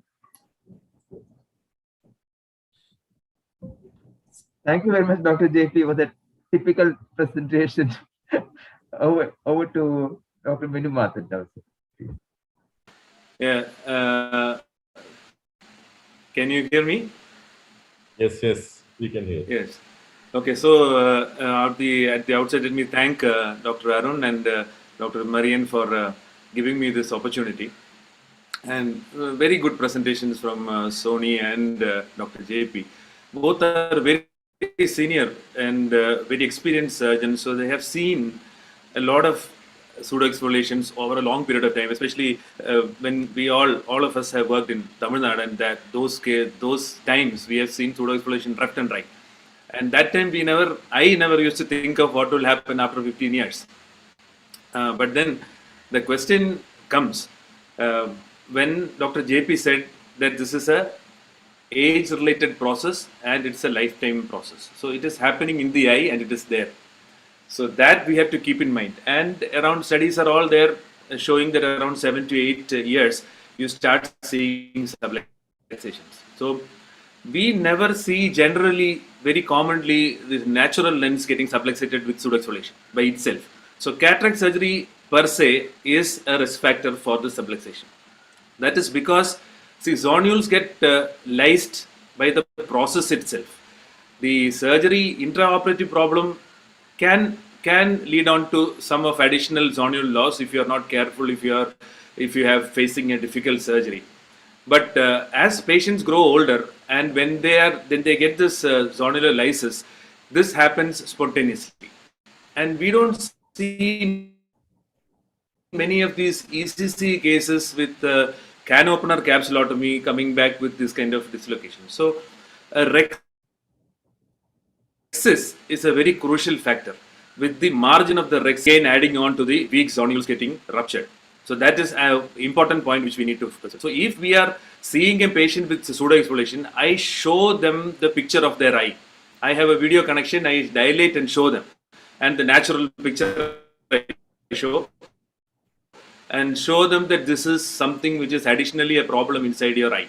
So as Dr. JP said, everything will be told that this is a lifelong process where it can happen at any point of time. So that you have to explain very clearly, that is important. And again, these are prone to more uveitis and more inflammation. That also again can aggravate this zonular weakness. So if you are placing the lens in the sulcus when you are seeing very soft cataract, younger patients, have a CTR in, and then you can have a single piece IOL go into the bag if there is, it feels like a regular lens. But then I would always give few cuts on the rhexis margin to release this tension on the rhexis margin so that it doesn't phimose, because very aggressively they phimose because of the laxity and the letter. And also we can use some of these lenses. I don't want to take the name of lenses, but some of the lenses nowadays have the periphery lifted up like this. So we can see in such cases the edge of the anterior capsule does not fibrose because of the peculiar shape of the edge of the IOL. So such IOLs can also be used, and polishing the anterior capsule margin very gently is also another way to prevent this kind of aggressive fibrosis. But the phimosis part is related to the zonules. So it is very hard cataract. See, with age, the pseudoexfoliation increases and the hardness also increases. So with that, I would definitely place a 3-piece lens in such a kind of case. Not the question right now which we are answering, which is no overt zonular weakness. No overt zonular weakness is a temporary thing which happens at a particular point of time. Later on, it's bound to become weak and there will be pseudophacodonosis. So it will, this 3-piece IOL in the sulcus and with an optic capture will reduce pseudophacodonosis, decentration, and iridodonosis, and better centration on a long-term follow-up. And the bag will support each other if it is in the sulcus and capture. But when capturing, if you are aiming for that, please go for a 5mm rhexis or even slightly lesser than that. And the centration of the rhexis is very, very crucial. If you don't have that, you won't be able to place it in. And while Dr. JP showed the video, in the bag, when you are placing it in the sulcus, if you do not fill up the bag with visco, you can always leave the bag slightly empty. So because anyway you are going to place it into the sulcus. Otherwise, we need to aspirate inside the bag again and then capture the optic, because leaving viscoelastic inside, you can have this capsular distension syndrome in PCO. See, yagging it very early again is a reason for again tremulousness of the bag. So in the sulcus, many times you may not get if it is optic captured well, there is only one point which is not covered up. So you may not get that much of a PCO, but PCO will be definitely more if you place in the sulcus. So any kind of IOL, material IOL can drop. And if the CTR is there and the 3-piece is there, you can suture it better. But even a single piece IOL can be sutured through the CTR, or it can be explanted and you can have an iris fixation or iris suture. So very well presented. So as per case, if you feel that there is any donosis, later on it's going to increase for sure, and leave the rhexis margin cut if you're placing in the bag. But anyway, you lose the rhexis advantage for sure, but then still that will delay the things. As Dr. JP said, we can only delay the inevitable which may happen. Remember, in all studies, more than 50% of decentrations and subluxations are because of pseudoexfoliation. Although it is rarer, of the cases, pseudoexfoliation is the most important cause. And so I would conclude by telling that both are possible, but if it is an advanced case like this, I would go with 3-piece IOL in the sulcus, and if it is relatively very soft and no donosis at all and very little of pseudoexfoliation, I can go ahead with a single-piece IOL in the bag also. Congratulations and thank you. Thank you, Minu. Can you make a comment, Arun? Yes. That is excellently summed up. So as Dr. Minu said, it's a progressive condition. So we know that over time people are going to get problems, but probably very doubtful cases or very mild cases in the bag, but more advanced cases, sulcus IOL, and obviously relaxing incision on the capsular rhexis as well. Dr. JP wants to say something. Yeah. creating a radial incision at the margin is a very useful technique. Even in cases where I do my routine surgeries, I've tried in around 200, 300 eyes where I use a needle, 26 gauge needle to nick on the edge for radial incisions. And then I followed them post-operatively, and I see that, so what you get, your the margin getting fibrous. Instead of that, at the anterior lens margin, just anterior to that, you get a ring of fibrosis. So you still have the benefit of your axis. And two, as Minu rightly said, when you get an optic capture, the problem of capsular distension is there. And so I generally do in all cases where I do an optic capture with an intact posterior capsule, I go to the periphery and put a peripheral anterior capsule, a small nick in the peripheral anterior capsule, create an opening so that whatever OVD is there, there's an option for that to leave the capsule and make it empty, and so that the posterior capsule will come closer to the posterior surface of the IOL and prevent PCO. That is one thing that I have done, and I do. Thank you. Can I say something? Yes, Ronnie. Yeah. The newer, some of these newer IOLs, like Minu said, the Ray 1, which has got 2 extra projections, like, miniature haptics. So that can also be helpful. Like we can slightly lift it up and bring it out of the capsular edges, and the rest of the 2 main haptics in the back, and these 2 can be slightly lifted out. It can remain outside the capsular bag, and that I think will prevent capsular phimosis to a better extent. This is what I've been trying for the last 1 year, and it looks promising. That is one way. And second is probably if you feel the chances of phimosis are higher, definitely the radial cuts at least in 2 to 3 places. Even I do that if necessary. And the capsular polishing, definitely yes. Thank you. Thank you. Thank you very much. Thank you very much, all the speakers and moderators. Thank you, Arun, for the opportunity. Thank you. Thank you.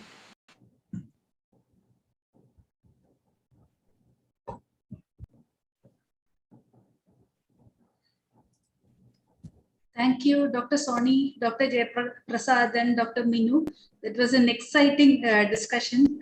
Next, we'll go into our next debate. That is, suppose a 20-year-old patient comes with a -4 diopters with a 0.5 increase. He is coming for LASIK. So, Dr. Kalabi Thotam, Senior Consultant Ophthalmologist and Refractive Surgeon at Ahilya Eye Foundation Hospital, Kochi, will do LASIK now. But Dr. Prashop Mohan, who is a cornea and refractive surgeon at Chaitanya Hospital, is going to wait for 6 months. So let the debate start. And this session will be moderated by Dr. Anil Radhakrishnan. He is a senior cornea and refractive surgeon and associate professor at Amrita Institute of Medical Sciences. Over to you, Dr. Kala.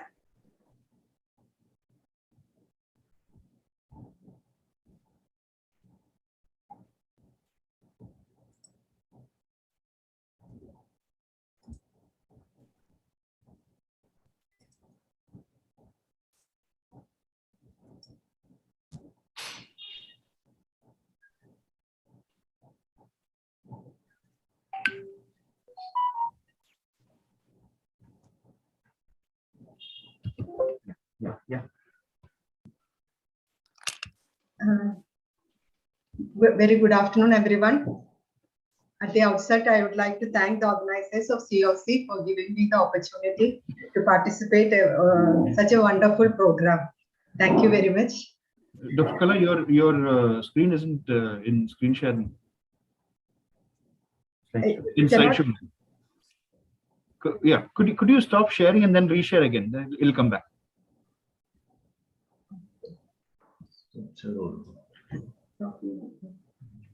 Stop sharing.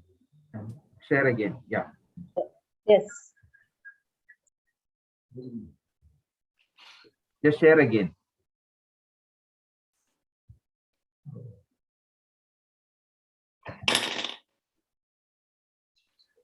Yes, that's fine. now it's good. Yeah.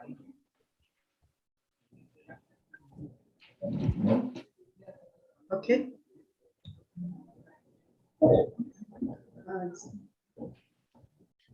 One second, it's not moving. Slide is not moving.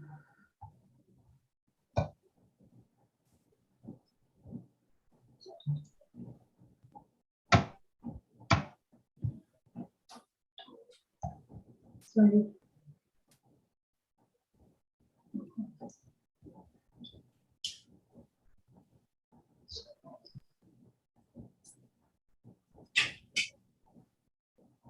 Oh, yes.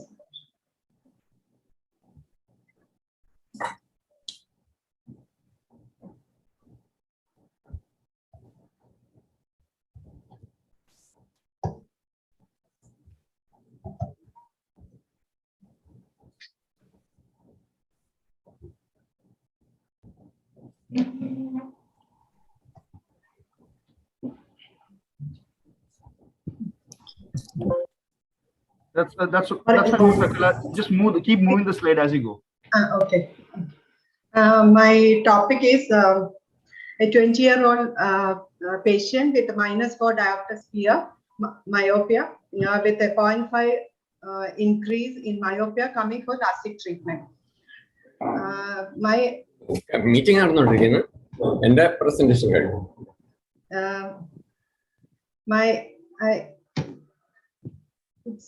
Slide is it see?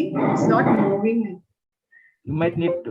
It's not moving. Yeah. You need to click on the next slide. Just click. Yes.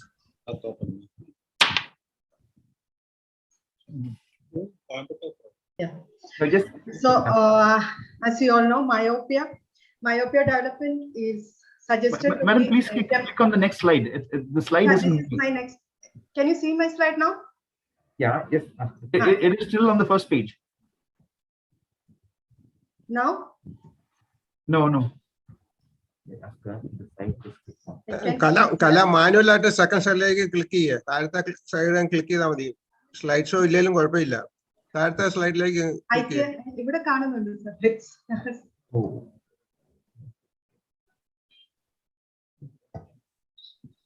I just reshare, madam, once again. Go to slideshow. Go to slideshow on top.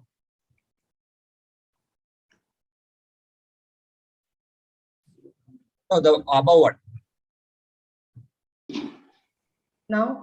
No, it's still not in slideshow. Still not in slideshow. There's a problem with the laptop, I think. You can stop the slideshow and just show the screen. Can you show it from Dr. Sony's laptop?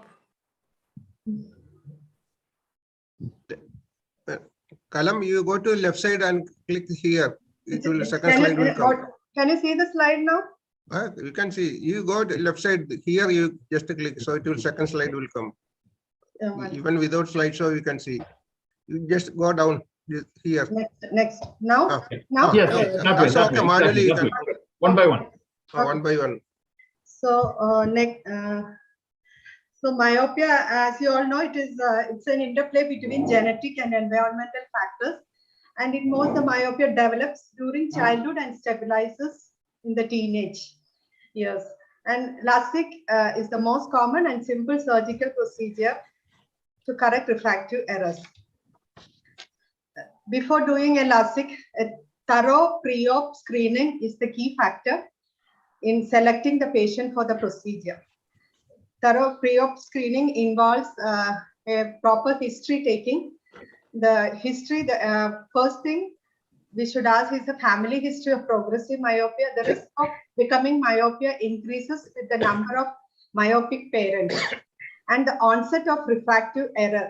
Earlier the onset, there is more chance for progressing myopia, and the frequency of eye checkup and the last eye checkup, the present glass duration, and the lifestyle of the patient. The highest risk factor in the recent studies, it has shown that the progression is more with extensive near work or near activity, extensive reading, phone usage, system usage, etc.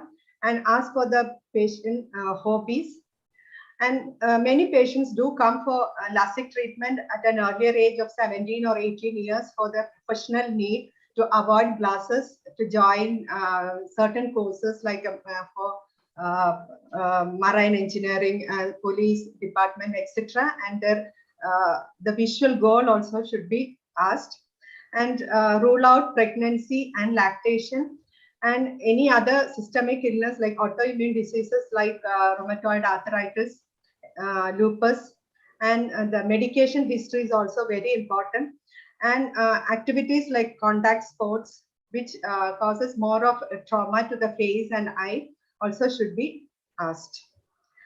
After a thorough history checking, we have to undergo the preliminary examinations also, which include refraction, dry refraction, as well as cycloplegic refraction, and orthoptic workup, the tear film status, intraocular pressure assessment, corneal topography, which includes anterior as well as the posterior, the corneal curvature measurement, the corneal thickness measurement, and axial length measurement, and a dilated retinal examination to rule out peripheral retinal degenerations.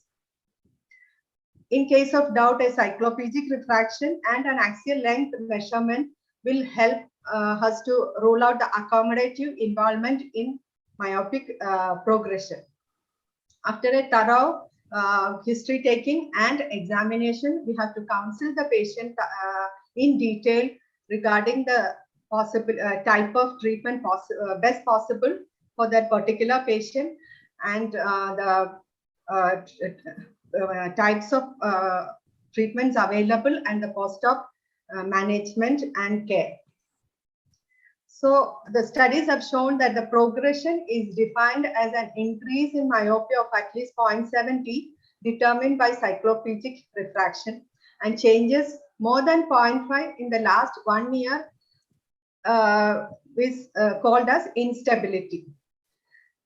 In this scenario, the patient is more than 18 years. The FDA recommended minimum age for doing LASIK is 18, and the patient is 20 in this scenario, and it is a moderate myopia, and the progression is only 0.5 diopter. So I would like to say that I'll do the LASIK procedure for this particular patient, and but there is no general guideline which hold true for any individual patient.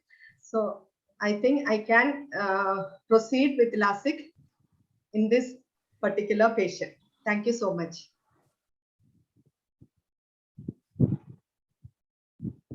Thank you, Kala. Over to Prashok.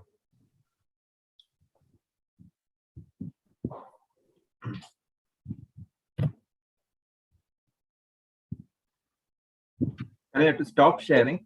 Please stop sharing. Stop sharing. Stop sharing. First of all, I'd like to thank COC for giving me this opportunity. Thank Dr. Arun, Dr. Marian, for giving me this opportunity to participate in this wonderful program.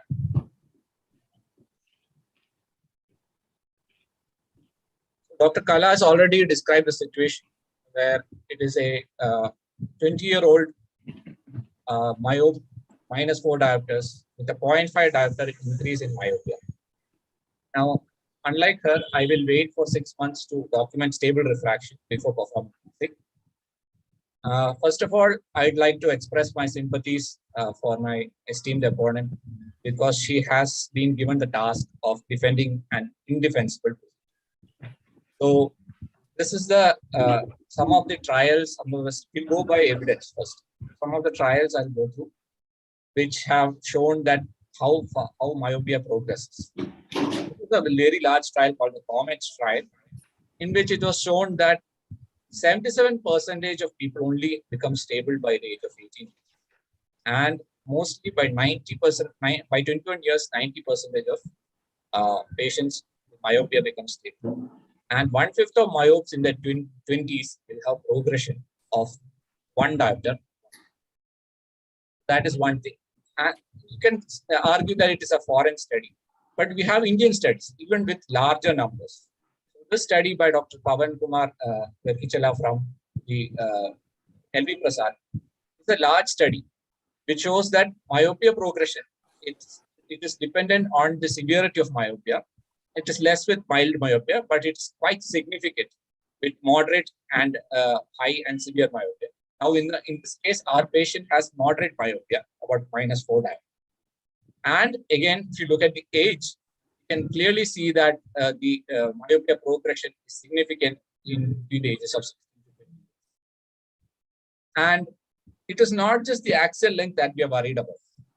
We also have the dreaded K word of subclinical keratoconus. Now, keratoconus is a progressive and an evolving disease. Now, when the patient comes to you, if you have done a proper tomography, you may have seen that the topography is normal, but it may be the case that the eye is progressing and the keratoconus may manifest itself. That may be the reason for the increase in myopia. Although rare, this is one possibility that you cannot defend yourself against if the patient develops post-LASIK replacement. And every guideline in the book or every preferred practice pattern, Dr. Kala had mentioned that you don't have enough guidelines for individualized patients, but there is quite concrete guidelines from the American Academy of Ophthalmology and others, which says that unstable refraction is the number one factor that is the contraindication for us. So it is I think criminal to not ignore this. And very conveniently, the 0.5 diopter value was skirted in the discussion. The guideline states that refraction should not vary more than, it should be within, refraction change should be within 0.5 diopters over a period of 1 year. That is the guideline issued by AAO. Now, what will an ethical surgeon do? An ethical surgeon in such a situation will explain to the patient regarding the need to wait for stability of refraction. And an ethical surgeon will also explain that LASIK can still be performed after the refraction is stable. There is nothing lost.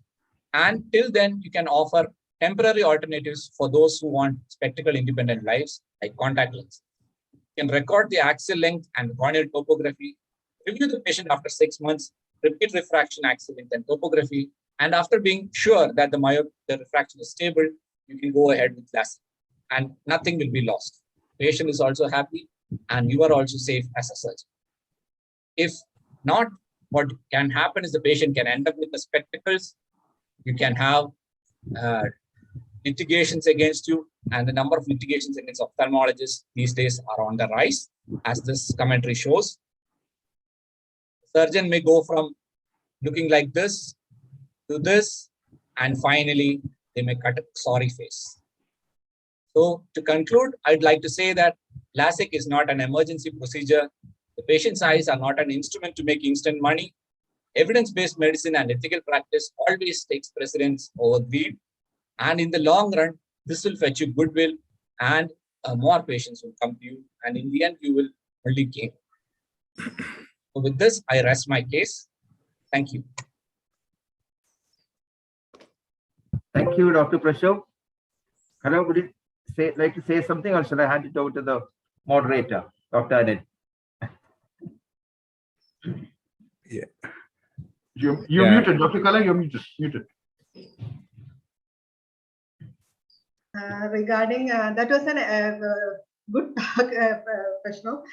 Regarding keratoconus, keratoconus is a progressive condition, but usually starts in the second decade, maybe earlier, you can say maybe around 10 or 15 years.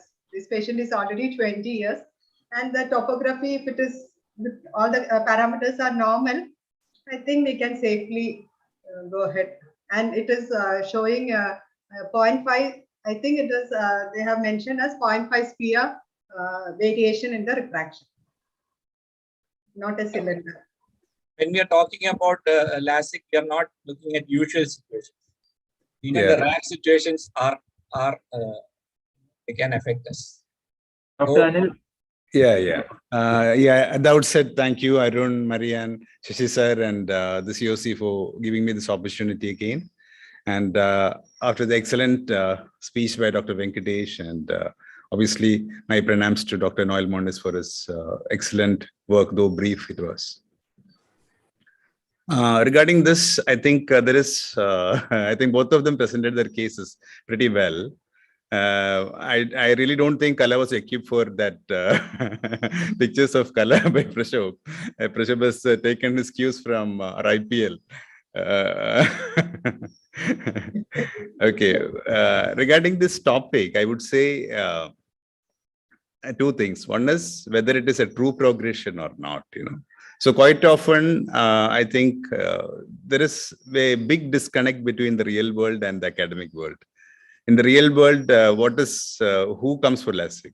The patients come to a LASIK surgeon. Obviously, somebody in their 20s, you can't expect them to carry all the old records and exactly and all that. So you have to take, at least if you can get some record, it's great. But even if you get it, I think you have to consider the possibility of retest variability, retest variability in checking the assessment. I think when you check between two optometry rooms itself, you can have a 0.25 change. I myself was surprised when I got my prescription from Amrita Optometry Unit. Then I went to an optical shop, I rechecked it there. There was almost a 0.5 change. So that change may be actually due to a retest variability. That is one thing. Second is that you can check the objective method of assessing the refractive error by doing a cycloplegic refraction. So if you can document objectively that there is a progression, yes, you should wait. But quite often we are not sure. And if you eliminate all people who who come to you for LASIK like that, you'll not be doing any LASIKs, that's for sure. So you have to strike a deal somewhere in between. Okay. So I think that has to be taken into consideration. Other thing is the progression of myopia. I think Prashop exemplified with his AA recommendation and all that. I think that International Society for IMI, I think International Myopia Initiative, I think that is basically taking a lot of recommendations from subcommittees, mainly from the Western population. So they have, in their studies, what they have seen is that most of them near about reach somewhat the stasis in their axial length at near about 20 years. So nobody can really say for sure whether you can do it at 20 years for a 0.5 change or not. So a lot of factors are there. I think personally, I would suggest that I would take the psychological aspect of the patient also into consideration. I will use something like a Dell questionnaire, which we use for multifocal patients. So if you see that the patient is absolutely very demanding, perfectionist type, I think it's safer to wait. But if it's if it's a easygoing type of patient, and if you feel that there is no real evidence of progression of myopia, maybe it is justified to do. So you can argue both ways. I think it's basically depends on the individual basis. Can I make a comment? Yes, Prashant. Yeah, sir has put it very well. The thing about this is that I would never make the decision for the patient. What I would do is put the ball in the patient's court. That way, there is no way the patient can hold us responsible. Explain all the possibilities. Explain the possibility that this progression could be a retest variability, and explain that the progression, even if present, they may be progressing by about 0.5 diopters in the future, which may not really require glasses in the future. All these things you can explain to the patient. And then if the patient accepts all these problems and decides to go ahead, I think he should be.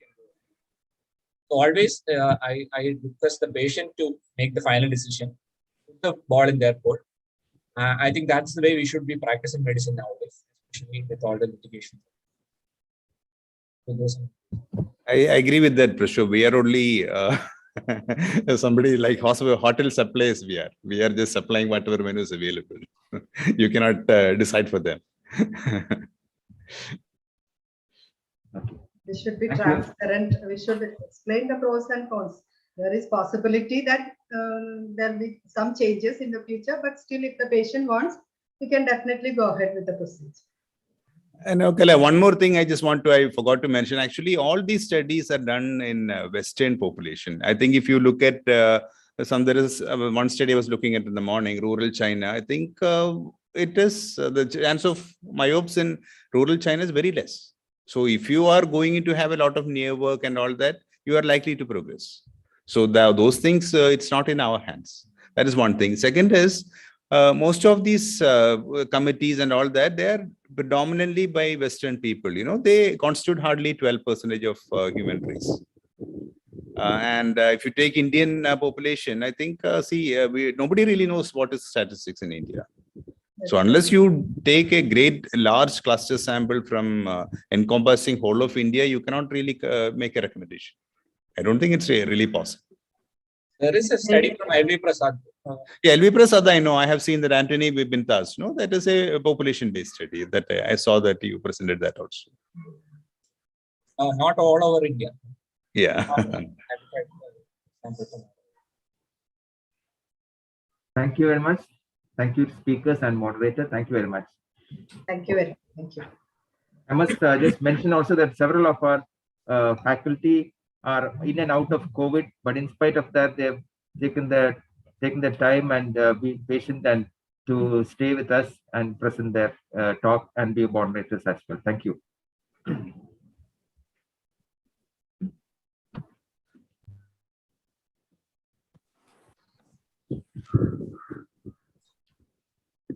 Thank you, sirs and madam. Should we give topical antivirals in superficial punctate keratitis? Yes, says Dr. Gargi Satish, additional professor at Department of Ophthalmology, Medical College, Kottayam, while Dr. Sujit Nayanar, senior refractive surgeon at Asta MIMS. Yes, sir. You go to next slide. Next slide. Oh, sorry, sir. Yeah. Okay. Thank you. While Dr. Sujit Nayanar, senior refractive surgeon at Asta MIMS Calicut, is against giving topical antivirals in SPK. We have Dr. Freddie T. Simon, senior consultant cornea and refractive surgery and medical director at Dr. Tony Fernandez Eye Hospital, Alva, as the moderator. Over to you, ma'am. Okay, hello. I hope I'm audible. Am I audible? Dr. Gargi. Yes, Dr. Gargi. So I shall start.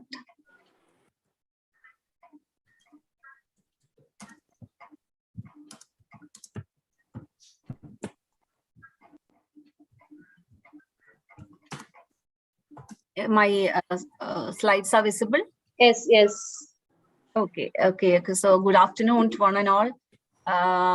Thanks to COC, Dr. Arun, Dr. Marian for inviting me into this controversy. Hello to Dr. Sujit and Dr. Freddie. So let me go on a typical Monday morning or any working day morning when possibly all of us wake up to such expectations of peace and harmony, but walk into such an overcrowded and chaotic OP where I find it difficult to actually reach my seat. And I know I am surrounded by a variety of red eyes, many of which are highly infective and are waiting for me very impatiently. So in such a scenario, I see quite a few of red eyes with, say, watering, slight pain and grittiness, and find the very familiar superficial punctate keratitis. Now, immediately my mind goes to my PG days and all the differential diagnosis of SPKs pass through my mind, and they delete one by one with all the positive and negative history and clinical features. And I very rapidly reach the diagnosis of a viral epithelial punctate keratitis. So now actually I'm a little bit relieved because I have something to start with, and I can send him off with a cyclovir, Jansaclovir eye ointment. I actually don't think too much about it.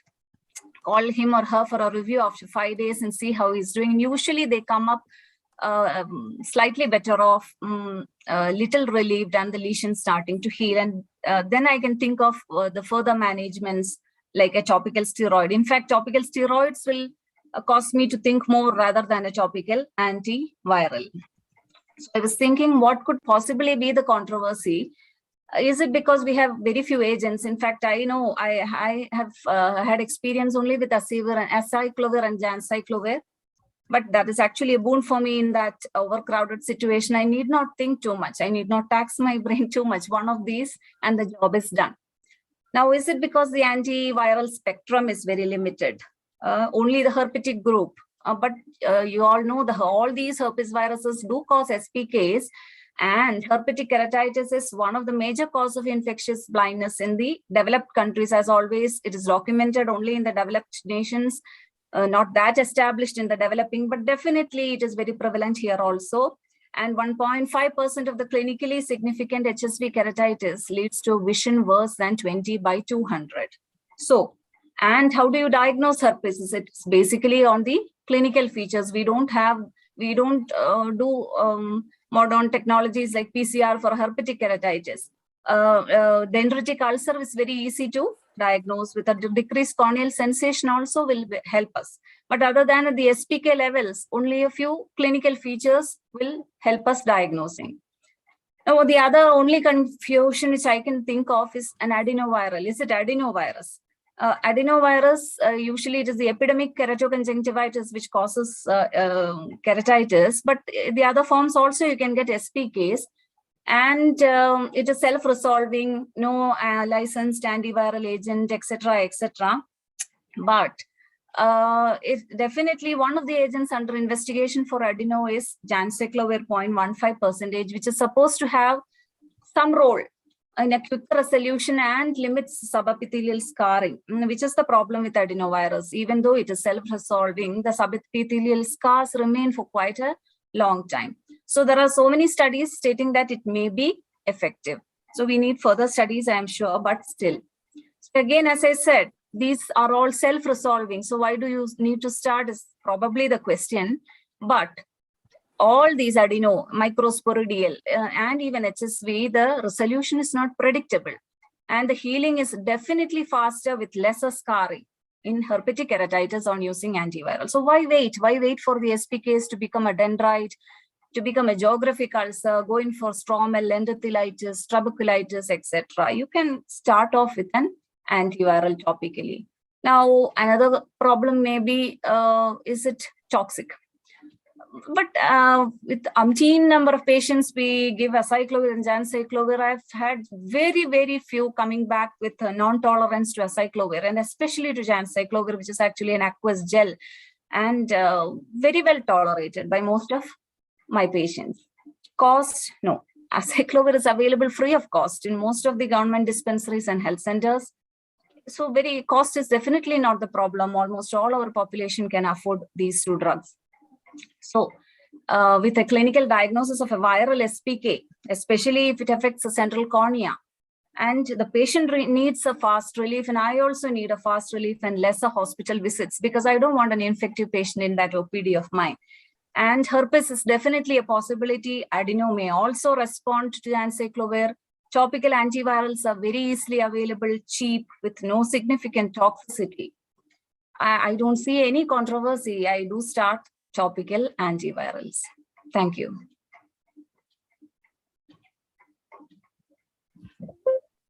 Thank you, Dr. Gagi. Okay. Over to Dr. Sujit.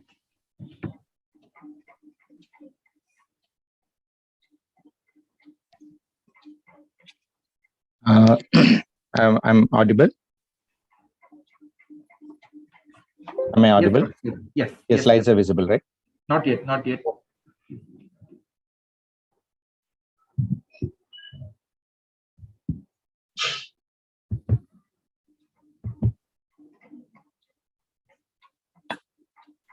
No.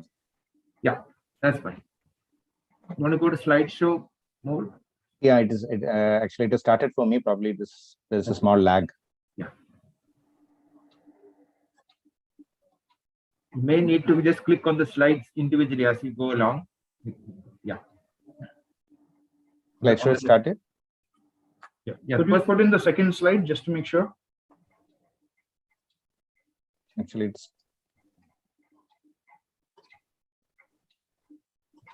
Yeah, now it's fine. Now it's fine. Thank you. Okay. At the outset, let me thank COC for this great opportunity to be part of Dr. Noel Moniz lecture this year as well. Thank you, the organizers, Dr. Arun, Thomas Arun, Dr. Shashi sir, and Dr. Marian. And let me also thank you for taking up this topic, which is a topical antivirals in SPK, which is always one of the controversial topics. There is nothing controversy in it, but actually somehow this happens to be a very undecided area when it comes to the management among many practitioners. So again, I think me and my opponent, Dr. Gargi, we are sailing in the same boat, in the same direction. We don't find any controversy in it. In fact, there are some other controversies in the topic. So I think I'll just touch upon that as well. So here the topic itself says that it's a topical antiviral in SPK. So the term SPK itself is a controversy. It's a very blanket term. And second thing is antiviral in SPK. So we are talking about antiviral in which stage of the disease, which antiviral, at what stage and how long we are going to use, and what is the expected outcome that we are looking at.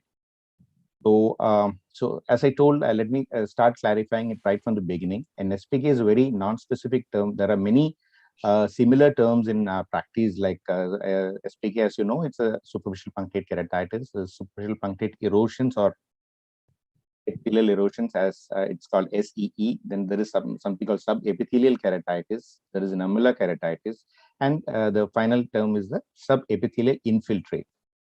So if we are talking really about SPK, as what Dr. Gargi also mentioned, there are, I think we have put the same picture because it's a classical textbook picture. And SPK, there are standard multiple causes that has been, it's not a specific, SPK is not a specific sign. There are viral and non-viral etiology for it, specific and non-specific causes for it. And most of them are self-limiting.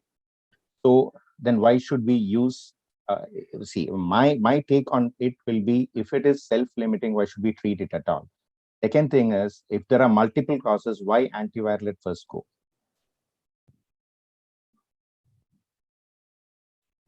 But if we are talking about the subepithelial infiltrates that we see in the adenoviral conjunctivitis, which I believe that was in mind when this particular question was put as a controversy.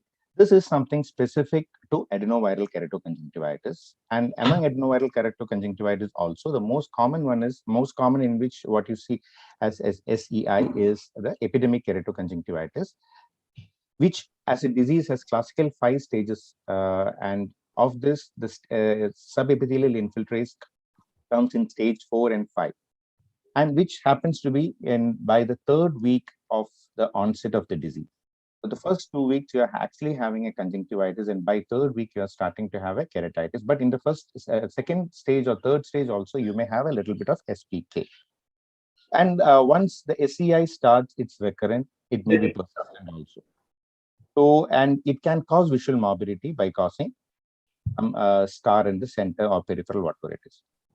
So the bottom line is, if this is what we are talking about, this requires treatment in most cases. The next question is the antiviral the ideal treatment for it? So when this particular question was asked, or today this needs to be discussed, I just went through the literature and few of my old textbooks, because never in my ophthalmology I've learned that you should give antivirals for this particular pathology. So I just refreshed my memories and knowledge, and all these textbooks and articles, articles were reviewed. And I couldn't find anything coming up new saying that the antiviral treatment should be used for subepithelial infiltrate. Everywhere it is saying that the antiviral, there is no specific treatment. Few of the underlying things you can just go through. There is no specific antivirals. Antivirals are disappointing, and these are lymphocytic infiltration. So steroids is the treatment and all. So it's the same thing that is coming up in almost all the articles. So what is the treatment for the subepithelial infiltrates, and what is the aim for the treatment? It is to prevent the transmission, that it should not go to the next person, and you should avoid complications. So in vogue, there are 3 treatments that is available or that is being practiced. One is no specific treatment at all. So you just need to wait, do a symptomatic treatment, let it resolve spontaneously. That is what most of the textbooks say. But as Dr. Gargi told, patients are impatient. They cannot wait. Even 1 day or 2 days of loss of work may be a problem for them. They want quick resolution. And you also don't want to see this patient coming up again and again saying that these things are not getting cleared and all those. So second group of people, they start antivirals, but there are no evidence-based, this is not an evidence-based treatment. Third group start on steroids early, and probably they may switch on to topical immunosuppressants like cyclosporin tacrolimus later on. This is one of the most effective treatment, but this should be used judiciously. Now coming back, and there is a fourth group, probably they start all of this together, a cocktail treatment, which is highly not recommended. And coming back to the antivirals, as Dr. Gargi told, there are only two available things which we have handy. One is acyclovir and other is ganciclovir. Acyclovir has no role in adenoviral infections because it is not sensitive. The organism, the adenoviral is not sensitive for acyclovir. So that is out of question. Second comes the ganciclovir. It has been studied in few cases, and it has been shown that it may be effective in few strains, few subtypes of adenovirus, specific subtypes. And it has also been shown that you cannot never see, as Dr. Gadge told, we are never going to do any viral study on a patient of a conjunctivitis, suspected viral conjunctivitis. We are not doing any test. So we don't have any clue of which subtype is getting involved in this. And it is also told in the literature that in a particular patient itself, there may be one or two subtypes. So ganciclovir again is having a questionable role. Then another antiviral which is told to be effective is serofovir, which is not available for us. So my points against antiviral in subepithelial infiltrate is, it is proven that these infiltrates are lymphocytic infiltration, a T-cell based immune response. So there is no role for antivirals. Commonly agent used is acyclovir. As I told, it's not effective against adenovirus. Third point also I mentioned, ganciclovir has some roles, but not against all subtypes of adenovirus. That's also out of question. Diagnosis is clinical. None of us are going to do viral study, subtype evaluation. So we don't know. Actually, we cannot gauge the response by saying that this particular antiviral is effective or not. So at which stage we are going to treat. The viral replication, as I told, is in the stage 0, 1, and 2. But now we are treating the SCI, which is stage 3 and 4. So there is, if you are planning to give antiviral, stop the viral replication and to stop the transmission, then it should have been given in the first stage, 0, 1, and 2 stages, and not in the late stages. How long? There is absolutely no consensus, because there is no consensus on how long this virus is persisting in the tissue. Is antiviral topicals so safe? It is known to create epithelial toxicity, which Madam has also mentioned. Literature support, there is no RCT, there is no comparison study, there is no literature support for using antivirals in subepithelial infiltrate. So do antivirals really help? We may be shooting many things, one of them may be working. That may be just an anecdotal report. So just based on an anecdotal report, we cannot put this as a recommendation. Again, having said that, there may be some role for the antivirals. I'll just put up a scenario where an antiviral may help. Consider a patient coming up with a suspected viral conjunctivitis to you. Some of us starting the steroid in the very first, second, or third day, which I would term it as an injudicious use of a steroid. That will cause prolonged persistence of virus in the conjunctiva. It will cause more transmission to maybe to the other eye, maybe to the other members of the family and to the community. This increased viral replication, and this actually is increasing. Your treatment is giving some benefit to the patient, but it is increasing viral replication and viral load. So the more viral antigen is being produced in the tissue, and the washout time of these antigen is long. These antigens staying in the tissue for a long time can cause subepithelial infiltrates in a larger scale. So what you can do, avoid injudicious use of the steroid in the early stage of the disease. And this is one possible condition of using an antiviral, but understanding all the limitations of the available antivirals. Problem of steroid is another controversial fact, but I'm not going to it because this topic is not about that. But there are other alternatives, like the povidone iodine treatment in helping to prevent SCIs, which is gaining proof and more support. So I'll leave you with this question, like, is antiviral the most effective treatment against the COVID-19 that's happening these days? Or steroids or antiviral, which is saving more lives in this pandemic? So evidence, if you're looking at the evidence-based management, antiviral for subepithelial infiltrates is not proven. Steroids is proven. After all, we are treating a self-limiting disease. This we need to keep it in mind. Thank you. Thank you very much, Dr. Gargi and Dr. Sudhir. Excellent presentations. Over to Dr. Reddy. I want to thank Thomas, Arun, Marian, and others in the COC who's invited me here. I think there was a slight problem with the topic itself. So there's a bit confusion. What I think should have been adenovirus, I think. Antivirals in adenovirus infection rather than SPK. Anyway, both the presentations by Dr. Gargi and Dr. Sujit was fantastic. Whether we need an antiviral in this thing, I think we do need one, but we don't have one at the moment. Like Sujit said, there are only 3 antivirals which are known to have some effect in vitro in adenovirus, as ganciclovir, ribavirin, and cidofovir. But cidofovir is found to be too toxic topically and systemically, so it is not being used. And it's a new drug coming up called brincidofovir. That means it's a new molecule that is being tried, and that seems to have less systemic and ocular toxicity. Why acyclovir doesn't act in adenoviruses? Because adenovirus doesn't have thymidine kinase. And thymidine kinase is something this thing needs to convert the drug to an active form, like acyclovir. So acyclovir won't act in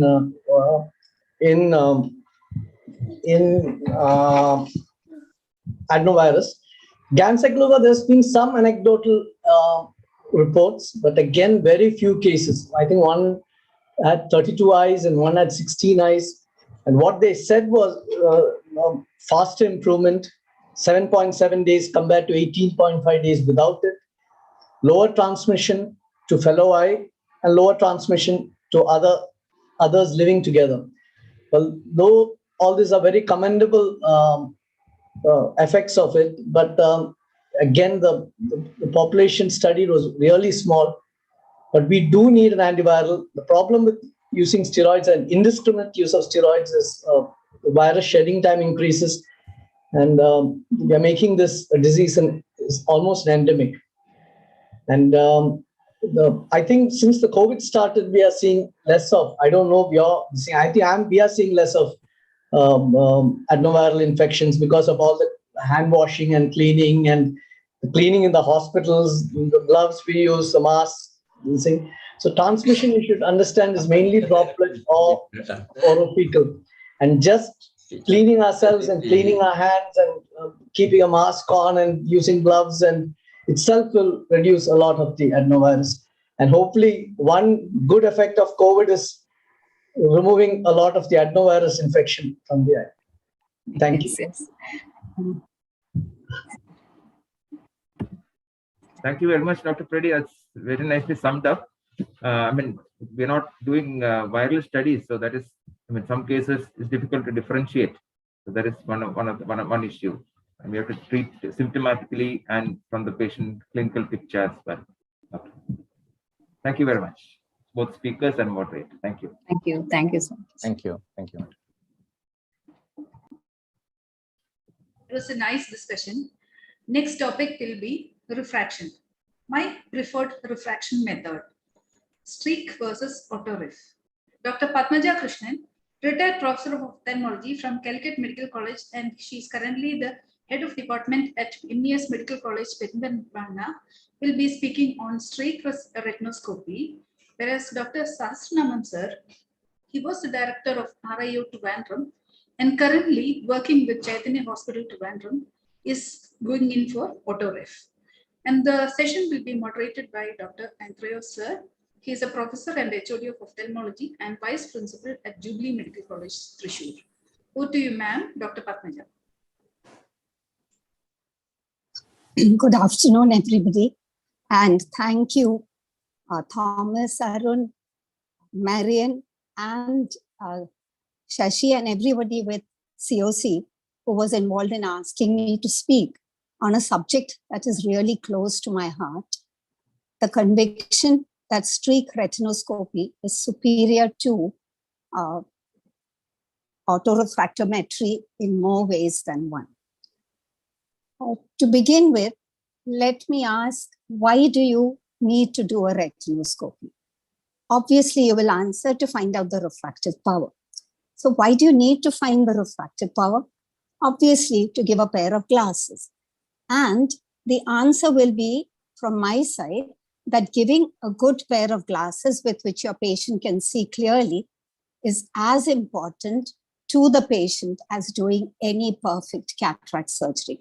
I've had this experience on more occasions than one, where patients are grateful to you for helping them to see after they've been prescribed a poorer pair of glasses. Of course, none of us prescribe glasses based upon the retinoscopy reading or the autorefractometry reading. All of us prescribe on the basis of the subjective evaluation. So once I have a starting point using the autorefractometer or the streak retinoscope, I would now have to test the patient's vision against the power that I have found and then prescribe the pair of glasses. Therefore, in most cases, maybe the autorefractometer and the retinoscope would not make much of a difference. But what about those cases where determining the refractive error accurately has to be done objectively rather than subjectively, especially in young children with the potential for amblyopia, or in other people who are not able to cooperate? I know older people who can't tell you whether they're seeing better with this or that. They keep saying, no, I can't see any difference between the two powers. So in all these cases, you might have to rely a lot more on your objective value, especially in children, than attain a subjective evaluation of the refractive error. And this is where streak retinoscopy scores every time, every single time, because the streak is far more accurate than the autorefractometer with its false sense of precision, where it tells you small values, where it tells you axes which are a few degrees here and there. But when you do it with a streak, you are able to find out whether the patient, when you're doing a non-cycloplegic refraction, you can know whether the patient is accommodating. When you're doing a pupil dilated cycloplegic refraction, you should be able to see whether there are medial opacities. None of these are available to the autoref. And of course, the autorefractometer asks you to relax accommodation by making you look at a picture which, for all intents and purposes, seems to be close to you. And the biggest fault with the autorefractometer, as all of us know, if the patient is capable of accommodating, he will accommodate. And emmetropes will end up myopic, myopes will end up even more myopic, and hypermetropes less so. What are the reasons why streak is not popular and the autorefractometer is? As I see it, the main reason why people do not like the streak retinoscope, because it has a bit of a learning curve. And you need to keep doing it. So when you are training, I find that even my postgraduates, they're far more keen on picking up other clinical skills, surgical skills, but this particular skill, which they believe is actually the role of the refractionist, the optometrist, who are important members of our team, but to us are lesser mortals. So we don't want to be having to do the kind of jobs that they do. We'd much rather do what we believe we are being trained to do. But like everything else in life, let me assure you that practice not only makes perfect, practice also makes it so much easier. And I'm sure every one of the older generation of ophthalmologists will be with me when they say, with what I'm saying now, that however difficult it seemed in the beginning, over the years, it makes such a world of difference. It creates a rapport with your patient. It helps you to assess the refractive error. And if you have done the retinoscopy, trying the glasses yourself gives far more satisfaction to both the patient and the doctor. And in this context, even recently, one of our very senior non-ophthalmologist colleagues said, I'll anyway go to the big eye hospital to get my cataract done. But when I want a pair of glasses, I will go to my friend, the old ophthalmologist who doesn't operate. This is not in reference to me, it is in reference to somebody else. And why is autorefractometer so popular? Because we all believe that if you have computers, they are in some way far more specific, far more accurate, far better than the fallible human being. And of course, far more importantly, because it makes life easy for all of us. So the autorefractometer will give you a reading, right or wrong, but there it is, there is a reading in a few seconds where once you become an expert, you might have to take a few minutes doing the same. So I hope that with these words, I'm able to convince you that learning to do retinoscopy is not just important, it is vital. There will be occasions when it is only the retinoscopy value that you will have to use because the autorefractometer, for all its glamour, does not do so. And of course, let me end by saying, many, many years ago, I had this patient who came to me for a pair of glasses and said, you know, I went to the optical shop to get my glasses changed. And they asked me, computer test veno vendeyo. And for the computer test, they were charging 20 rupees extra. So I said, okay, computer aikote, that's a computer alle, nallada. And then what he told me is, പക്ഷെ അതെല്ലാം ചെയ്തിട്ട് അവന്മാര് doctor ചെയ്യണ മാതിരി ചെയ്തിട്ടാണ് കണ്ണട കുറിച്ചത്. അപ്പൊ പിന്നെ കമ്പ്യൂട്ടർ ചെയ്യേണ്ട ആവശ്യം എവിടെ ഉണ്ടായിരുന്നു? With this last thought, I'm very grateful for having this opportunity to be able to speak on the importance of a dying art, streak retinoscopy. Thank you. Thank you very much, madam. Madam has a remarkable way of presenting a point across, and I was once on the wrong side of madam on a debate, and I know from personal experience. Over to Sir now, sir, on autorefractometer.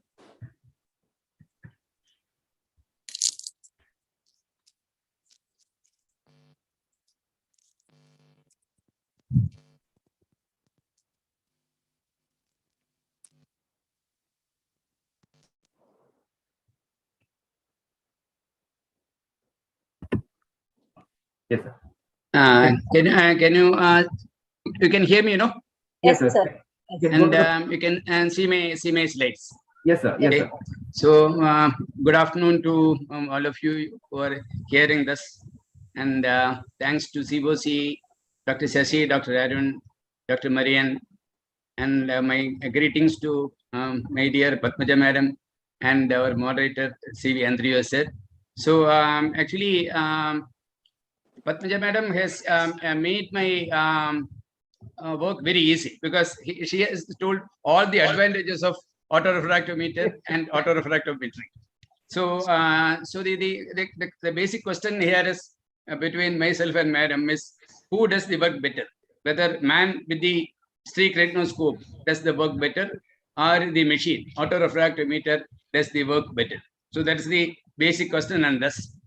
So if you look at the story of autorefractometers, ever since man started doing manual refraction in 1800s, since day one, attempts have been made to automate this process because man always wanted something machine like to do it more perfect, because even from those days, it was believed that the machine will do a better work.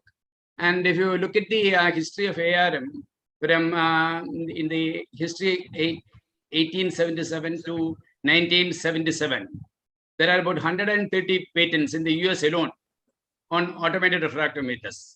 But none of these were commercially very successful on those days, because the technology available on those days couldn't cope up with the real technology that an autorefractometer needed. And since the last 40-50 years probably, as electronics and computers developed, the story of autorefractometer, the history of autorefractometry has gone leaps and bounds. And as of now, as of today, the ARMs, autorefractometers have come of age.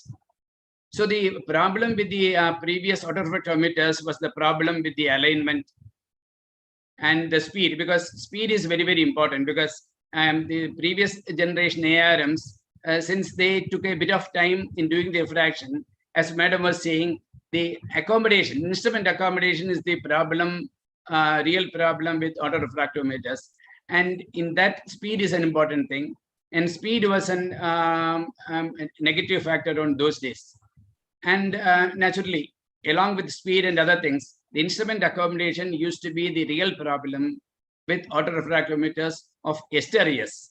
And also the older generation autorefractometers, the pupil size was important. Only if pupil was 3.5 millimeters or above, we could the ARMs could pick up the refractive value.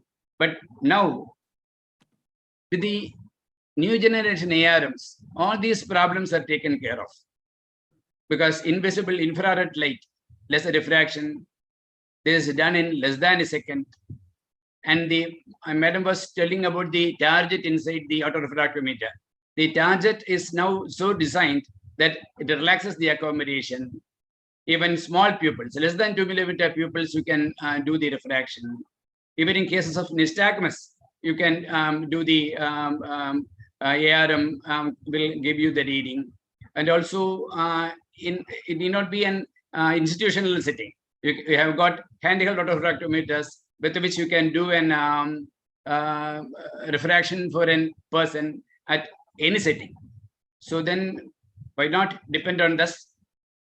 And the definite advantages of autorefractometers, Madam also will definitely will be with me when I say that it's very useful in high volume practices and it saves a lot of time.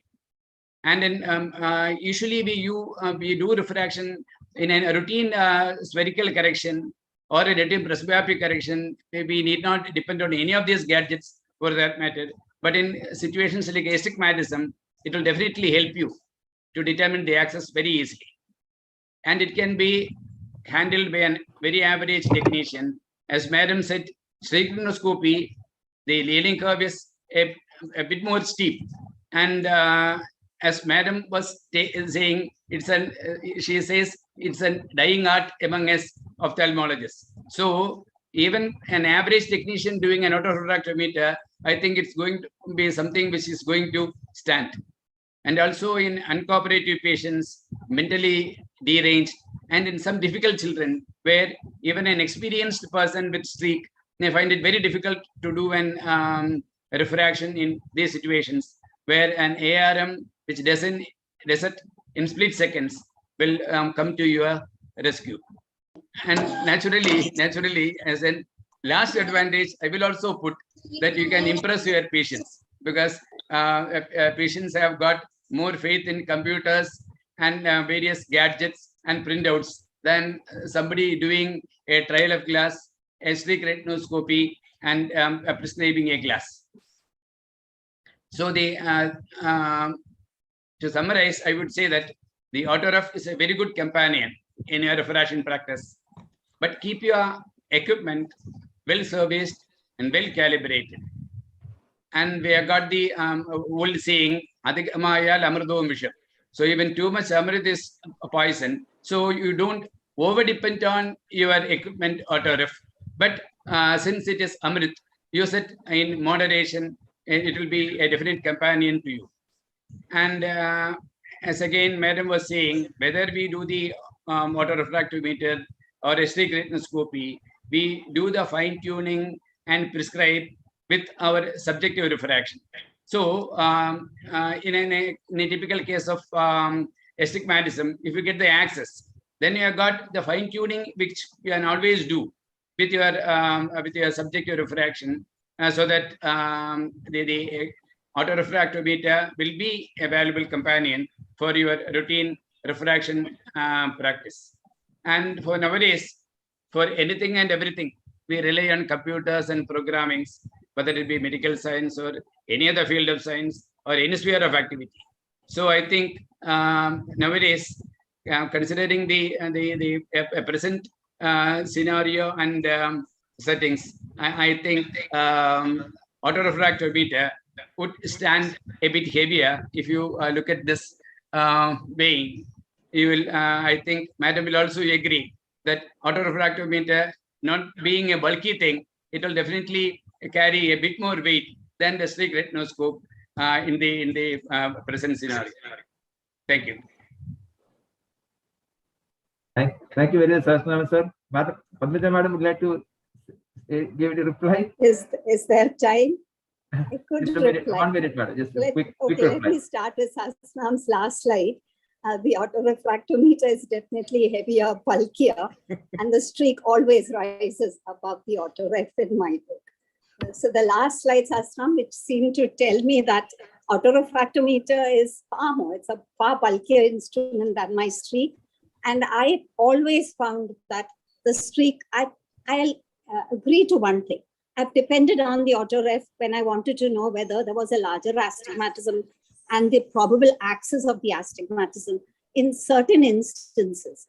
But when I'm prescribing for a child, I would never, ever. I mean, and this we've been proved time and again. Why children, young adults? So many of my medical students come to me. Every 6 months, their myopia seem to be increasing. Why? Because they're accommodating when they're reading. And you do a cycloplegic refraction, and that's when you find that the myopia hadn't actually increased. So anyway, Sasram, I have to say that I will depend, of course, now the fashion is to do a dilated AR. When at one time it was that AR could give you the reading without cycloplegia. It's far more easy for me to see whether the patient is accommodating, to get him to relax by looking far away in a dimly lit room than to go show him a picture and believe that he will look at it without accommodating. Anyway, thank you so much, Arun. It's been a pleasure to thank you. So, Madam, now can I tell you one thing? And when Marian told me that you have to, sir, you have to talk on air, and Madam is talking on streak, I told her, given me a choice, I should have talked on streak. I have talked on streak. Now at the end of the debate, I can tell you, this was what I told Marian when she told me I have to, because myself and Madam probably are the old generation people who think, because we take the good of everything. We take the good of everything, and we know what helps in what. Yes. Yes, sir. I agree. Yeah. Thank you, Sasrima. Andrew, sir. Yes. Thank you very much. Thank you, Thomas, Shashi, and Mariam. So, two stalwarts of ophthalmology, two professors debating each other, and my work is made very, very easy. Not much to add, because they are the pioneers or old generation or fading process doing streak retinoscopy. They have done a wonderful job. But everybody agree that there's some indication for cycloplegic repression still. Madam already stressed that, especially in children, preschool children. And it is also preferred children up to 8 to 10 years. And very high hypermetropia, amblyopia, or associated with strabismus, it is definitely indicated. And to some extent, in young myope also, it is very much indicated. But there's some practical problems. Nowadays, the younger generation, they don't prefer this cycloplegic repression, waiting for 1 hour, then retinoscopy, then coming for PMD after 2 or 3 weeks. They are all busy. And the parents also not much liking the coming again, or they are losing the class for 3-4 weeks. So these are problems, especially IT people also. They will not agree with for a cycloplegic repression. Of course, but you have to depend upon that. And it is already, Madam, previously to have thought that the repression is bread and butter. That has gone. Now the younger generation, they are not much trained, especially technicians, even the PGs. the exam pattern also, we are not assessing the skill of the retinoscopy. We are only assessing the transposition or something spectacle or something like that only. So some technician will do the refraction and they will copy it and bring it in front of you. So there is a lack of proper training also. But there is so much alternative to avoid cycloplegic refraction and later PMT also. That to some extent, you can do a preliminary subjective refraction. It can be based on the undilated retinoscopy, or can be based on the autorefractometer, or the previous power of the glass, or the fundus appearance, especially myopia, or signs and symptoms of the patient, and the acuity of the vision, and the age of the patient. Based on that, you can do to some extent, you can avoid the cycloplegic refraction or later PMT also. To avoid cycloplegic refraction, you can combine the undilated retinoscopy or AR reading with the AR reading, minimize the indication for dilatation. So with you can do a subjective refraction. Or cycloplegic retinoscopy is already done, PMD can be avoided if retinoscopy value and preliminary subjective values tally each other. Then you can, on the same sitting, one sitting, you can prescribe the glasses. So these are some of the things you can avoid cycloplegic refraction or at least PMD. And the advantage of autorefractometer, both Sahasranamsar and Padma already elated. They already told there's so much advantages, of course, disadvantage also. But it is very helpful for preliminary subjective refraction and the mass screening, camp or school screening. You get some idea with the autorefractometer. But you should think that you should not depend upon the autorefractometer, especially in children. You can produce a pseudomyopia due to too much accommodation that Madam already told. And you can sometimes lead to overcorrection myopia. And of course, undercorrection hypermetropia. And of course, as Madam told, media opacities produce erratic values. And the most important lesson, don't follow blindly the AR reading. You should always do the subjective refraction. That is stressed by Madam. So you should, machines, of course, as Raman told, machines are, people have faith in machines and computer. But you should think that no machine can replace human to human interaction by doing a proper subjective refraction. So you should incorporate retinoscopy, AR, subjective refraction, everything should be incorporated together. Then only you can have a good practice. So thank you very much. I think the two stalwarts or pre-forces sitting together. I only suggested the names of Sahasranam for the autorefractometer because I want to get somebody to be to the Padmaja Madam. Because he is such an orator without slides, he will emphasize. So Sahasranam is the only fellow I recommended. So sorry if Sahasranam, I only recommended you. Thank you. Thank you very much. Thank you, Padmaja Madam. Thank you, Sahasranam sir. Thank you, sir. Thank you very much. Thank you. Okay. Okay, thank you. Going now to the last topic.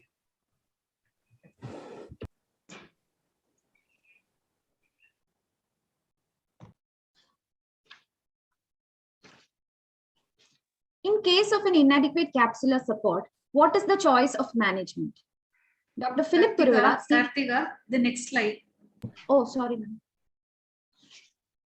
In case of an inadequate capsular support, what is the choice of management? Dr. Philip Kuruvilla, Senior Cataract Surgeon and Medical Director at Aradhana Eye Hospital, Trivandrum, will speak about managing with an iris claw lens, and Dr. Sinu Mol, Professor of Ophthalmology, Government Medical College, Thrissur, will speak about using a scleral fixated IOL. The session will be moderated by Dr. NSD Raju, Senior Ophthalmologist and Medical Director at Dr. NSD Raju's Eye Hospital and Research Center, Kochi. Over to you, sir.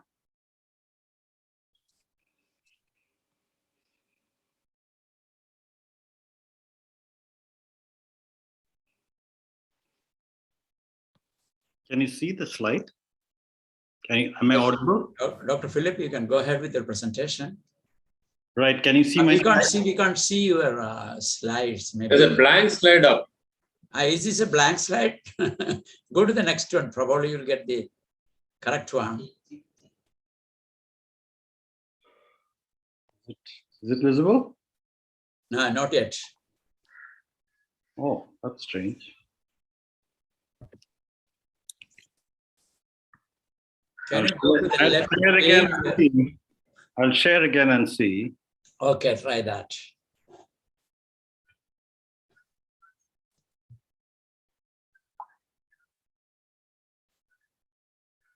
Sir, this may be the last slide, or you complete. You go to the beginning. Go Then to you the can beginning. try First going slide. up, going up rather Go than. up or something. Or go to that left pane, you know, where you have the list of slides, you know, and click on that. Very strange because it was working quite well.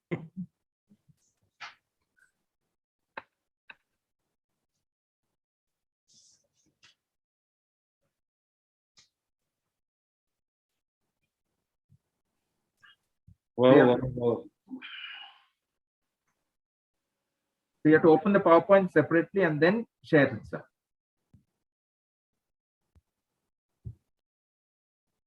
I don't know, maybe he can correct it and then the other presenter can. Is it visible now? No, not yet. Well, we can save some time if the other presenter can present her. Yes, I think Cinnamon can By the present time it. you can set right your slides. Yeah, okay. Right? The other person can. Sinu can. Okay, I'll. Sinu, you can proceed with the presentation.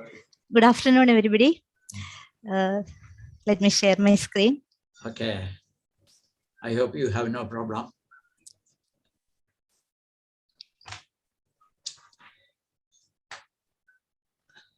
I think she is already recorded it.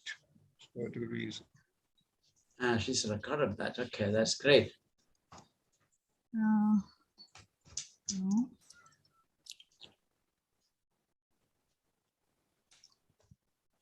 Sorry. Dr. Marian, if is there any technical problem? Yeah, I will ask Lisa to. Yeah, please do. Please do. Dr. Sinu, you're sharing the screen now? I'm sharing. But not at some.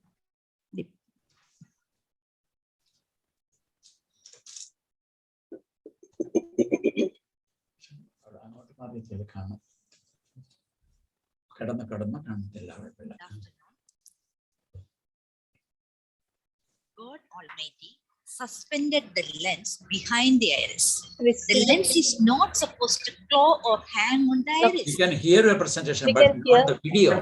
For inadequate capsular bag support. Audio has come, not the video. Yeah, only the audio has come. Iris fixations. I think she has already recorded the presentation. So Yeah, I 1 minute. or do you have it on your computer or the system? Can you play it right now instead of playing from the recorded one? Is that possible, Dr. Maria? Okay, sir. I'll. Yeah, that will be better.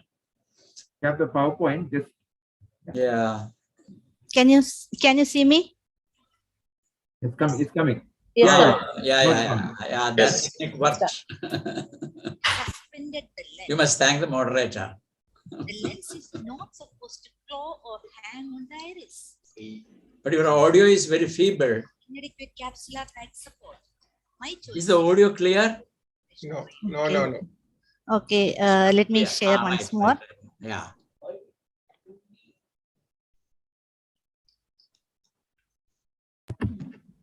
You just need to increase the volume. It's coming.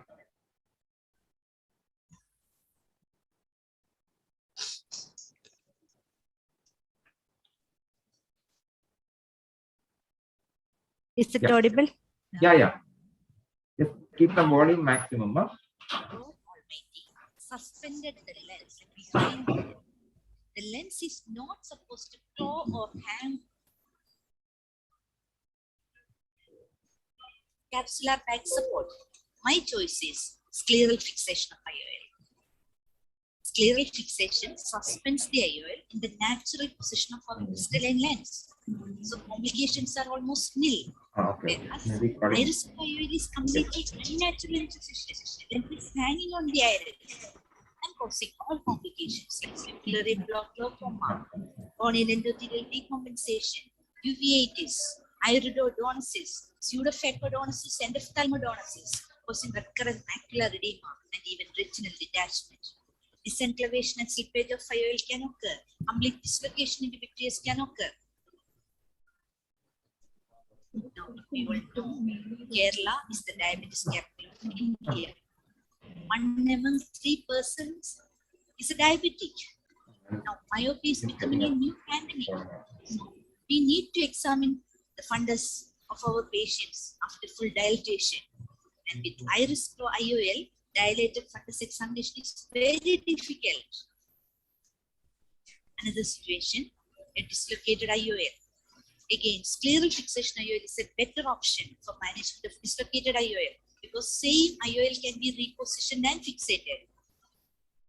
If we are planning for iris flow IOL, we need to explant the dislocated IOL first. That will increase the surgical trauma, and then the cost of the new iris flow IOL is on the head of the patient. Surgical time, I agree, but we need to have patience for our patients, and the newer techniques like fluid IOL, sutureless scleral fixation are much faster. Now, see this case? This is a case of total aniridia with a subluxated cataract. What can we do for this? Nobody can do iris flow for this patient, but all of us can do lens removal with an aniridic scleral fixation IOL. Very good vision. What about this? It's a common condition following penetrating trauma or perforated corneal ulcer. Patient is presenting with adherent leucoma. Patient is having iris here, but can we do iris flow IOL here? What about this? This is a case of iridocorneal endothelial syndrome. Again, iris is there, but what can we do? What about this? The most common cause for subluxation or dislocation of lens is trauma, and about 10% of trauma cases will have dialysis. So, what to do for these patients?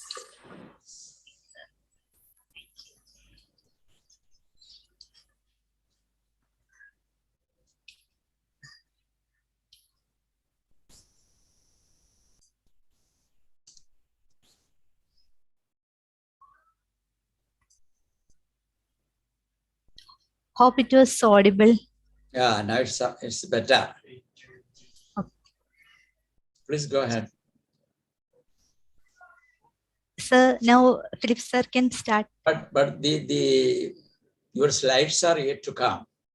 No, it was a video. Yeah, okay. Dr. Philip. Am I audible? Yes, sir. Can you hear me? Yes, sir. Yes, sir. Yeah. Philip, please go ahead. Well, I try to share your. I'll try to share. Screen, yeah. Is it visible? No, not yet. No. Not yet. There is some basic problem with the projection system over there. Is there any computer specialist? So just share screen. Just open the PPT and yes, sir. Yeah, just come. Is it visible? Now it's maybe it will be visible soon. I It's a cannot. blank slide, That's only the cursor. No, the cursor is being seen. Is it? Can you project it from your laptop? Is this visible now? Sir, only blank slide is seen. Okay, Marian, can you present from your side? Then Yes, I have not received the mail.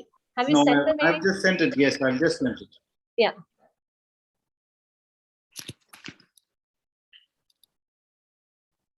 I don't know. I'm able to see it here. I'm not sure what happens.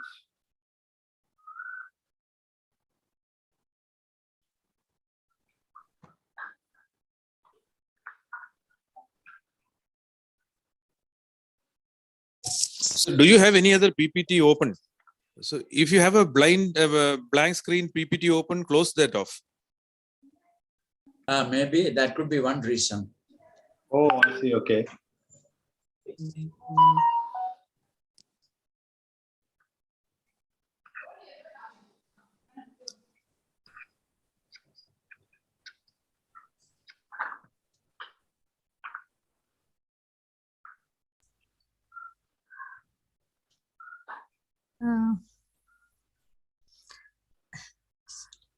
Marian, are you able to project from there? Sir, I have not received your email. I'm just waiting. I have sent a test mail to you now No, from my Gmail. I sent it to you, to your personal. So if you can just open your PowerPoint, just close just one PowerPoint, just open it, then you'll be able to share it, sir.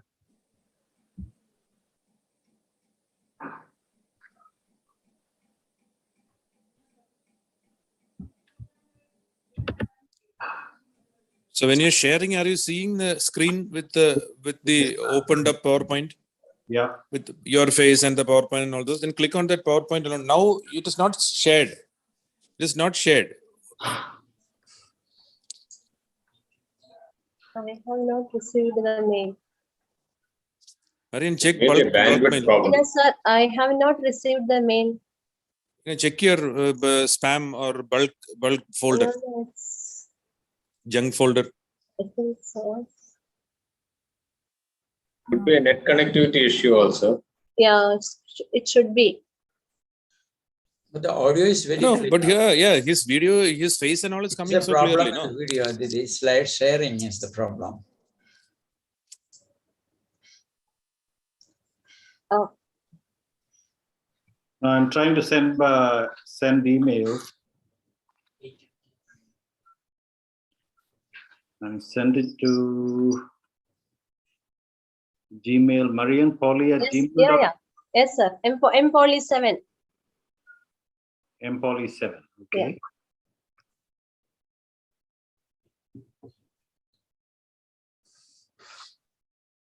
Yeah, I'm sending it now.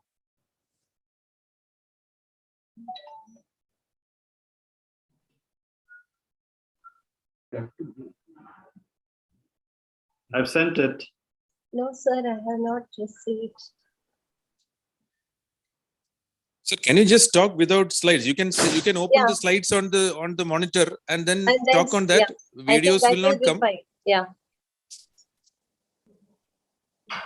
Marian, just refresh your email. I'm just keep on refreshing. I have not received. Okay. Just now I have sent a mail to him. It's like, just a test mail. Okay.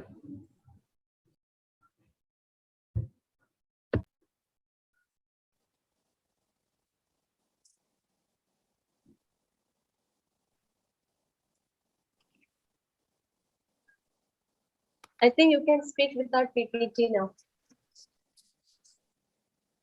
So you can open your PPT on your computer and then talk. But you can't see the videos, right? Yeah, videos won't come up. That's true. There's no point if you cannot see the video. See the videos. Okay, then there is no point. Quite true, because the technique is the most important thing in that. Yeah. I checked this morning with the trial this thing, and actually your sharing is happening. We are seeing another screen. That is the problem. We are seeing another screen. So maybe you need to just select. Sinu's PowerPoint is now closed or open? It's closed, sir. Nobody is sharing now. Nobody is sharing. Yes. Will you try once again, Dr. Philip? Yeah, try. Start from the beginning, so log on to the Zoom, enter, and then. Okay, I'll stop sharing. I'm supposed to be sharing now. I'll stop sharing. I'll start from the beginning and see whether it works.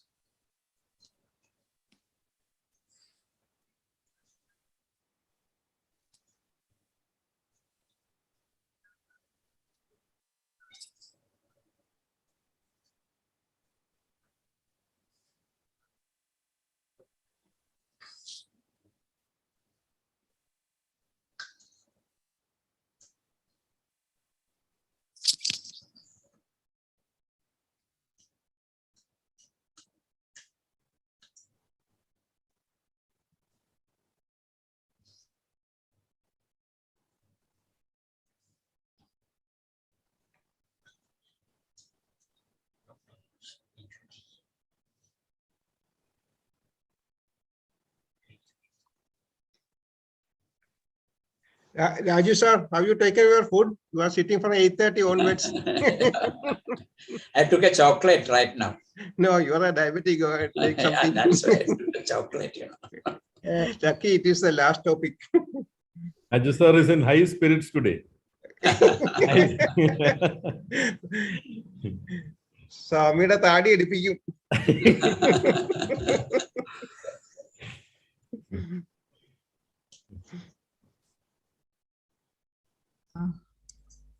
സോണിയുടെ കുഴപ്പമില്ല, അത് വെച്ചിരിക്കുമ്പോൾ അതിന്റെ താടി ഒന്നൊന്നുമില്ല, mask വെച്ചിരിക്കണെന്ന് തോന്നുള്ളൂ. Black mask ആണ്, സ്റ്റൈലായിട്ടുണ്ട്. ഇടയ്ക്ക് ചിരിക്കാതിരുന്നാ മതിയല്ലേ. ഞാൻ പറഞ്ഞു same plain slide is coming up. Same blank sign. Do we have a session in the afternoon? Yes, sir. We are having case presentations. So can we just include this one? If somebody could rectify this defect and then have the presentation later, just before the other one. Okay. Just Then we will do it like that. Do we have a computer specialist there? Yes, sir. Dr. Siju is there. Sir will send you Mariam or Adam Thomas. Yeah, yes, sir. We will do like that then. You can upload. Yeah, that will be better. That will be better, because without doing anything just while by the time like this is not good. Moderator is feeling hungry. Moderator is going for hypoglycemia. So yeah, you all will have to take me to my dining room. Dr. Sindhu, I'm sorry actually. So we will move to case presentations. Yeah, now. that will be the better plan, you know. Yes, sir. We'll have the afternoon session. Okay. Yes, In the meantime, please rectify the defect. Okay. Yeah, so thank you so much. See you after a sumptuous lunch. Okay. Yeah. Thank you, sir. Right. Thank you. Thank you. Dr. Arun. Yeah. Okay. Thank you very much. Sorry for that hiccup. We'll go straight now to the PG case presentations. So we're going to have a series of glaucoma case presentations, and the cases will be presented by the postgraduate and the discussion by the mentor. So we'll start with the first case presentation. Dr. Karthika. The first case presentation will be done by Dr. Blessy Chacko. And her mentor will be Dr. Smita, who is a glaucoma consultant at LF Hospital. Over to you, Blessy Chacko.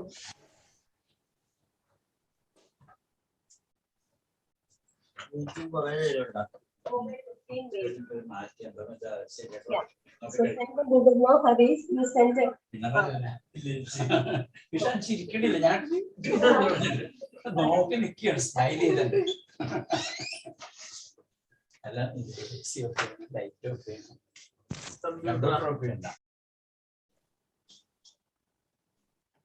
problem. No problem. No problem. Yeah. Am I audible? Okay. Yeah. Thank you. So, am I audible? Yes. Yes. Yes. Yes. Please go ahead.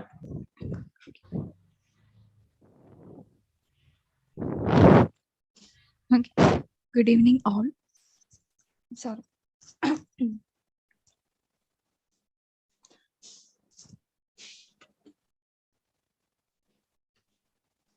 I'm presenting a case of 36 years old male. He was a driver by occupation. He came with gradual onset defective vision in left eye for 5 months. He had defective vision in left eye since last year, September, which was associated with pain. He complains of colored halos around the light with on and off redness in left eye. He consulted various local hospitals for the same complaint, and there he was told he had high pressure in left eye, and he was given various medication including steroids like prednisolone and anti-glaucoma medication. He had initially improvement, but later he had recurrence with worsening of symptoms. Past history: no history of similar episodes in the right eye, no history of ocular trauma, no history of ocular surgeries in the past. He was using glasses for refractive error. He is not a diabetic, not a hypertensive. He is not an asthmatic, no history of joint pain. He's not on any systemic medication, no history of drug allergies. No family history of glaucoma.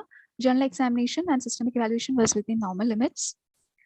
Ocular examination, both eye unaided distance vision was 6/12.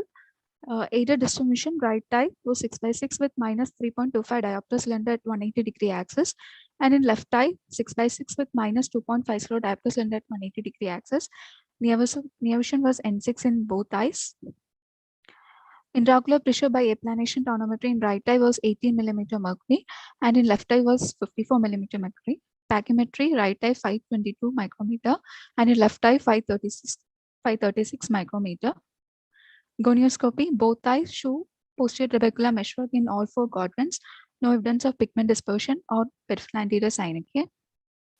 Ocular examination, anterior segment right eye, lids and adnexa was normal, conjunctiva was normal, cornea was clear, anterior chamber was quiet with Manhattan's grade 4, iris was normal color pattern, pupil was round regular reacting, direct and concentration reflex was normal, lens was clear, left eye, there was mild conjunctival congestion and mild corneal edema, no keratic precipitates, anterior chamber show Van Herring grade 4 with 2+ cells and flare. Iris was normal color and pattern, no iris atrophic patches. Pupil was 5 mm dilated compared to the other eye, and it was sluggishly reacting to light. There was no RAPD. Lens was clear, no phacodontsis. Fundus examination, right eye shows a clear media. This was normal in size, vertically oval, pink in color, well-defined margins with a cup-disc ratio of 0.6, with a healthy neuroretinal rim obeying the ICT rule. Macula was normal, FO was present. The retina was normal, surrounding retina was normal and attached. Left eye, retina was slightly hazy due to anterior segment pathology.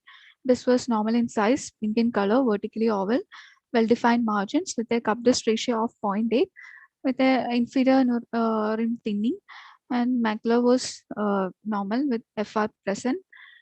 Surrounding retina was normal and attached. Visual field in left eye shows a double arcuate scotoma in left eye. OCT evaluation shows a inferior RNFL thinning in the left eye.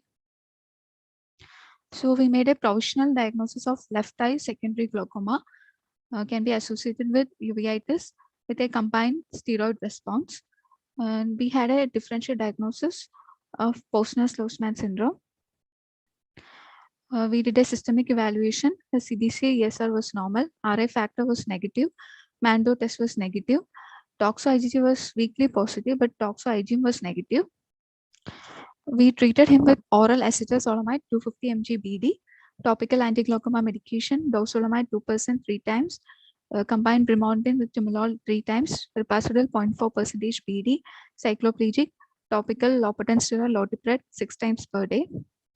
So he came back 5 days later with better symptoms, maintained aided vision, and intraocular pressure in left eye was slightly reduced to 42 mm mercury. He said he was not using rapazidil, so we advised him to continue using rapazidil. Uveitic glaucoma can be classified into inflammatory ocular hypertension syndrome, which presents with a raised intraocular pressure, which include herpetic anterior uveitis, cytomegalovirus infection, sarcoidosis, toxoplasmosis, syphilis, Posner-Schlossman syndrome. And other one is acute uveitis angle closure with pupillary block, corticosteroid-induced ocular hypertension or glaucoma, chronic mixed mechanism ocular hypertension or glaucoma. And this can be also classified based on angle structure like open angle and closed angle. Some specific uveitis enditis are Fuchs heterochromic iridocyclitis, which is a chronic inflammation, which is mostly unilateral with low-grade non-granulomatous anterior uveitis present in people with age group 20 to 45 years. And they present with heterochromia iridis, small stellate KPs, posterior subcapsular cataract. Usually patients are resistant to medical therapy. So surgery will be the definite treatment in most of these patients. Other one is Posner-Schlossman syndrome or glaucomatocyclitic crisis, which is also mostly unilateral, which present with acute raised intraocular pressure and mild anterior uveitis with recurrent episodes. There will not be any synechiae, and angles will be open. And if untreated, 25% patient develop glaucoma.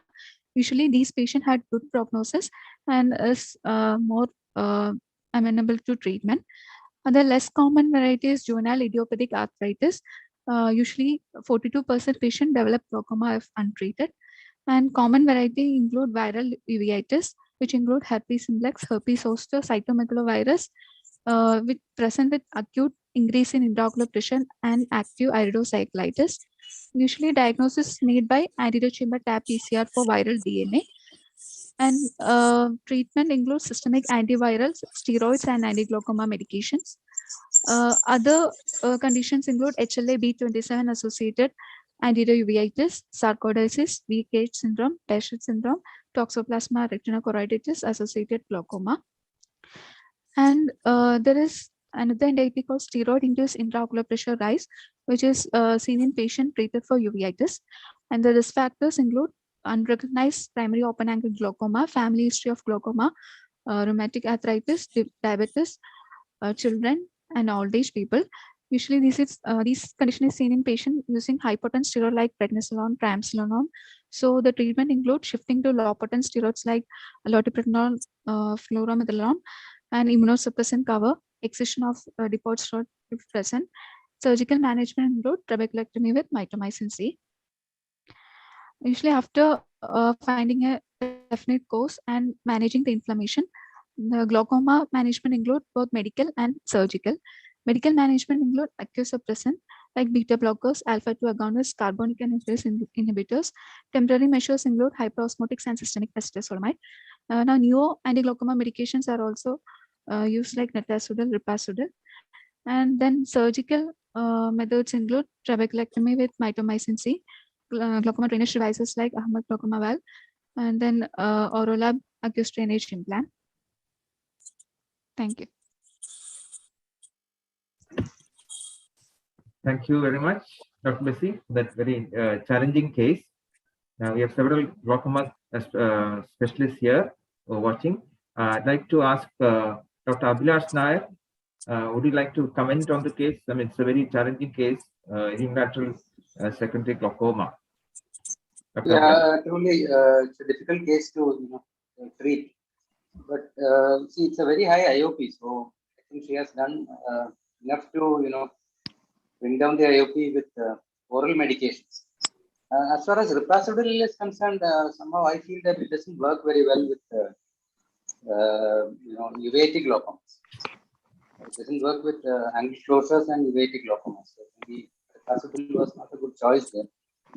And I think the patient also found it intolerable. Yes. Yeah.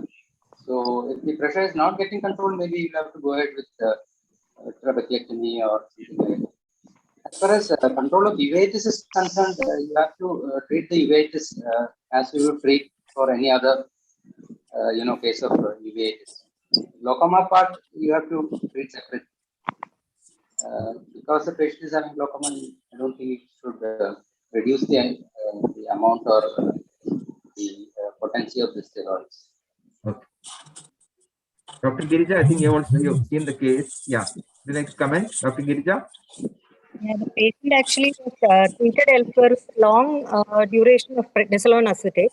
They, from outside also, they have tried to change the steroid to a weaker one. But then the symptoms increased, and that's what the patients, from the patient's mouth, that's what I gathered.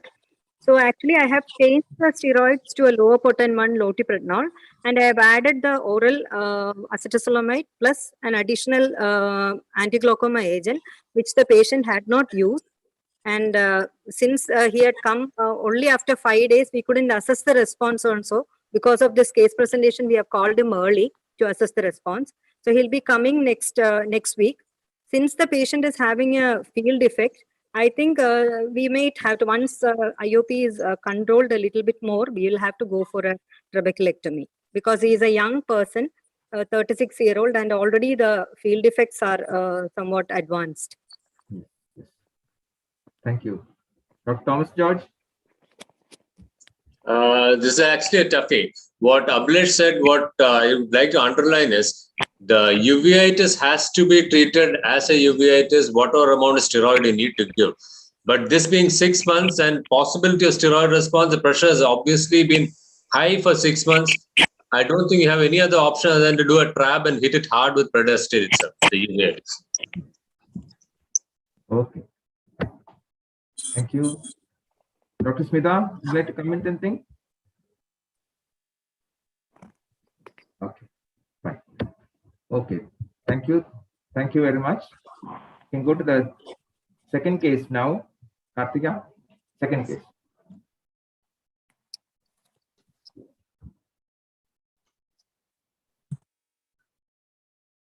So 1 second. Yeah, next case, next slide. Just trying to. 1 second, sir. I'll just reshare once more. Yeah.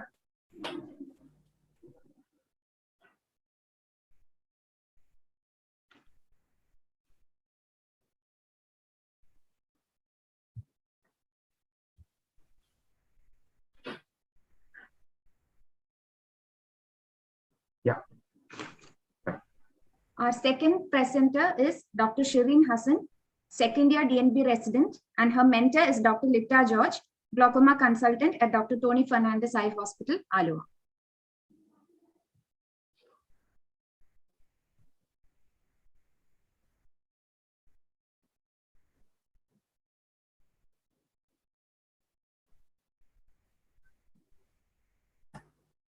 Shirin, you may please share your slide. Yes, ma'am. Shirin, yeah. So is my slide visible? Go ahead, present. Good afternoon, sir. I'm presenting two cases, and my first case.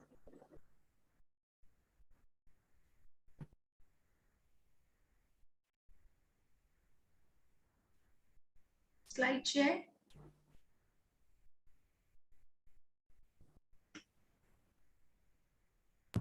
You can click on the slide, individuals on the left side, just click on the slide, then it will go to the next one.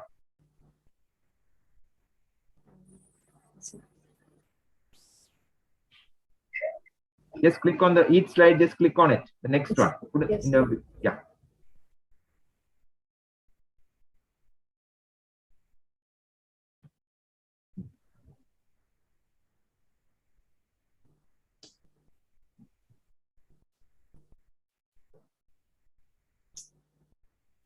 Can you make it a slideshow? It's not a slideshow. He's trying, the computer is hung and waiting. Can I proceed, sir? Yeah, just click on the second slide. Just click on the second slide to see if it's moving. I'm present, sir. Yeah. Go ahead and present. I'm presenting a case of a 51-year-old gentleman who is presenting with complaints of headache and vomiting for past 1 week, and blurring of vision in both eyes for 1 week, and redness in both eyes for 1 week. History of present illness: he was apparently normal 1 week back when gives history of headache and vomiting with mild blurring of vision in both eyes. It was associated. Can you press? Just click on the slide. You're only seeing the first slide. We're not seeing the next slides. Okay. Shirin, unshare and share again. Okay, sir. It's stuck.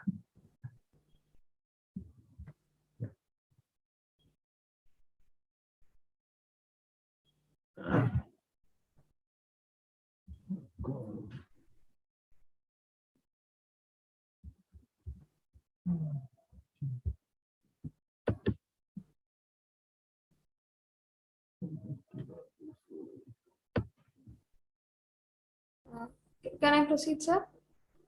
Yeah. Yes, present on from this view. Okay, sir. Patient was apparently normal 1 week back when gives history of headache and vomiting with mild blurring of vision in both eyes. Was associated with redness, and he was taken to a nearby hospital, and he was admitted there and given IV and oral medications, and details of these medications were not available. But his blurring of vision was increased and redness persisted, so came here for a second opinion. There was no history of fever, no history of pain on eye movements, no recent history of migraine or epilepsy for which drugs were taken, and there was no history of any trauma.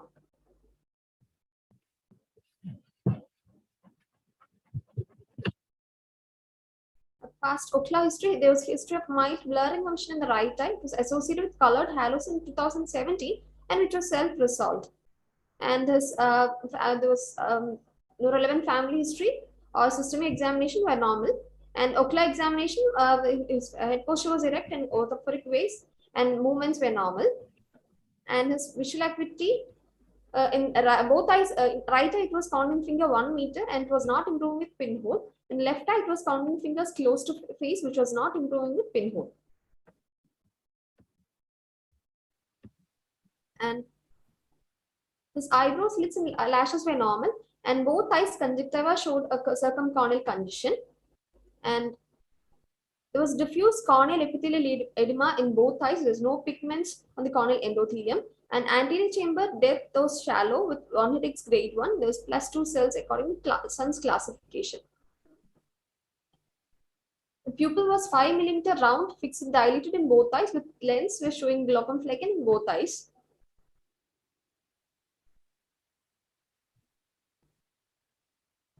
IOP with Goldman appellation tonometry with no antiglobal medication shows it was 556 mm of mercury in the right eye and 54 mm of mercury in the left eye. With these findings, a bilateral angle closure disease, probably a drug-induced one, was made, and this patient was then treated and was started on IV mannitol, oral glycerol, atropine eye drops, and timolol plus brimonidine eye drops combination. And the IOP was reduced the next day. It was 10 mm of mercury in both eyes, but the anterior chamber was not starting to form. On subsequent visit, we found that the IOP was increasing. So we consulted the treated physician and found that it was IV cefaperazone and tolvaptan was given to the patient, and they were made a suspicion of SIADH.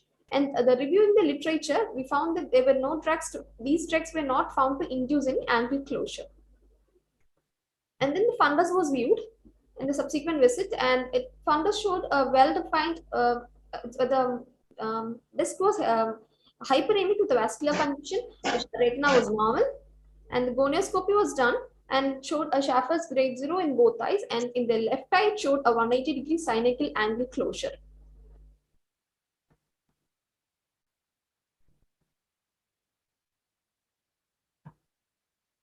And so we reviewed the history, and the patient gives a history of quarrel with his neighbor prior to the incident. Maybe this might account for the acute adrenaline surge, and that probably lead to a bilateral angle closure. And then a peripheral YAG iridotomy was done in both eyes, and following which the IOP was medically controlled with timolol plus brimonidine eye drop combination.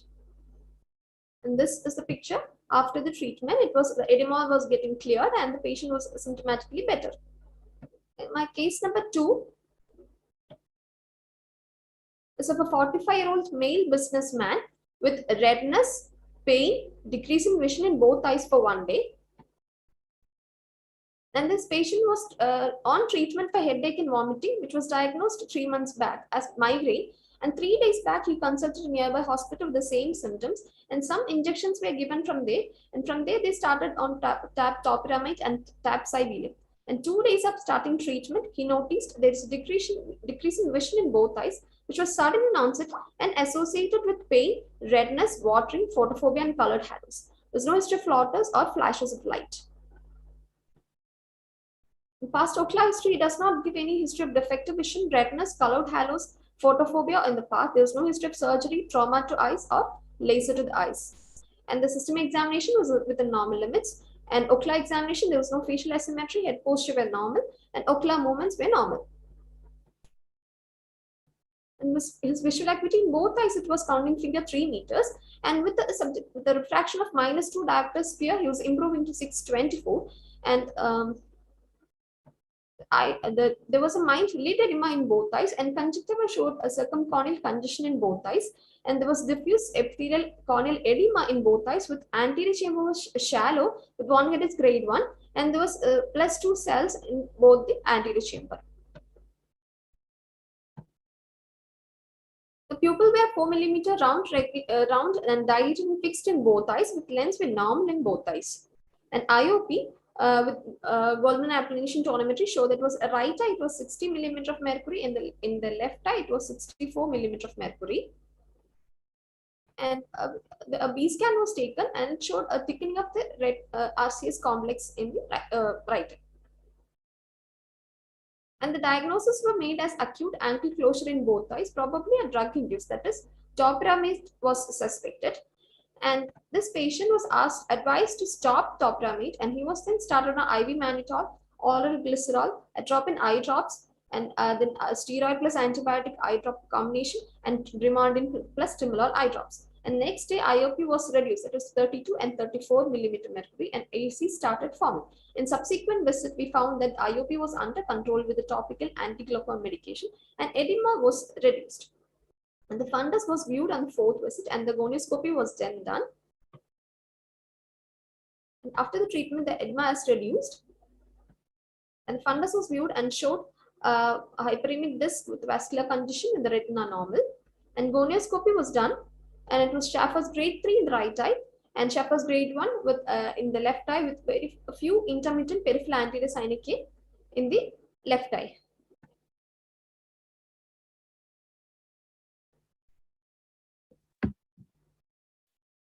Thank you. Thank you very much, Dr. Shireen. Dr. Nita, would you like to comment? Yes, I will start sharing my screen.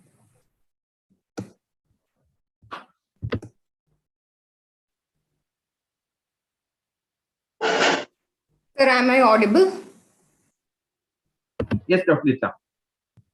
The screen is not seen yet.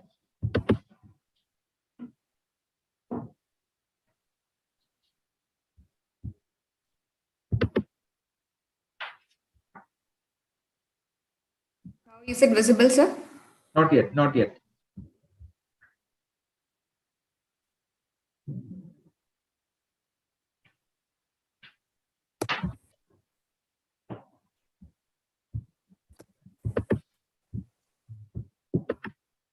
Yeah, it's coming now.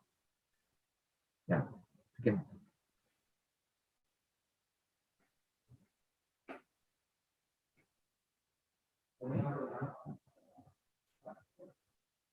Can go to the first slide. Yeah.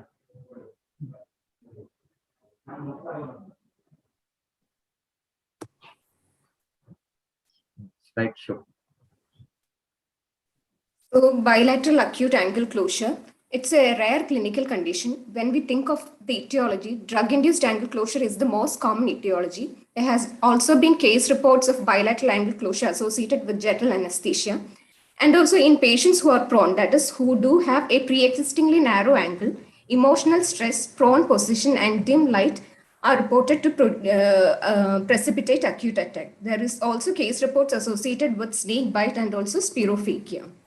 When we think of drug induced, it can be by two mechanisms. One is the pupillary block mechanisms, that is either by its adrenergic or the anticholinergic effects. The drugs which are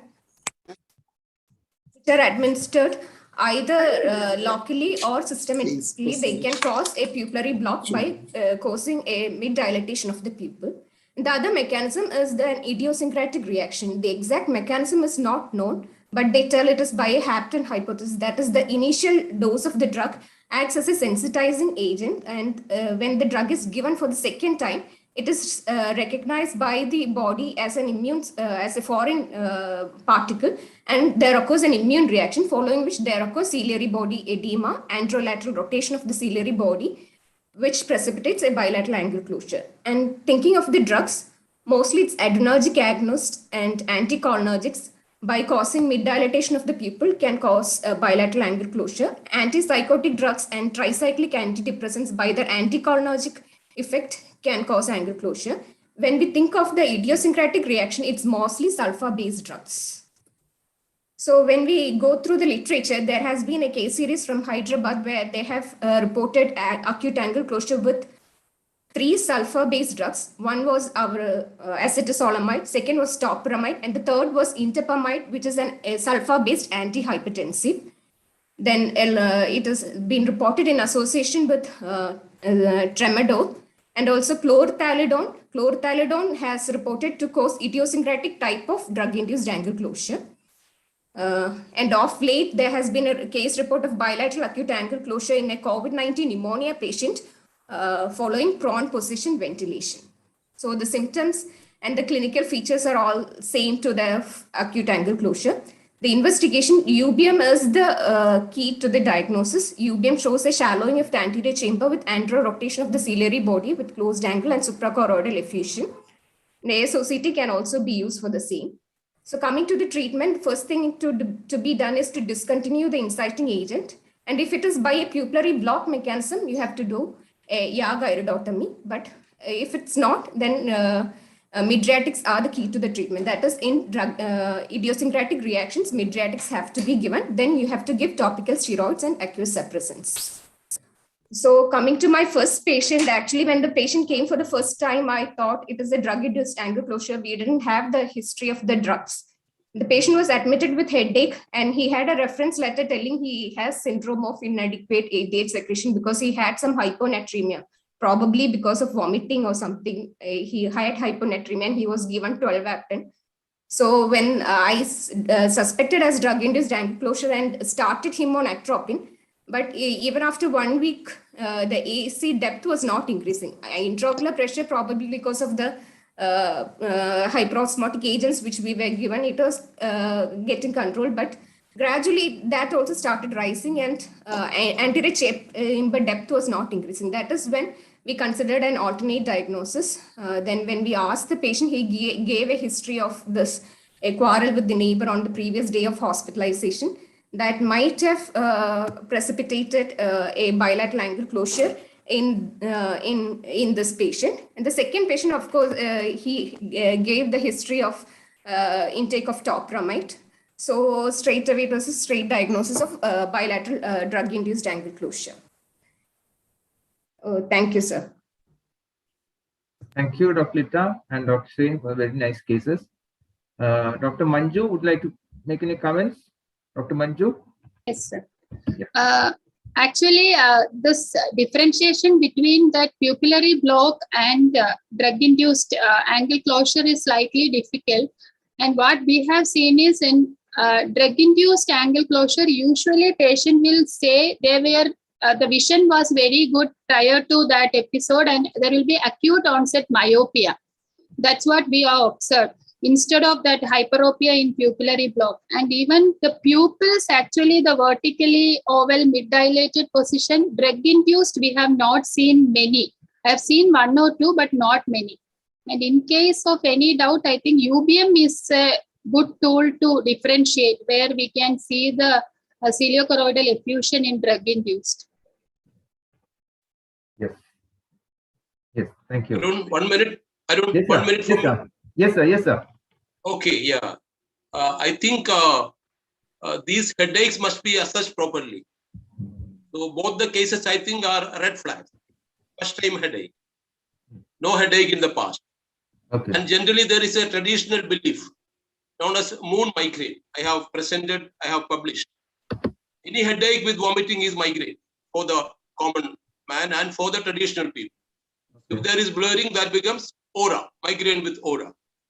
So, and it is moon migraine because, you know, the subacute episodes occur in the night when you are in the dark. Yes. So usually they subside when you sleep because of meiosis, sleep-induced meiosis. So they switch on light, switch on light. So, you know, to search for some tablets for the pain. So that is the traditional concept of moon migraine, and sun migraine is early morning along with sunrise. Okay. So this has to be kept in mind. Secondly, topiramate, you know, if the dose is low, like I never go above 50 milligram. If you can keep 50 milligram, of course, there is a case reported 25 milligram. That is why, you know, she said idiosyncratic. So even small dose you can get. But generally, if you keep 50 milligram for migraine, generally I have never seen, last maybe 15 years, I have never seen a case of mine. Okay, yeah. So, but whenever you give topiramate or whenever you see a patient on topiramate coming with any other complaint, you have to give them this advice. Any orbital pain, any halos, any blurring, any new headache, not the usual migraine, any other thing, they have to stop the tablet and either they meet their own neurologist or physician or consult an ophthalmologist. So I think that is very important. Yeah. Thank you. How can you differentiate, you know, the moon migraine and sun migraine? Like how can you, just from the history? No, that is what first onset you have to be careful. If they say, you know, this headache is for the first time or last few days, and I get blurring, I get congestion or halos. All this you have to prompt. They never tell you. They just come and tell you headache with vomiting, or just headache, only headache, and maybe mild congestion. So there is something known as migraine with autonomic symptoms. So some experts, diagnose that as migraine with autonomic symptoms, congestion, lacrimation. That is also a migraine diagnosis, but where you get a trigger, not this darkness as trigger. It must be a daytime trigger, sun exposure or hunger or stress. So the most important thing is whether it is a new onset headache and any subacute angle closure symptoms like congestion, blurring, halos, which you have to prompt. They may not tell you that. Early morning again can be confusing with brain tumor, papilledema. Early morning they get up with headache and vomiting. Again, where you have to see whether there is a migraine diagnostic criteria fitting symptoms. That is why migraine headache and migraine criteria must be properly applied when they come with headache. But new onset headache is always a red flag. New onset headache with any other eye symptom, you consider that as a red flag, and you have to be careful where you have to go for a complete assessment. Another point is the flashlight test. When they come to anybody, even physician, GPs, you can shine a torch and see the shadow. So that is a early indication that this could be angle closure. Yeah, flashlight test. Thank you. Thank you very much, sir. And we go to the third case. Thank you, Francis, sir, for the nice words. Okay, next case will be by Dr. Shubhanetra, and her mentor will be Dr. Manoj Prathapan. He is a glaucoma consultant at Amrita Institute of Medical Sciences. Dr. Shubhanetra. Is my screen visible? Is my screen visible? Yes, Netra. Yes. Am I audible? Yes, yes. Go ahead. Good afternoon, everyone. I'm presenting a case of a 70-year-old housewife who presented to us with decrease of vision in the left eye for 3 to 4 years and loss of vision in the right eye for 4 years. History of presenting illness: 70-year-old lady with no known comorbidities presented with complaints of gradual, painless, progressive decrease of vision in the left eye for 3 to 4 years. Patient was apparently normal 4 years back when she noticed significant decrease of vision in the right eye, but ignored the symptoms. It was associated with intermittent redness and pain in both eyes. She also gives us a history of ocular heaviness in both the eyes for the same duration. Past medical, surgical, or drug history: yak peripheral iridotomy was done in both the eyes elsewhere 4 years back, and she was instilling in both the eyes prednistate eye drops BD, dorzolamide and timolol eye drops BD, and brimonidine eye drops BD. On general examination, patient was moderately built and nourished, no pallor, icterus, cyanosis, clubbing, lymphadenopathy, or edema, no joint deformities, and systemic examination was within normal limits. On ocular examination, both eyes, ocular alignment was orthotropic, extraocular movements were full and equal in both the eyes.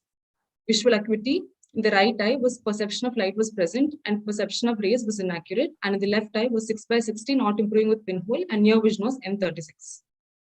Intraocular pressure by Goldman applanation tonometer at 10 a.m. in the right eye was 56 mm of mercury, and in the left eye was 40 mm of mercury. On anterior segment examination, in the right eye, cornea was clear. There were small pigments on the corneal endothelium present inferiorly. AC depth by von Herix was grade 1. PI was patent at 11 o'clock position. There was a pupil was 3 mm, irregular pupil. Direct reflex was absent and consensual reflex was also absent. There was 360-degree posterior synechiae. Lens showed grade 3 to 4 nuclear sclerosis plus a thick posterior subcapsular cataract. In the left eye, the cornea was clear. There were small pigments on the corneal endothelium present inferiorly. Anterior chamber depth by von Herix was grade 1. Iris, PI was patent at 1 o'clock position. Pupil was 3 mm, irregular pupil. Direct reflex was absent and consensual reflex was sluggish. And there was more than 300-degree posterior synechiae. Lens had grade 3 to 4 nuclear sclerosis with posterior subcapsular cataract.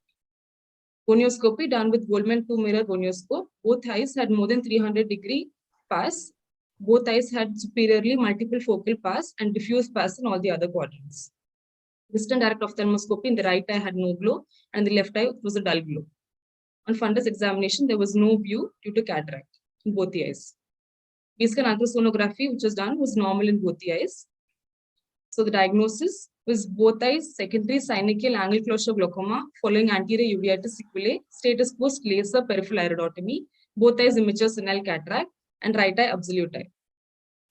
The treatment options were trabeculectomy, phacotrabeculectomy, phacomulsification followed by stage trabeculectomy.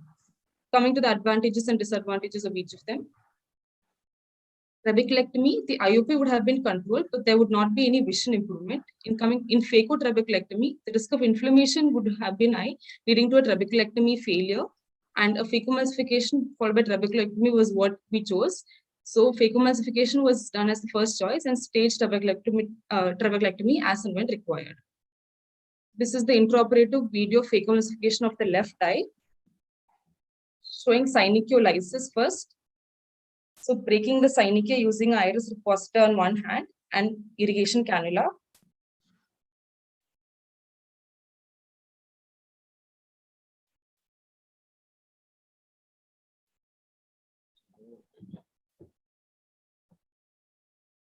Pupil dilated using Y hooks.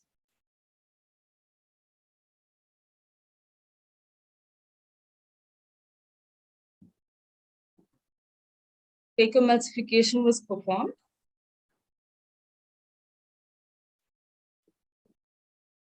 Nucleus was chopped and removed using bimanual irrigation and aspiration.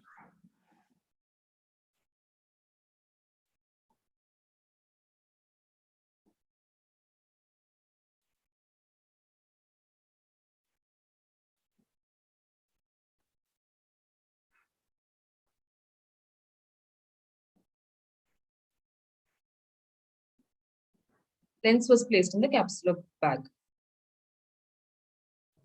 Status post phacomulsification. So first eye, left eye was operated, following which right eye was operated 1 month later. So post-operatively, right eye vision was PL plus PR inaccurate, and the IOP was 16 millimeter of mercury by applanation tonometry, while the patient was on brinzolamide and timolol. And in the left eye, vision post-operatively improved to 6/6, and IOP was 18 millimeter of mercury by applanation tonometer, while the patient was on brinzolamide and timolol.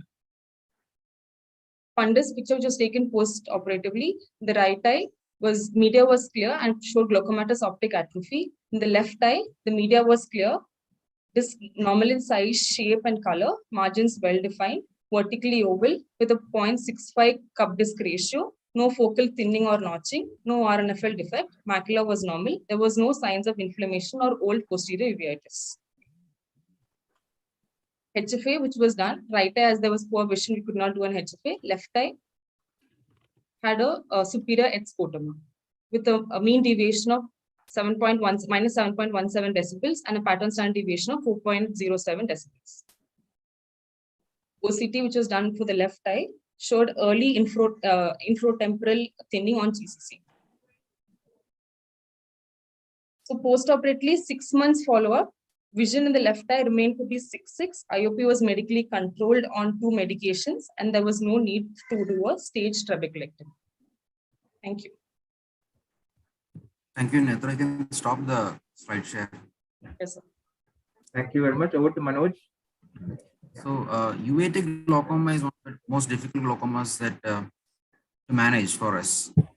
Mechanism of glaucoma can be multiple.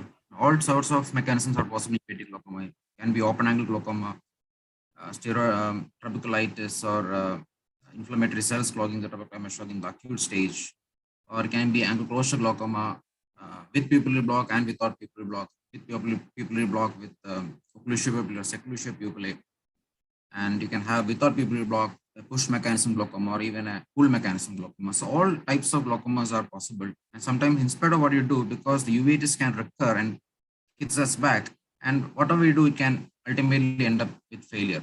It's even more difficult in pediatric uveitic eyes than in adult eyes.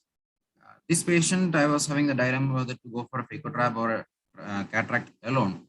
And fortunately, with just a cataract surgery alone, the IOP has come down. In spite of having a lot of peripheral anti-synechiae, we were able to control the intraocular pressure with cataract alone. And we always have an option to go for a trabeculectomy if later on the pressure goes up. I'd like to hear from the other glaucoma surgeons here what they would have done different, or Dr. Thomas George. Manoj, you did well. No problem about that. Whenever there's a cataract and there is a closure, the cataract has to be dealt with. That is straightforward. Here, uveitic glaucoma, the mechanism here probably is a secondary pupillary block, considering that synechiae there and that you have PAS superiorly also, extensive PAS. It's not the irregular localized PAS you get in just uveitis. So you are dealing with a secondary angle closure and the cataract's the first thing to do. The other thing is doing a trab in these cases is tricky because later on you can have the ciliary body shutting down and the trab can add to the problem and send it into phthisis. And trab alone, again, in such a case where you have not dealt with the ring synechiae and things like that, the PI part can get stuck down and you can have a flat AC. You may be forced into a second surgery anyway much faster than you expected. So the logical thing here, again, for me would be to go after the cataract first and if required, trab later. There's no doubt about that. And uveitic glaucoma, the problem is the uveitis is not going away. This patient still needs follow-up. And one thing I noticed in the field is that's a lid scotoma, not a superior arcuate. That's where the OCT is normal, left eye. Okay. Thank you, Dr. Thomas George. Did you do a synechiolisis or anything like that, Manoj? Sir, right now we are not facing an acute pupillary block. Yeah. So, no, I mean the angle. No, I think he meant peripheral anterior synechiae. Yeah, I wouldn't do that with an inflammatory glaucoma. Okay. Yeah. Okay, thank you. Dr. Girija would like to comment? Okay, it's okay. So we got one more case. Okay. And we'll go to the last case. Very nicely managed, Manoj. Thank you. Very good. The next case will be presented and discussed by Dr. Manju Anup. She is the glaucoma consultant at Girida Eye Institute, Kochi.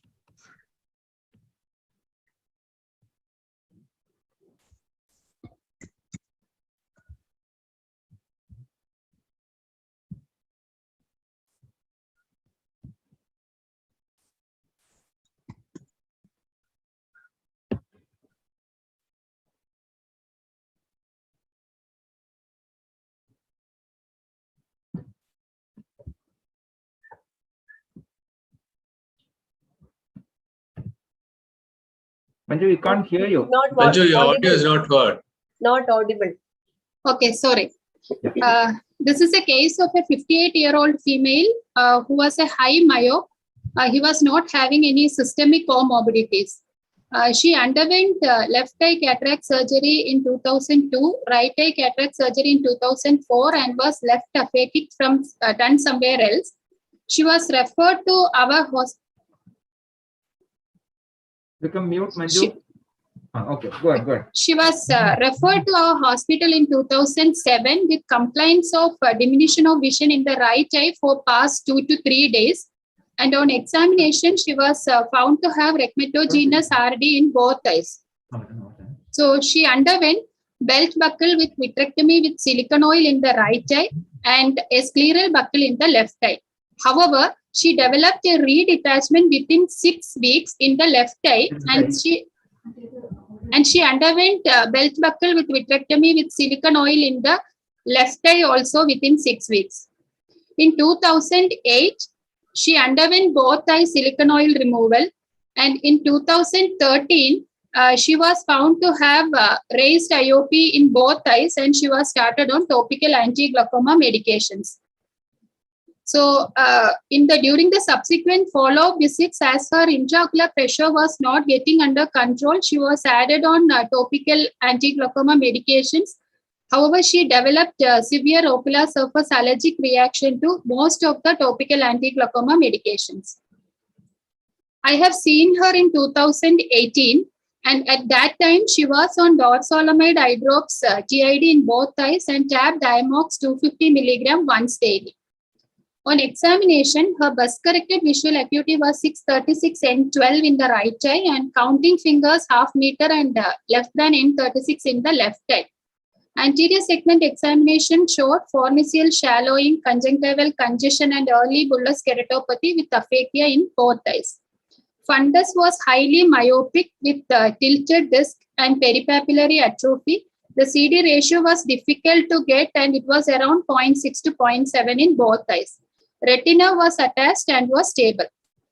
Her intraocular pressure was 24 millimeters of mercury in the right eye and 28 millimeters of mercury in the left eye with the present medication. Gonioscopy revealed open angles in both eyes with emulsified silicon oil bubbles more in the superior angle. So, considering her one-eyed status and ocular surface issues, she underwent a pars plana AGV and I placed the plate over the belt buckle in November 2018. As she was allergic to local anesthetic drugs, all the surgeries were under GA. She was absolutely fine post-operatively. However, 3 weeks post-operatively, she came with persistent watering in the right eye with a duration of 1 week. So on examination, we saw a small leak adjacent to the tube area, but the pressure was 6 millimeters of mercury. So Dr. Marian has also seen, and she did a patch graft with Muller's muscle graft in the right eye. Again, 6 weeks later, she presented with watering, and this time we saw a conjunctival defect with a plate exposure. So again, she underwent a Muller's muscle graft with amniotic membrane transplantation with temporary tarsorrhaphy. So as the left eye vision was poor and the prognosis was poor, she underwent a diode CPC for IOP control in the left eye. She was under regular follow-up, and 1 month back, that is in 23rd December 21, she again presented with watering in the right eye since 1 week. Her best corrected visual acuity was 660 and IOP was 10 millimeters of mercury. So this time on examination, again, there was a large conjunctival defect with the plate exposure. So this time she underwent a Muller's muscle graft, which was taken from the other eye and placed over the defect along with an amniotic membrane transplantation and a temporary tarsorrhaphy. The first video shows the graft taken from the other eye. And this was placed over the defect, and an amniotic membrane graft was also placed with a temporary tarsorrhaphy.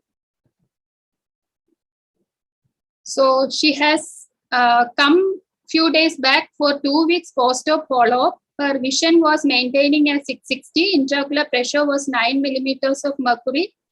You can see the tarsorrhaphy, and the anterior segment shows the pars plana tube, and the graft is holding well now. So we sent the conjunctival tissue for histopathology, and it showed subepithelial blister with lichenoid infiltrate, and did an immunofluorescence also, which showed features are in favor of chronic inflammatory pathology. So as of now, she is doing well. She is yet to come for a review.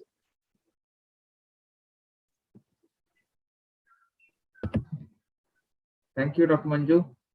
Very challenging case. What to say? As Marian was there, I could tackle so far. Yes, No, absolutely. We'd like to get everybody's opinion on this. Dr. Thomas George, like, what do you say? Recurrent plate. What else can we do, or any other better options? I really have no idea. I mean, you can mobilize a flap like that and suture, but with foreshortened fornices, mobilizing in that area is difficult. So you're landing up with a free graft. And free graft, probably the second time around, I would have put some tough tissue like cornea. Even underneath. I have. Dr. Vinay, we had a discussion with our corneal surgeon. I would have put corneal stroma underneath and buried it on with this graft.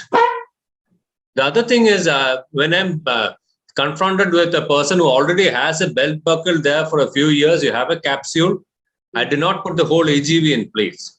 I use that belt buckle and go back to the ACT-SCB procedure. I just take an Adi, which is cheaper, cut the tube, put the tube into AC, and put the tube into the capsule of the buckle underneath the existing buckle. That works also. That way you need less space. Putting a plate on top of the buckle, the plate is actually being lifted up a little more. So that's one thing I would have done at the first sitting. And now I think probably you should put a piece of cornea underneath. You need something tough. If it opens up again, if it stays good, well and good, don't touch it. It's trouble. Thank you. Dr. Vinay, would you like to add something? Cornea?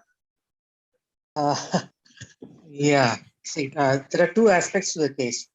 Okay, one, what is the present situation? Now thinking back, what we should have done, a long back before we started intervening. Yeah, when there is any plate or any synthetic material exposed, just doing a free graft won't work. Okay, even if we put a corneal tissue like what Dr. Thomas suggested, it has to be covered with a source of epithelium, which will be there continuously, which will regenerate continuously, and the only thing that can produce is a conjunctiva. Okay, and for the conjunctiva to survive on that, it has to get vascularized. So from the cornea or from the exposed plate, it is not going to get vascularized. So that is where the the role of this large graft is large. It has to extend outside this area where it is very healthily vascularized. So this graft can get vascularization from the surrounding tissue. So that is what has been done here now. The only thing is, the cornea was not used, but then a relatively thick Muller's muscle with the epithelial surface should hold on if it gets vascularized back. So that is what is the present situation. Now, what I meant by going back is that whenever we have a case with conjunctival cicatrization, okay, we have to differentiate this case whether it is a condition where it has happened and stopped, okay, one-time procedure, or is it a condition where there is progressive cicatrization. That happens in autoimmune diseases. That has to be differentiated before we intervene. In this case, again, it is very difficult because has had two, buckles. I mean, two surgeries, right? If I remember correctly, multiple surgeries in that eye. That itself can cause cicatrization, and in addition, long-term anti-glaucoma medication, which will cause cicatrization. So it is a dilemma there whether we should have done anything at that point of time to arrive at a diagnosis like this. Now, with the present biopsy, we know there is some process going on. It's just not, the stretch or the deficient tissue which has caused an exposure here. There is some chronic inflammatory process going on even now, which needs to be tackled. Okay, so these are the small points to be addressed in these cases. Thank you, Vinay. One question, Thomas. Can I? Yes, sir. Was a T joint used for implanting into the through the pars plana, or is it the regular tube that was used? Regular tube, sir. Regular through the pars plana. Yes, sir. Now we don't use that bend anymore. You just put it where you want it. Okay. Yeah. And second thing, Moniz, one question I have, that is, was the edges of the conjunctiva bleeding when you were putting in the graft? Was it vascular? Yeah, it was. We actually had cut around all the scar tissue. It was vascular. Probably if we get one more chance, take a bigger tissue, something like the buccal mucosa, and make it a bigger flap so that you have a big edge which is vascular to vascularize it. Isn't it possible to take Thomas conjunctiva from the other eye, which is blind? That's what I understand, correct? A huge conjunctival flap from the other eye and use it here. But that conjunctiva is also, I think, it's not a healthy one. That is part of the same patient with probably the same immune problem there. And it has one more additional surgery he underwent. she Is it underwent an exactly. immune disease, basically, Marin? Is there basically an immune disease? Or is it that the patient has undergone multiple surgeries and then have been on medications, topical medications for a long time, which will definitely induce some amount of fibrosis? Yeah. Actually, we did biopsy, but did not reveal any immune disease so far. So consider it as chronic inflammation. And using Muller's muscle, is it an accepted technique, or is it something that you innovated? No, sir. Actually, for exposed orbital implants, we do use Muller's flap. So orbital implants are avascular, no? They really puts well. So same technique only, same principle only I utilized over here. Very nice, actually. Thank you, good innovation, actually. Thank you. Yeah.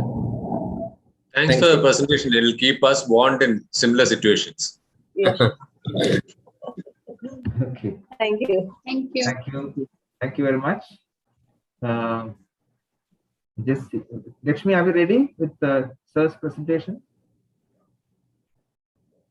Sir, we'll go with Dr. Philip Kuruvala's presentation next. Yeah. Dr. Philip Kuruvala, can you try the slide share? Can you hear me? Yes, sir. Yes, sir. Yes. Okay, I will try once more. If I don't succeed, then I'll surrender to the IT team. Sorry for this. Overall, I'm sharing the screen now. And, whiteboard.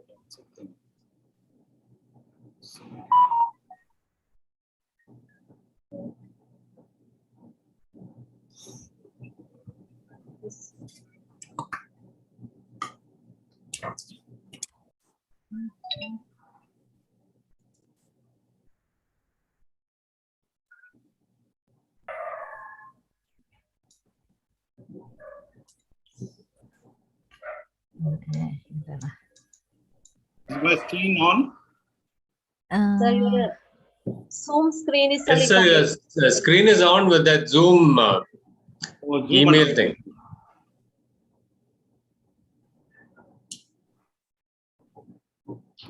Can we share?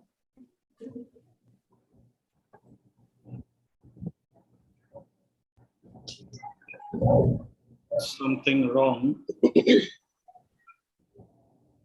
Shall we start from our part, sir? Okay, you start from your side. That's okay. Can you just stop here?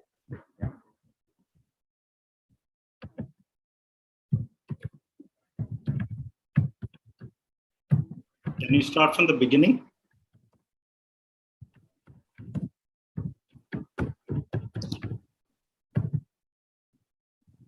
This is the last slide. This is the last slide, lecture. Actually, we need IT people is doing that. Okay. Perfect. Yeah. Yeah, thank you, Marian. Are you able to hear me? Marian, Yes, sir. Yes, sir. Yeah. Yes, sir. Yes, sir. Yeah, wonderful conference and effort, and sorry for this technical glitch. No Next, worries. next slide. What happened?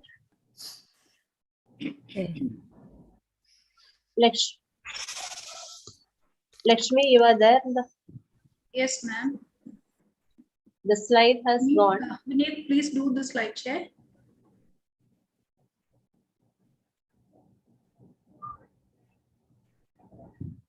It is, thank you, Sinumol, for that wonderful presentation.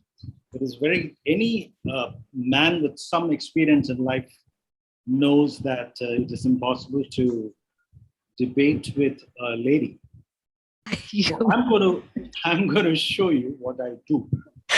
Okay, sir. Okay, next slide, please.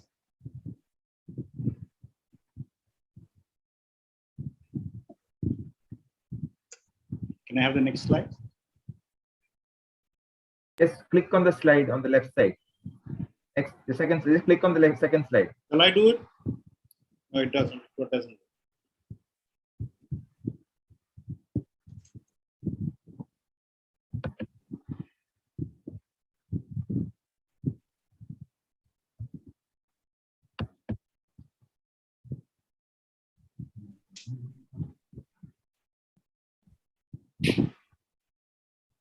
Just click on the next slide.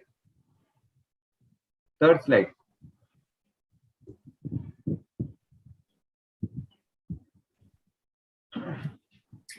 Or just advance? Not possible. It's on play, no?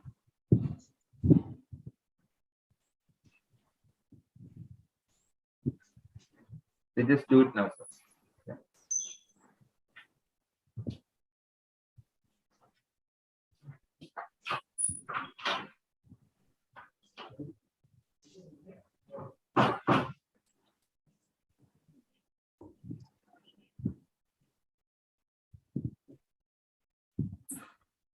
Wait a minute, sir.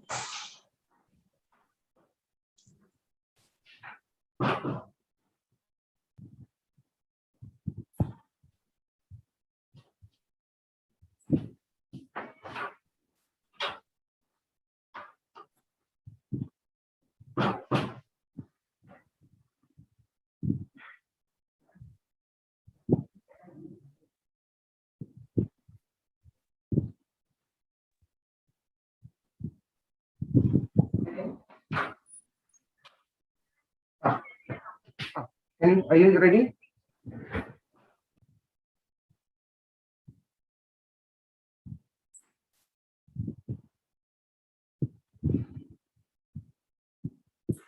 So Marian will share now, sir.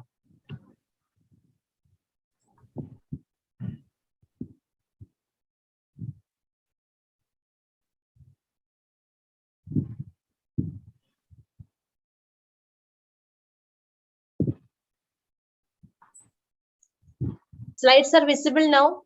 Yes. Yes, Maria. Yeah. It's moving. Slide, please. Yeah. Video. Yeah.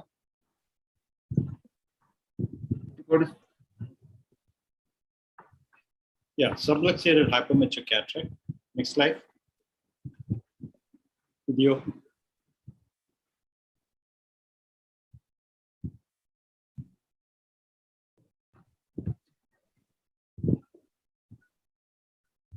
The video is playing now? Yes, it is playing. Yeah, it is hypermetric cataract, and it is nice. Discovered soon after I started the surgery that is subluxated, and whole of the upper part of the nose was on it.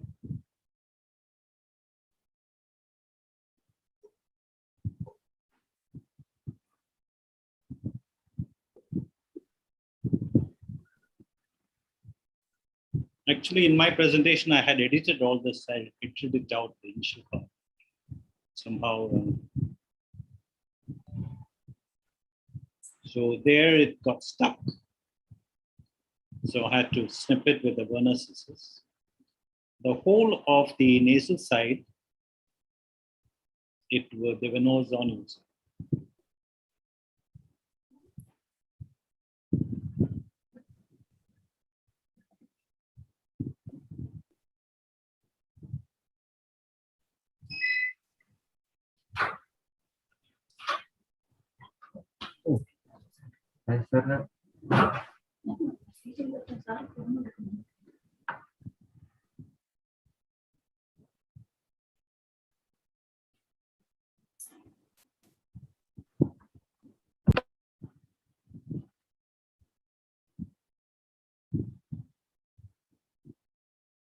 So you'll find that the whole of the superior and nasal side are no zonules. So in this kind of a case, if you put a CTR or zonule, everything will get dislocated into the vitreous. So the option is CF fixated. I will, or in my hands,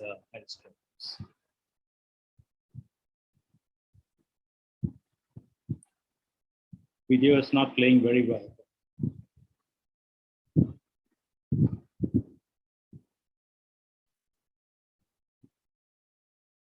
Enclave the left side, right side.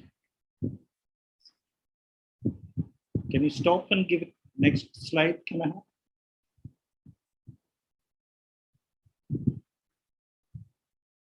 No vitreous in the anterior chamber. iridectomy.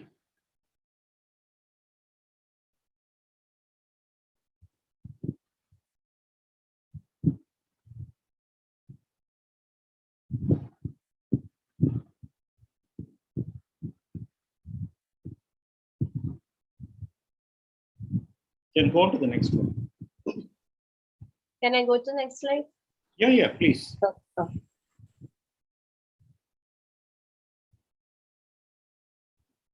Another case, phacolytic glaucoma, total subluxation.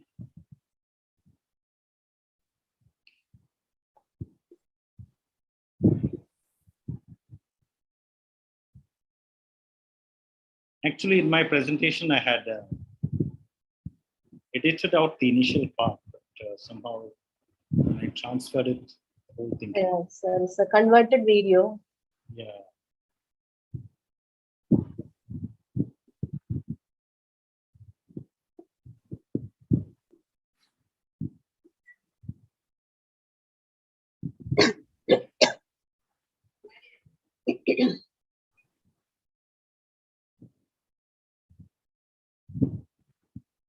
This part, in this case, there were no zonules at all in the whole of the superior and nasal side.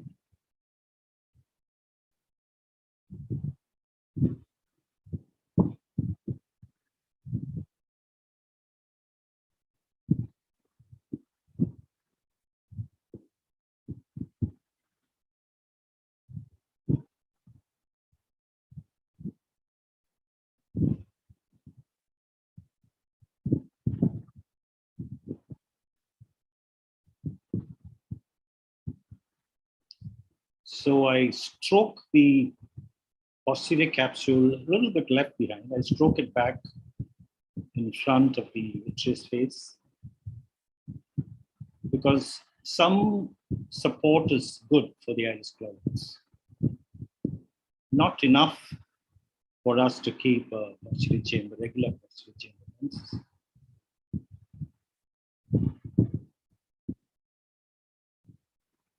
Insert it vertically. Now, if it is a vitrectomized type, then you need to constrict the pupil.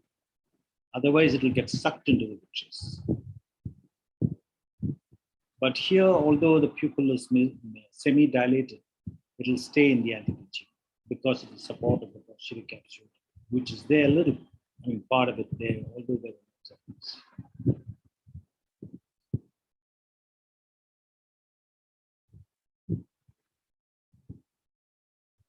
Pupil is semi-dilated. So I had to tug on the pupil a little bit, tugging on the nasal iris to make the pupil round. And iridectomy.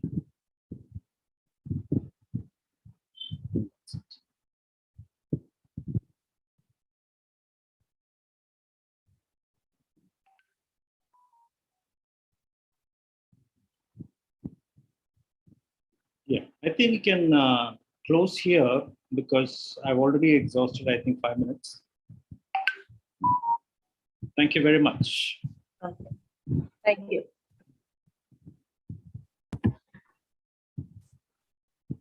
Thank you very much, sir. Arup sir. Arup sir, are you there?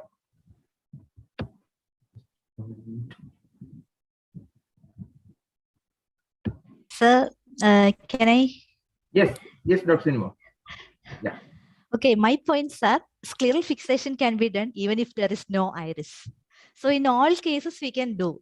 In aniridia, in adherent leukoma, iridocorneal endothelial syndrome, in traumatic iridodialysis. So that's a universal procedure. But definitely iris claw IOL is very easy, very fast. But sometimes I don't know if it is very easy. Once you have to, I've seen people to begin with when they start, it's really struggling. Manipulating the iris claw lens inside the anterior chamber is not easy. It requires good effort, but it is possible. Sir, yeah, CFIO is a very good technique, but it is very good. I agree with you. It's, no doubt about it. But Then in another my point hands, is, I like it better. This better. It's faster. then another point is, after this iris claw IOL, we cannot dilate the pupil and see the fundus, No, especially when in diabetes. Sir, full dilatation is not possible. It's not at all possible, full dilatation. So in myopic patients, if you want to detect a lattice or a peripheral RD, that is very difficult. So for scleral fixation, that is not a problem. Yeah, true. Then if we are not doing iridectomy for iris claw lens, that will lead to pupillary block glaucoma, and second day anterior chamber will be shallow, even iridocorneal touch will be there. Then corneal endothelial decompensation. Absolutely. Then endophthalmodonosis, that's a problem. There will be iridodonosis along with that IOL and also endophthalmodonosis that can lead to macular edema later. We don't know the late complications. No, I've been doing it for several decades now. Okay, sir. No, in fact, I'm one of the first in the world, maybe. Okay, sir. Posterior fixation of iris claw lens. After some time, I gave up because one lens, one claw came off. After that, I was discarded, and so I didn't do it. But later, I talked to these fellows, and they said, no, sir, now the claws are strong and it will not come away. But it did come away. In one case, who was a badminton player, he got hit with a shuttlecock and one claw came. But then I could claw it again. No, what you said is correct. I'm not debating, I'm just saying scientifically. What you said is correct. Dilatation will not be as full as, but in my hands, it's been good. In fact, the third section of my video, which I didn't show because of lack of time, it is iris claw lens as an add-on lens. Add-on lens when I did a congenital cataract surgery when the boy was 5 years. Now he's become 7 diopters myopic. What to do about it? What are the additions? 15 years after the surgery. So the only way was to put in an iris claw lens in front of the original. A lot of additions. I didn't show because so that's a very nice idea, sir. Especially in congenital cataract. Right, yeah. Okay, sir. Because you can't, I was too scared to take it away. And because when you pull it away, I was scared to disturb the vitreous face. So what you said is correct. Thank you, sir. Thank you very much. Raju sir. Yes. You're muted, sir. You're muted, sir. Sir, you're muted. Sir, you're muted. Raju sir, you're muted. Sir, muted. Okay, right. I can hear you now. Yeah. Okay. Yes, sir. Dr. Sinu, you have finished your presentation? Yes, sir. Yes, sir. Okay, right. No problem. And Philip sir has also. Over. Yes, presented, sir. Yes, complete. So Yes, sir. I have some. So what is the final opinion about the two procedures, the retropupillary iris claw lens and the SF IOL? So Philip, probably going for the retropupillary claw lenses. What are your main reasons why you are so particular about the iris claw fixation? Well, in my hands, I find that iris claw lens is much easier, less bothersome, it takes less time, and so on. But in all cases, as very rightly said, you cannot do in all. In last about 2 weeks ago, I referred a case with a lot of iridodialysis and damage in the iris. I did not fix an iris claw lens. There was another case of aniridia. Yeah, which she was showing now, Dr. Yeah, you can't do that. But of course, that is completely understandable. That those are the technically difficult problems wherein an iris claw lens cannot be. Yeah, but in practice, we cannot where the cataract aphakia is there, no other problems, then you will probably prefer to go in for a iris claw lens. So why is that your preference? It is faster. It is in my hands. It is simpler. It is faster. It is. You got a round pupil. You can get fairly good dilatation even after putting the iris claw lens. not as wide as the other type, but I think it is possible. And I found that some people say it causes iritis. It doesn't cause any iritis. Iritis is same as you get in any intraocular surgery. You don't get it. That's right, probably. If you look at the outcome of surgery over a period of after 6 months or 1 year, you won't find any sort of a difference as far as surgical outcome and the visual outcome is concerned. Both are the same. Agreed. What about the immediate post-operative period, the 2 to 3 months period? Do you have more reported incidents of, say, some iritis, some secondary glaucoma, ovalization on the pupil, and all those things? Do you have any? No, not at all. Not at all. In fact, I've seen some cases I've shown, doctor, please look at this eye. Another ophthalmologist. They'll say, yeah, there's a PCIOL. What's so great about it? So they didn't even know that it was an iris claw lens. So it was so quiet and nice. They didn't even notice it. So in other words, if you look, then you will find the 2 pinches there. But only an iris claw surgeon will recognize it. Others won't even recognize it. That is true. Yeah. Especially when I think when you are in a procedure, you take out the lens and then you end up with a problem where the inadequate support of the posterior capsule. In that situation, instead of going for creating these scleral flaps and all those things, maybe it's better because immediately you can put in an iris claw lens and everything will be fine. Yes, as a primary procedure, it is easy. Yeah. So I like her, this one also, SFIOL also, because wherein, previously they used to suture the haptics to the iris. Now we enclave it, I mean, we just stuck in that in a scleral trap door with a glue or whatever, just stuck it in and it is safe. And she also said that it is easy for them to dilate the pupil very well. What about your dilatation problem? If the patient has got a posterior problem where you need a good, for a retinal procedure or whatever it is, do you get such a well-dilated pupil following the iris claw lens? Yeah, or is it better that you get it? Compared to SFIOL, it may not be as good, but it's not bad at all. See, it depends on where you enclave it. If you enclave it outside the collaretic, outside the collaretic, that's then the dilatation is very good. But if it's a very small iris claw lens and you are enclaving the sphincter pupil, then of course dilatation will not be good. So it depends upon where you enclave it. In other words, both the procedure has a pride of place as far as the post-cataract aphakia is concerned.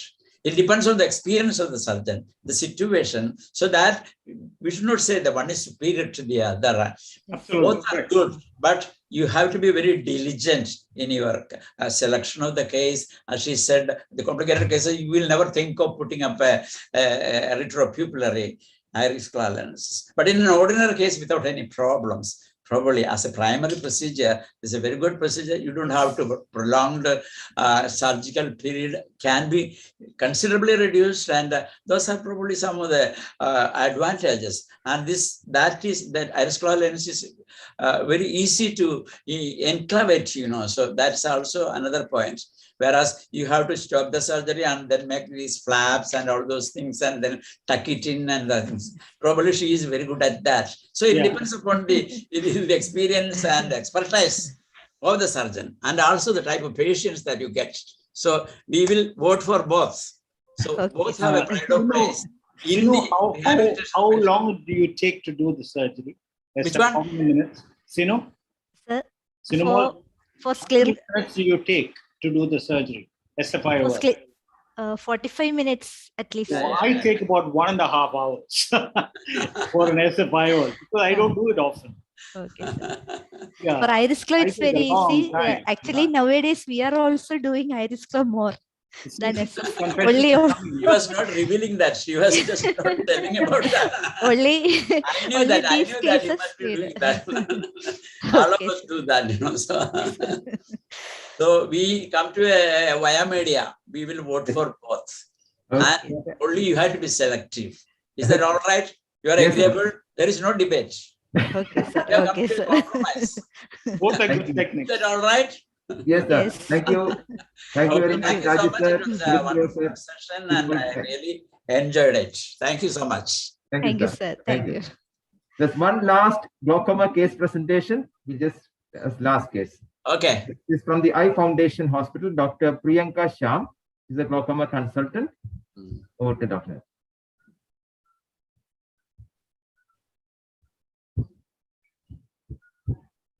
Dr. Priyanka. Yes, sir. Good afternoon, sir. Yeah. Go ahead. You can share screen.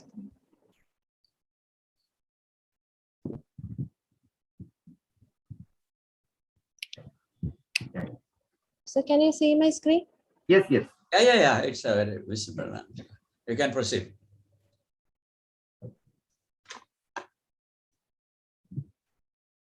Good afternoon, everyone.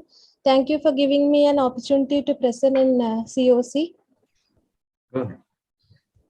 So mine is a 60-year-old female who came with the complaints of blurring of vision in left eye since 1 month.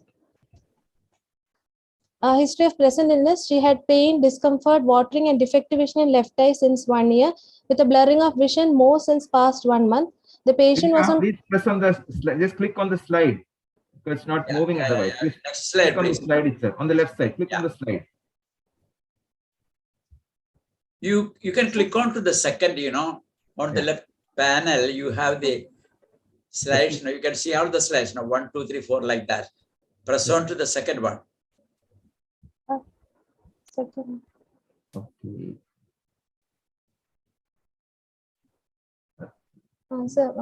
Patient was on Combigan eye drops twice daily in both eyes, Hypersol eye drops 5 times in the left eye. Priyanka, we can't see the slide. We That's can't right. see. Just stop share and share again, and just go. They would make it slideshow, and just click on the slide because it's not moving otherwise.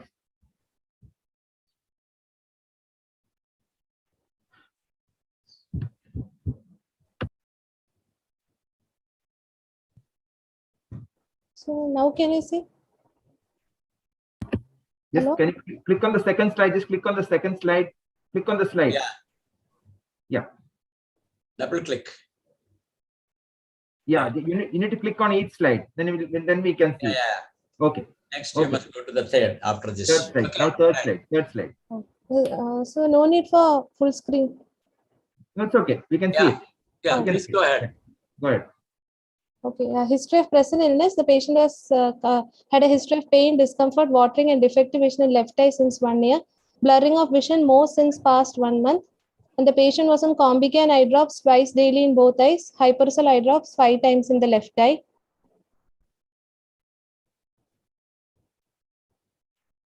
Coming to the past history, she had a history of trabeculectomy done in both eyes elsewhere 10 years back, and history of Ahmed glaucoma valve implantation done in the left eye 2 years back elsewhere, and history of repeat trabeculectomy plus phacoemulsification was done in the right eye 8 months back. She is a known diabetic since 2 years and hypothyroidism since 10 years on treatment. Family history, she had a positive family history of glaucoma in her mother and sister. Coming to the clinical examination, ocular examination. Coming to the ocular examination of right eye, best corrected visual acuity was 6.9. Conjunctiva showed a low bleb with a clear cornea. Anterior chamber depth was Van Herrick's grade 3. Iris showed a surgical PI which was patent, and she was pseudophakic. The fundus was showing 0.95 cupping with bipolar notching in the right eye. Intraocular pressure by Goldman applanation tonometry was 12 millimeters of mercury in the right eye, and the gonioscopy showed open ankles in the right eye with a patent ostia. Coming to the examination of left eye, best corrected visual acuity was counting fingers at 1 meters. Ahmed glaucoma valve plate was seen in the supratemporal quadrant. Epithelial and stromal edema was seen in the corneal edema with DM folds, suggestive of early corneal decompensation. Anterior chamber showed a depth of Van Herrick's grade 2. The tube was seen with bevel up in the anterior chamber. It was not touching the endothelium. Iris showed peripheral anterior synechia at 12 o'clock position. She was pseudophakic, and the fundus, there was no view due to corneal edema. Intraocular pressure was 16 millimeters of mercury. Gonioscopy was deferred due to the corneal edema. So this was the anterior segment examination of the right eye, which showed a low bleb in the right eye following a repeat trabeculectomy. And the left eye showed features of early corneal decompensation. And you can see the Ahmed glaucoma valve tube in the anterior chamber. These were the fields of the patient, which was done in October 2021, which showed advanced field changes in both the eyes, in right eye as well as left eye. These are 10-2 fields. So we came to a diagnosis of both eye advanced primary open angle glaucoma, both eye pseudophakia, both eye status post trabeculectomy, right eye status post repeat trabeculectomy, and left eye early corneal decompensation status post Ahmed glaucoma valve implantation. The treatment given was, the patient was advised to stop Combigan in both eyes and was switched to Brinzox T twice daily in both eyes, and was started on topical steroids and atropine eye drops in left eye, and was advised to continue hyperzole eye drops QID in left eye, and hyperzole eye ointment was given at bedtime in the left eye. At 5 days follow-up, that was yesterday, her vision in left eye was same, counting fingers at 1 meter. She had features of early corneal decompensation, but the anterior chamber was well formed with the AGV tube seen bevelop. So, what to do next? Whether we should explant the AGV or go for a DMEC or a DSEC.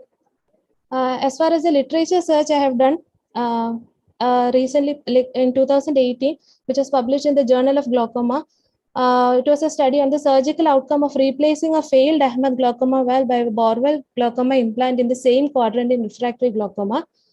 They concluded that replacement of a failed Ahmed glaucoma valve by a new Borwell glaucoma implant in the same quadrant can be a reasonable choice to control refractory glaucoma.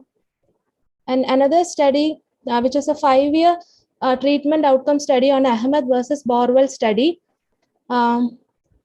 showed that both implants were effective in reducing the intraocular pressure and the need for glaucoma medications. However, Borwell group had a lower failure rate and a lower IOP on fewer medications than the Ahmed group, but had a small risk of hypertony that was not seen in the Ahmed group.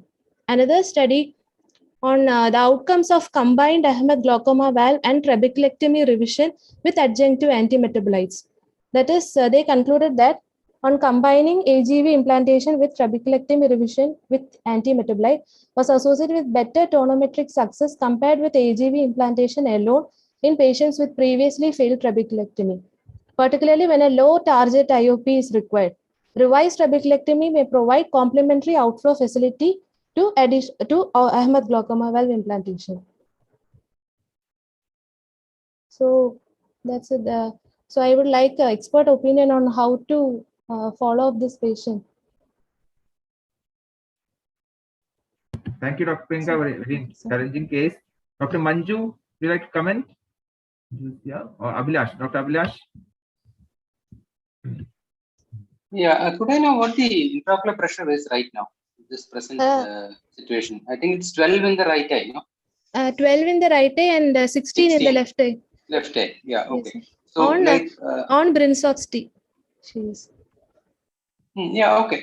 So see, already multiple surgeries have been done over here. So we don't know whether the tube as such is causing the corneal decompensation. Yes. Now we are worried about the left eye, no? Yes, the right eye is stable. Right Like, eye is we are stable. okay with the status of the right eye. Yes, Right sir. eye, you probably just need to follow up. Yes, Right sir. now, the trouble is with the left eye. Yes, sir. So left eye, maybe you can you have to see whether the eye has enough of a visual potential for you to go in for another surgery. Yes, sir. Because if the vision doesn't improve to at least maybe 660 or 636, that eye is not going to be much use to the patient. Yeah. Because when So, the patient, yeah, go ahead. So we can manage it conservatively with hypersonic. Yeah, I think you can manage it conservatively, and you can probably increase the amount of anti-glaucoma medication. Going for another, the ABC study definitely proved that the Barwell is better than the Ahmed glaucoma valve for a long-term, on a long-term perspective, and the number of complications are also less. Yes, sir. But that doesn't mean you have to replace a normally sitting Ahmed glaucoma valve with a Barwell implant. Okay, so that is not the implication of the study. Arun, what is the reason for the corneal decompensation and the bullous type of lesions that the patient has? Is it because of the valve inside the anterior chamber, or is it due to some other cause?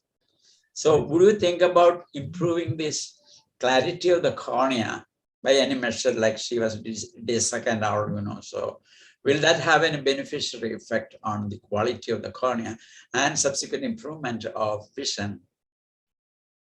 We feel that the valve has a role in the corneal decompensation, and but how much?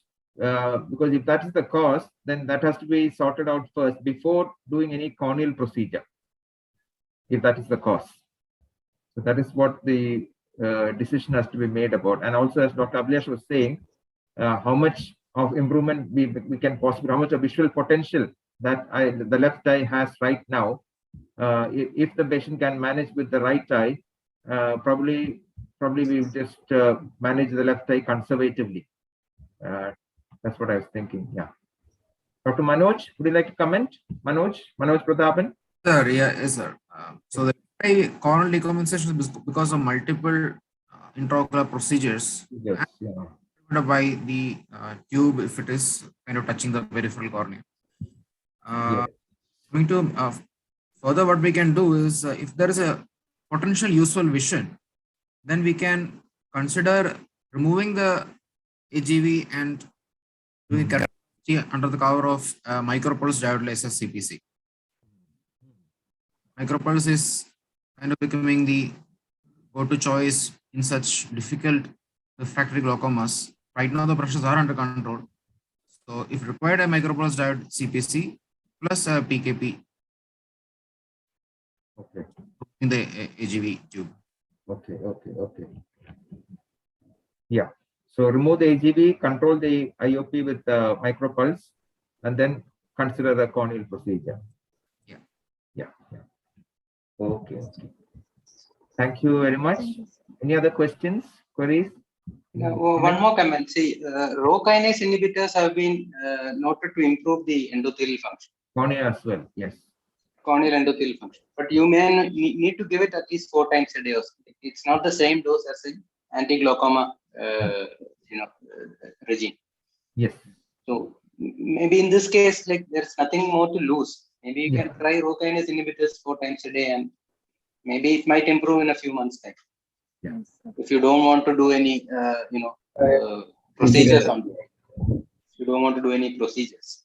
If you want to do procedures, there are many things you can do. You can place this tube in the pastana after vitrectomy, and then go in for a transplant, corneal transplant.